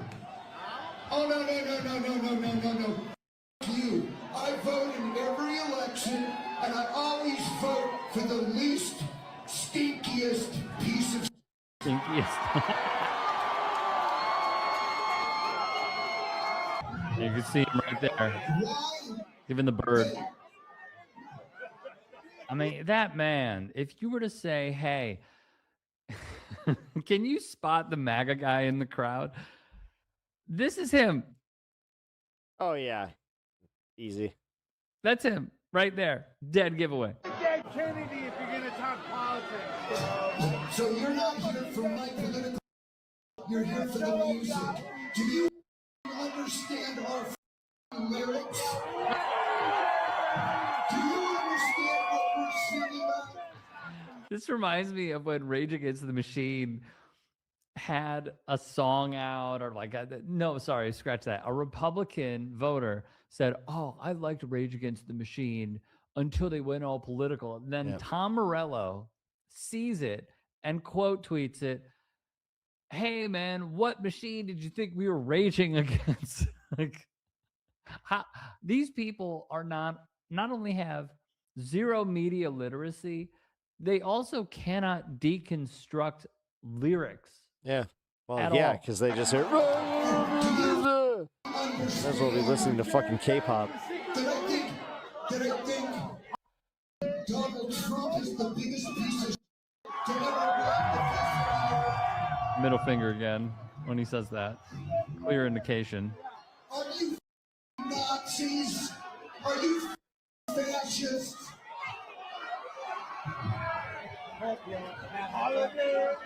So this is what Morris would say. And if you are a voter of the MAGA agenda, Ooh, 3 minutes. You All are right. a fascist. You are voting for the Nazis. Sorry. So Billboard would say Keith Morris has been howling about injustice, greed, and rage for half a century. So this dude, who I'm going to show you in this next video, what did you think you were signing up for when you went to this show? There he is. What a proud little boy. All right, let's play this. Do you understand our lyrics? Him and his buddy are so mad. Understand what we're singing about? Do you understand that I think Donald Trump is the biggest piece to ever walk the face of the earth? They're so mad. You know what's crazy is not only is he acting like a petulant child, but on top of this, he got the barrier for this show. Yeah, he got the barrier. You know what that means? Yeah, he got there He early. either bullied people to get there, like kids at Lollapalooza, or what he did was camp out there to be barrier for the show. And you're not even processing what the lyrics are. Insane irony. Well, here's the deal, gentlemen, you guys. First, I'm not signing your record. Second off, the next time we come to town, stay the home. Good advice. Quality advice, I must say. So, what was the commotion about? According to the video, wrote Billboard, after the unidentified fan called Morris who is 70 years of age, a turncoat. They do not, oh my God, Republican voters are so stupid. Seemingly because he refused to sign Circle Jerks merch mid-set and had gone off on Republican politicians earlier in the show, Morris then laid into who signs merch mid-show unless they willingly do so? I'll give you one example. I can't play it because we'll get hit with copyright. But when Kendrick Lamar was on tour for GNX, and I think he might still be on tour. I know that he had a world tour.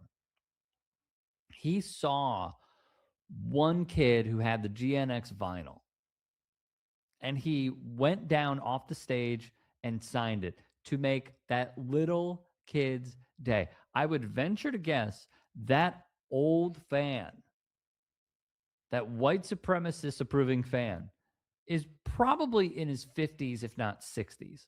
Big age difference here, don't you think? Who is going to stop their show mid-set all because this dude is saying, please sign my merch? What a pathetic little dweeb this dude is. Oh, my God. Yeah, dude.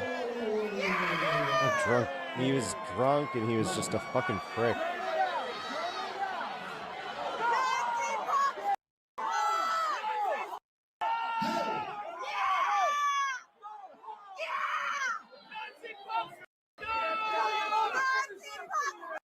Hey, 420.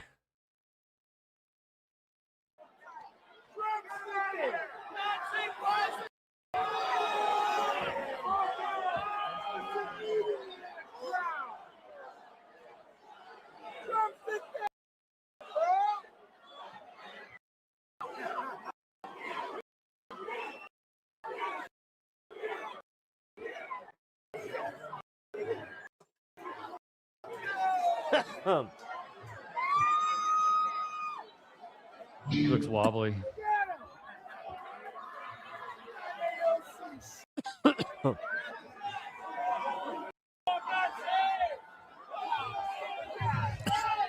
You know what? We're all citizens of the United States. That does not mean we've got to align ourselves with those motherfuckers. None of them.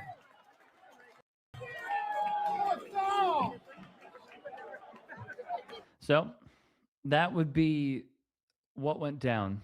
Now, to give you, again, just an... All right, guys. It has been fun. But now it is time. I do appreciate you all hanging out tonight. Thank you for all the contributions, and thank you for everybody that helped get us to our goal tonight. Thank you so fucking much. You guys don't know what it means to me and uni. You guys really made a difficult time a little bit easier. Just so you guys know, I'm still toying with what to do because we do still have a lot of medical debt, and technically I should have extended the cancer fund, but I like to do like daily goals and things like that. I can't have 2 of these going, so I don't know. I'm figuring it out, but regardless, it's not important. What is important is we're going, she's going into surgery on Monday, and you made it a lot easier on us, so thank you. Alrighty. What else I got? And tomorrow, I'm gonna be chopping up the impressions video, so when that drops, you guys know what to do. I know you guys have likely seen it, but give it a watch for a few minutes, leave a like, leave a comment, and then share it with your friends. Let them know that there's this guy Pep Talks that does some pretty dope impressions, and yeah. Hopefully that will also help get me out there, because I'm not even kidding. I think that might be my portfolio. Yeah, might be trying to get some voice acting gigs. How much of the 1,000 for the deposit did you get? We got the full. We got it. That's why I'm like, oh, we're good. Thank you. That's why I'm kind of a little torn up right now. Like, We're good. Like, yeah. Fuck. Took a lot of stress off me. Gotta say that much. Because I was about to make a phone call to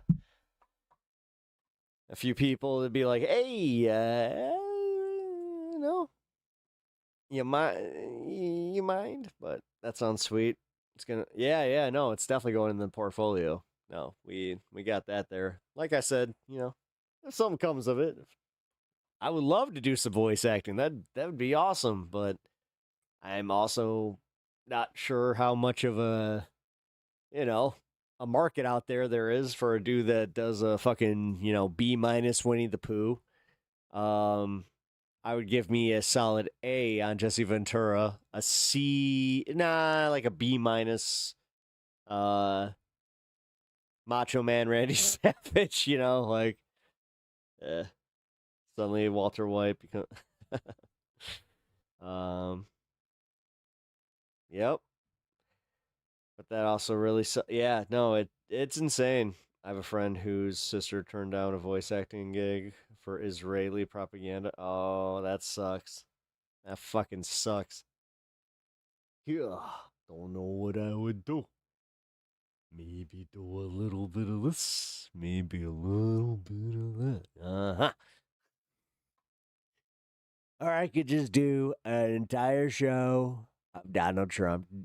I could just do the entire thing. Although everybody else does a Donald Trump. I have the cadence. I do the cadence.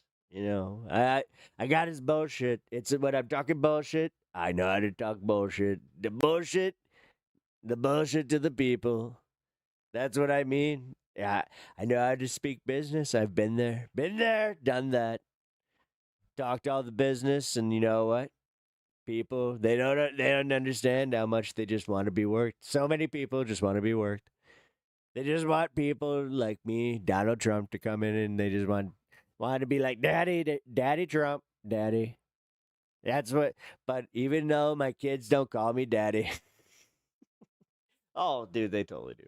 No, dude, no, I've actually heard it. Like his like they've called him Don. So fucked up. Voice acting gigs are also things like recording IVRs and corporate training modules. Oh yeah. Yeah, could you imagine? If you take Wegovy, then you might have some. Or if you take SSRIs, please consult your doctor. It's gonna be a lot of that shit. Oh my god, they have me do my Casey Kasem. Wegovy. If you take Wegovy, just remember to make sure you're not on other SSRIs and tell your doctor if you're having any complications. Wegovy. Wegovy.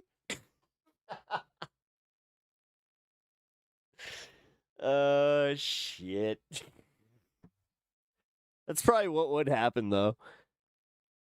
Or they have me do my actual radio voice. You're listening to Pep Talks, WWPEP Cincinnati. God, could I actually, maintain that? I'm not even sure if I could do it. Dude, I should try that for an entire hour. Welcome to WPEP. You're listening to Pep Talks. We're going into the first hour. We have a little bit of breaking news, but first we have the weather. George, what's the weather? Well, we have some clouds over here, and we have a little bit of a push over here where we might see some circulation a little. Well, George, that's very interesting. All right, well, let's get over to the next block. Hey, buddy, still kicking? Yeah, just having some fun. I'm gonna go to bed here at midnight because, why not? George, wake up, man. George! I'm pretty sure that my co-host just died live on air, but first we have Betty and the Jets. Oh, man. Sponsored by Al's Cadillacs. We only have Cadillacs. We don't know why. Al's Cadillacs. Go get yourself a Cadillac, even though nobody wants a Cadillac. I'm saying a Cadillac a lot. Cadillac style. You guys remember when that was a thing, Cadillac style? I remember when it was a thing. They used to do the thing where you would see out in the distance there would be a car. The car comes around the corner. The corner is a sharp corner. The corner has the perfect lighting source. The perfect lighting source hits the car. And then you see it. The symbol. The Cadillac. The Cadillac symbol. The sun gleams off the symbol. Pan back. You see the full silhouette of the car. Tires and all. You see, you want to be part of the Cadillac. You want to be in Cadillac style. Shit. It's getting late. You know what happens when it gets late. It starts getting weird here. Instead of doing impersonations, now I'm just doing... God damn it. You know what? Yeah, there we go. Do you need a radio? Well, buy a radio. GNC still has radio. Surprise. Well, why don't you go get yourself a stereo? It's coming back with the kids. It also has a little bit... We have a vinyl turntable. We also have a mixed-in CD player, an 8-track player, really? And then a cassette player. What the hell is this contraption? Why are we doing this? Why are the kids even trying? Why are they pretending? All these cassettes are just going to collect dust the way that they were in the record store, but who am I to judge? All right, well, you go listen to your Duran Duran and, not think about the way that your parents used to probably fuck to it. You ever ask yourself that, what your parents used to fuck to, and whether you've listened to it unknowingly that your parents used to fuck to it? You go to bed with that one, folks. All right, well, it's been fun. I appreciate you being here. I will see you guys Monday. I'm just kidding. No, I appreciate y'all. Yeah, just so you guys know, it is going to be a little bit of a different schedule next week. Just keep your notifications on for real. Go to the Discord. And yeah, we're just going from there. My kid wounded me the day he asked me, "What's a cassette?" I still haven't recovered. You're just like, I need a pencil.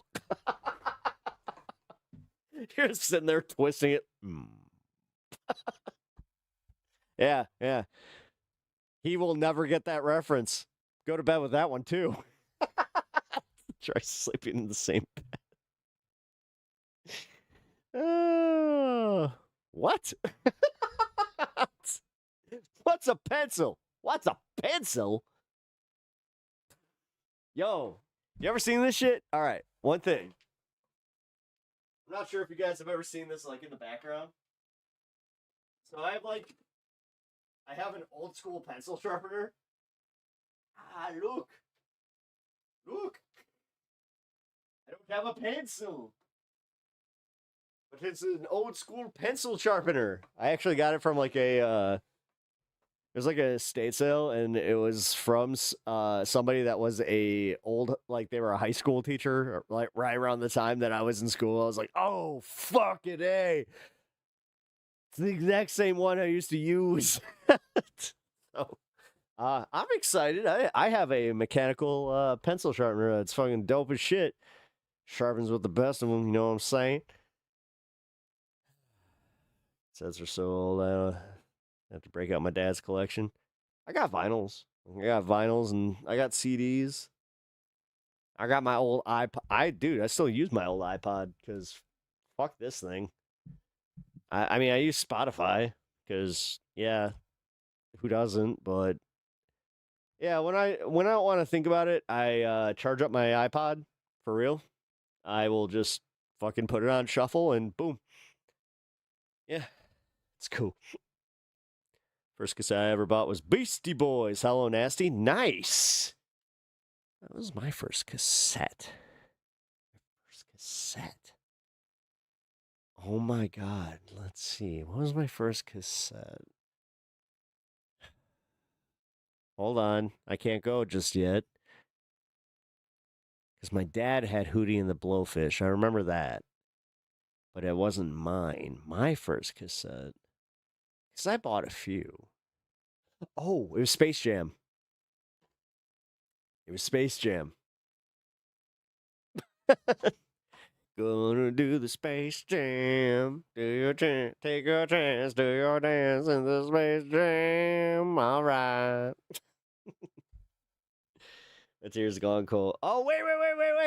Oh, that was another one I had. Wait. Batman Forever, Kiss, the Seal song, Kiss from a Rose was on it. Oh, dude, that was one of them. Because I remember fucking taking that one out, popping it out, and fucking flipping it. Oh.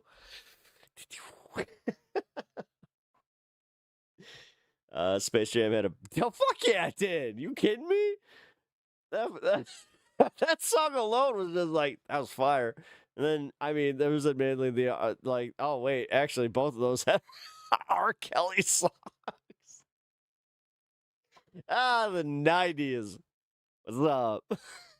Oh, Michael Jackson. I had Michael Jackson. I had Bad. That one I had on cassette and CD. Yeah, shit. That's funny. Either way. God damn, I should have just left it at the, we used to do the basketball. Oh my God. I used to fucking skate at the skating rink to the Space Jam soundtrack. Oh, good times. Good times.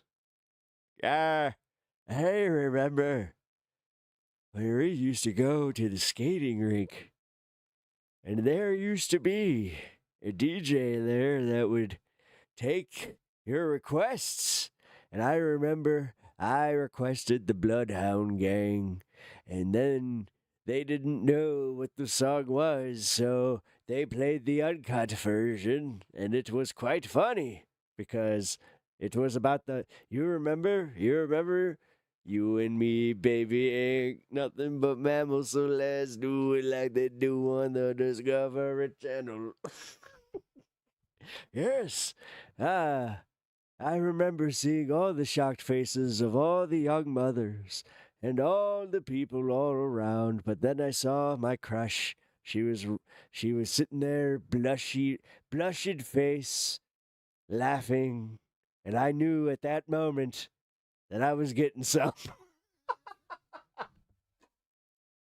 Was this a true story? You guys can fucking parse through that one.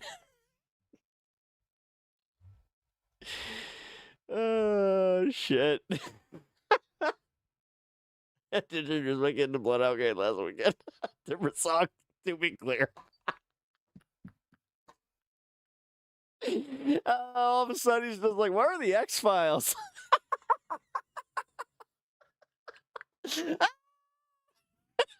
Oh, shit. All right.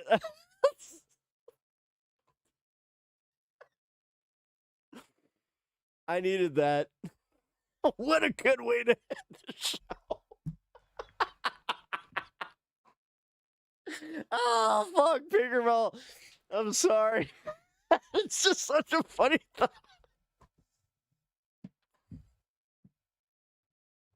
Wait, dude, that moment where you're just like, oh!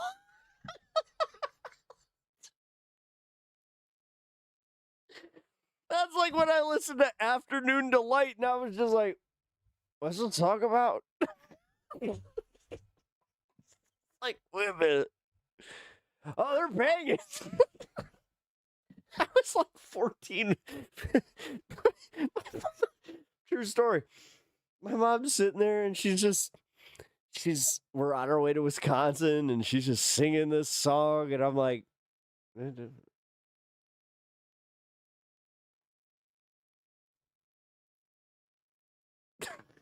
just having that moment of, I shouldn't have listened to the lyrics of this song.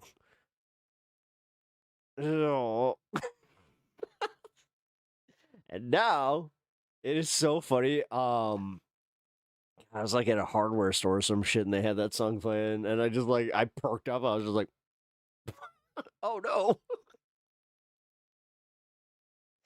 I don't think I've heard that song since. Oh, what a weird day that was. It's also that moment where I was just like, "Mom, do you know what this means?" And it was like it was lose-lose because if she didn't, my mom's dumb. If she did, my mom's a whore. Great. I had that with Celia. Yeah, dude. It's such a banger of a song, but then you're like, "Oh, Celia, breaking my heart. You're out there fucking my friends? Damn. Celia." Celia. Jolene. That was another one where you're just like, Jolene. God, can you imagine how hot Jolene must have been though for fucking Dolly Parton to be like, "Oh, please don't take my dude." Like, god damn. She must have been a fucking like 11 out of 11 out of 10 smoke show. 11 out of 11. Damn, stepping into my mama was a whore. Well, I mean, listen, if we're talking about like the times that I've realized that my mom had quite a few boyfriends post the divorce, I mean, dude, for real. I mean, my mom had a decent amount. Hey, she could get it. You know what? Good for her. 5 Alarm, how's it going? Good to see you. Yeah, I was actually just wrapping up. Went overtime by 10 minutes, so glad mine did as well. Yeah. No, I got some funny memories. Like, there was the one guy that like figured it out where he was just like, "All right, so if I buy you a pair of roller skates, you will be gone for like an hour, right?" And it's just like, "Yes." Like, all right. Well, here's your roller skates. Now fuck off. I knew what was going on. I just made sure to steal his cigarettes before I left. Oh fuck, I missed it. Yeah, it's all right, man. Did you see AG went live? He's back. So, true story. His name is Rick. He's a lawyer. He also bought me a Ren and Stimpy VHS. I don't know why I remember that so vividly, but I do. It was the orange one where like I was just like, "Oh, okay, cool." He also bought me like a few Godzilla movies because, like, yeah, dude, no, he was all about keeping me. Oh, that's right, that was the winter. Yeah, dude. Oh, no joke. So he would buy me shit to like send me outside during the summer, and then during the winter he would buy me fucking videos. And yeah, I mean, I pretended not to hear the.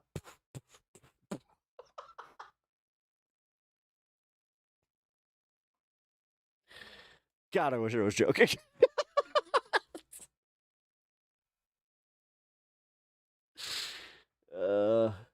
The amount of times that I had a dude just fucking walk out of my house, fucking give me like the shuggy on my fucking head, just, "All right, I'll see you next weekend there, brother." It's just like, I remember there was this one dude, Tom. Like, he was cool, but I just remember asking my mom, like, "How long does this one go last?" And she was like, "What?" I was like, "I don't know. I feel like you're not into this one."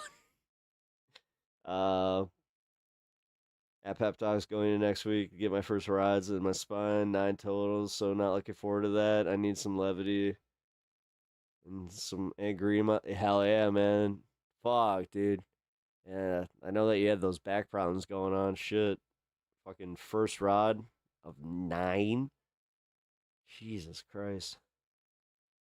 Well, actually, solidarity, because on Monday, Uni goes in for her surgery, so she will, you guys will be in the hospital. I will actually, yeah, that's right. I will be also, well, technically, I mean, you're in the hospital, but I'm like, visiting. A little different. But no, dude, I hope it goes well. Yeah, I mean, definitely take care of yourself. Cheers to the trauma. Cheers to the trauma. Hell yeah.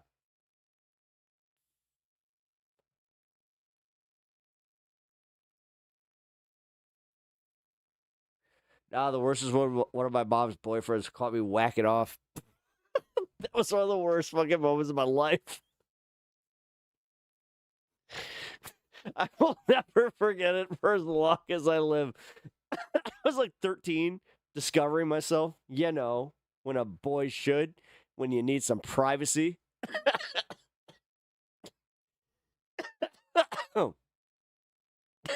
Dude walks in and just be like, dinner's ready. Whoa!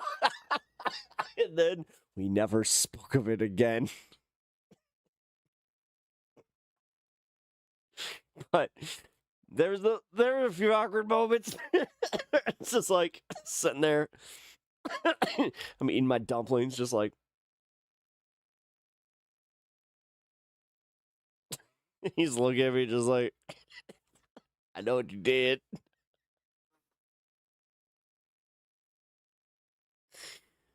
Did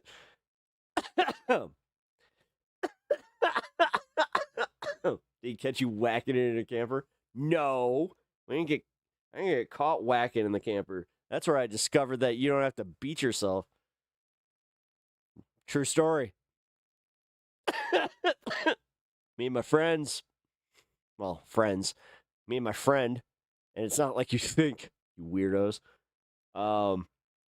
So yeah, that's how I discovered like that spanking. Like I've told this story on stream before. Like that's how I discovered that spanking the monkey was not spanking the monkey. Yeah, spanking the monkey. My dad So like, fuck it, I'll do it. So this no bullshit at all was how I was just like.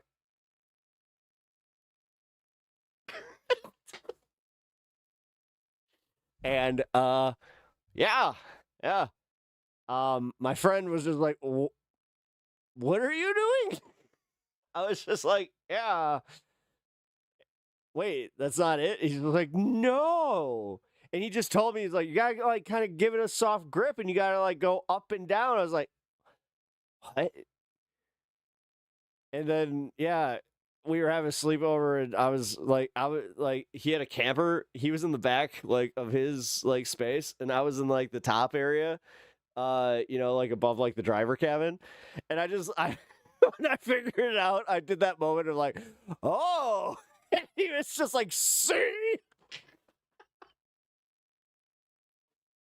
We watched striptease. That was fun.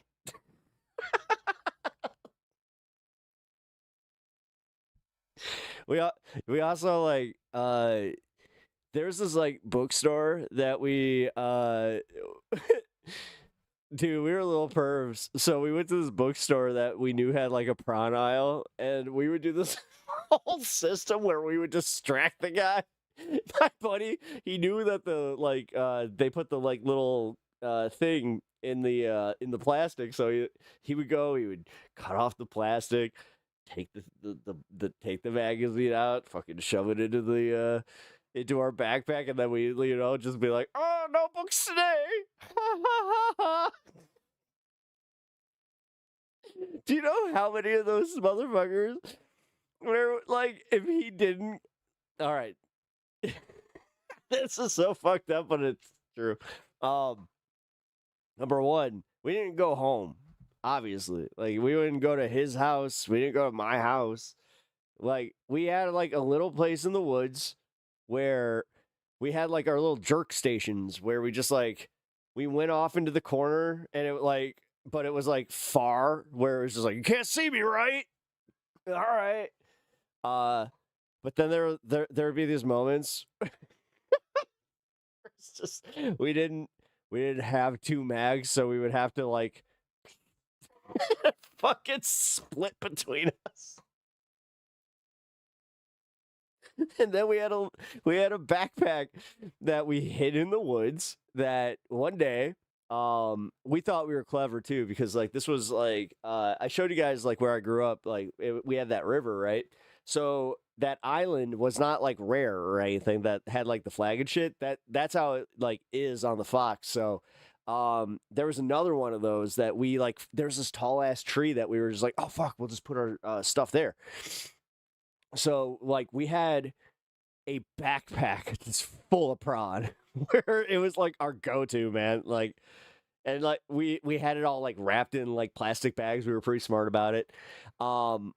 So we go back to our spot. It was gone.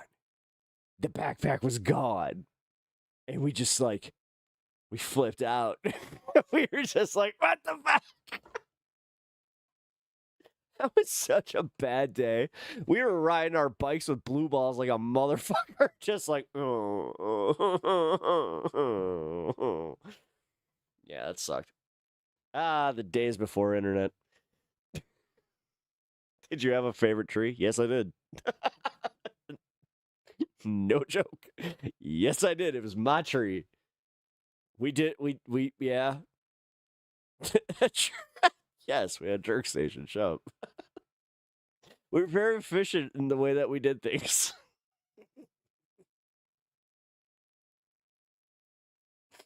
Oh my god. My older brother. It was so funny, dude. So like my brother, he lived in Florida for a while. So like he would come back up and visit. And when he did, oh my god, dude, he was like the quintessential like old brother, like bad influence. He would just be like, "Here, I got you like a carton of cigarettes and a bunch of prawns." And I was just like, "Oh shit!" Like, thank you. Oh fuck! Thank God the internet didn't exist when I was. Oh yeah, dude, I feel that shit. I feel that shit. God damn, dude, I did some stupid stuff. But at the same time, I also did some really embarrassing things where I was just like, "Oh, I'm glad that's not on tape." Yeah. We had fun though. Hey, yeah, cheers.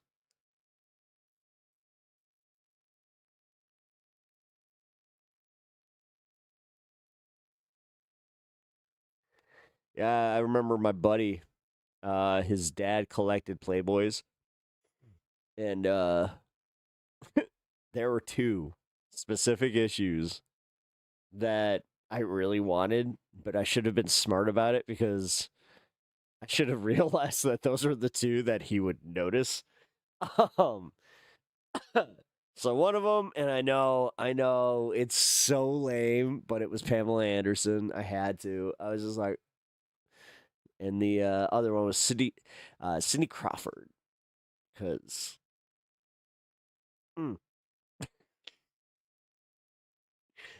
The 90s were a good time. Oh my god. That reminds me. We had the last analog child. Yeah, we did. We really did. Dude, like the first time that me and my buddy found like prawn, it was like he had moved to like North Dakota, and he came back like to visit, so we're staying at my mom's, and my mom had just moved to this place that had like a bunch of new construction around it.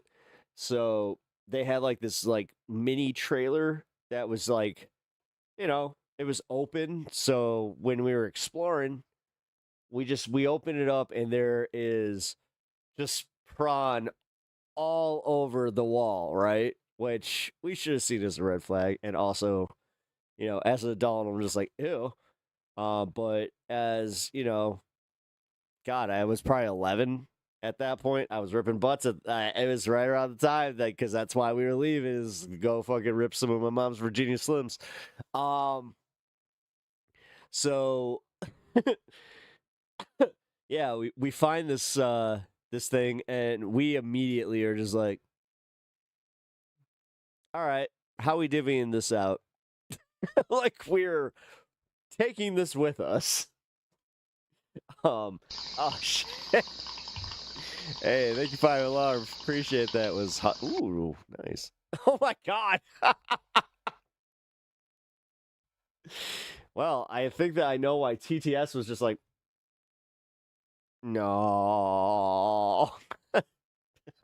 That would be funny to hear TTS say it. That is kind of funny.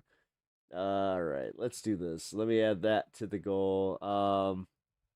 This what the fuck? Pinkerville, I like how you're just like, oh my god, what? Oh, you guys are gross.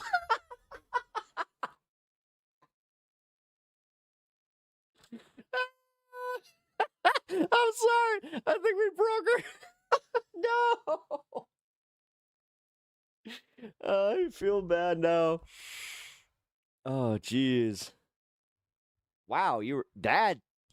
That's too young. God damn. I'll say that much. That's too young. That's crazy.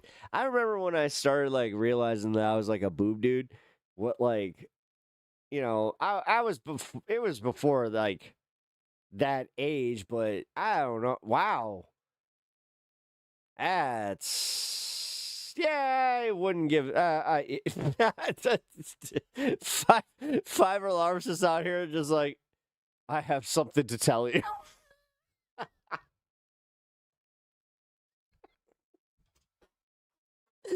Sylvie, that was well said. Why was there a cauldron?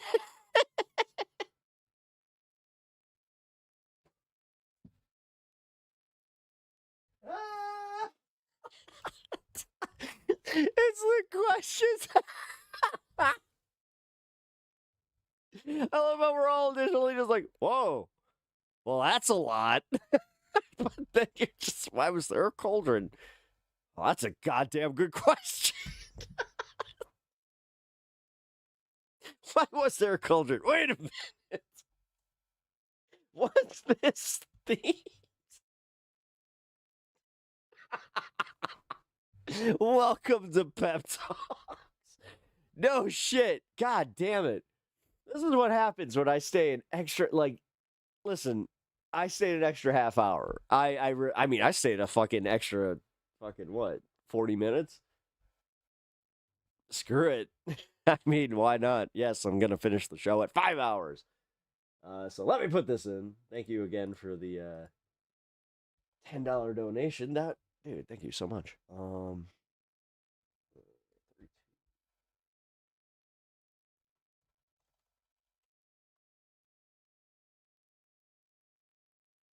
Man. Actually, maybe I just had that weird thought where I'm like, oh, I might even get to eat, like, I might be able to get some good groceries. Oh, shit. This has gone far off the rails. Yeah. Yeah. I mean, I'll be honest. Yes. Did I tell some embarrassing stories? Technically. Have I told them on stage before? Yes. See, this is the thing. Like, you guys know, this was my stuff. Like, I was a weird kid, man. I was a weird kid. I had like weird friends, and also, that's what happens when you go to like a school where you're all repressed and you don't know how to actually like interact. So it turned into a lot of hey, you want to watch Star Trek and then go to the woods and jerk off?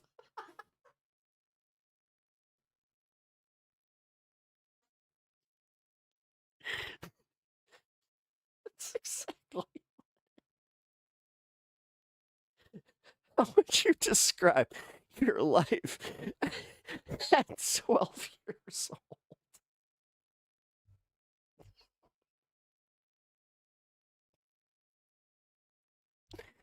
Wow. Shit. Oh, fuck. Hmm. Hmm?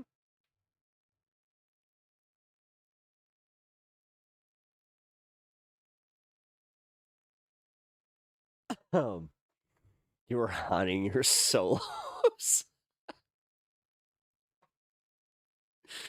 I mean, yeah.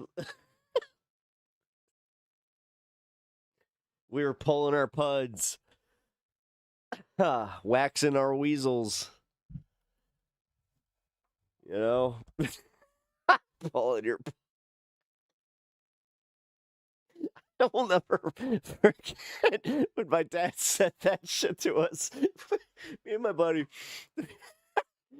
we were walking back from, like, we had just tied up a boat. And I guess we took too long for his liking. He's like, Jesus, were you guys pulling your pumps? It just stuck with me. Calling it a bud. Shit. Waxing the weasel. That's also a good one. And then, of course, the spank the monkey. You know? Gotta get some chores done. My man saw the super chat. I was trying. No, it's all right, guys. I gotta dip. It's been a wonderful night. I appreciate y'all. This was a Friday night stream and a half. I surprisingly got 2 full streams out of the day, so that's also pretty cool. Choking the chicken. That was another one. Choking the chicken. Yeah, my dad told me that, you know, whacking off would make you go like blind, but then ironically, that's when I got these babies. So, yeah, that was fun. I spent the majority of 7th grade thinking that I was making myself go blind, but then I also was going like, well, I already got glasses. I might as well just keep going. Trust me, we already had enough repression. I was just sitting there. Dude, I was one of those kids where I was just like, I need to go to the bathroom. I have said too much.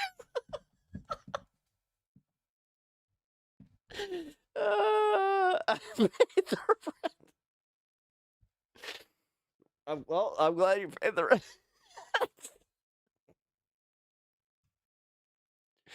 Oh, God damn it. All right, I gotta go before this gets worse. I don't know how it could. People are gonna watch this, get to the end, and just be like, what in the ever love? I was watching protest coverage, and this guy then all of a sudden started telling his deep... It's a pretty, like... I would call them deep and dark, but they're kind of just silly and stupid, but... Oh, fucking Christ. Anyway, this was fun. Like I said. All right, guys, you know what to do on your way out. If you haven't already, hit the like, double tap the screen, hit the like button.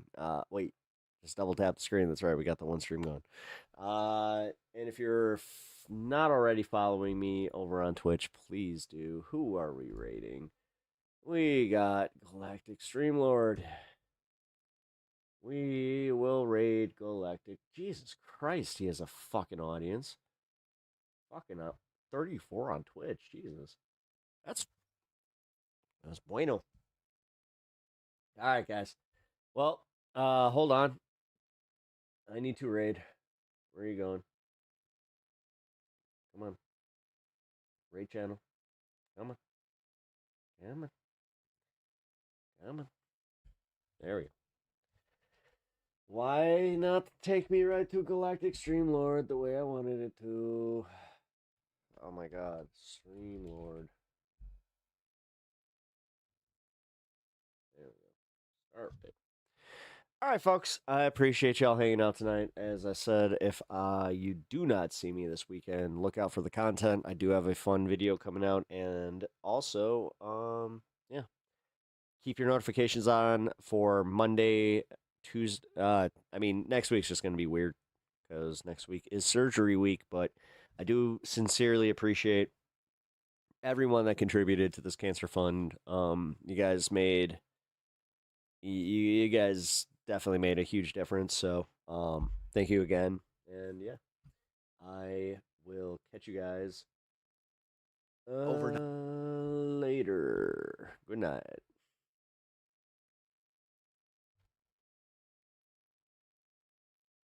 Music. Where's the music? There we go. Who the heck is Pep Talks?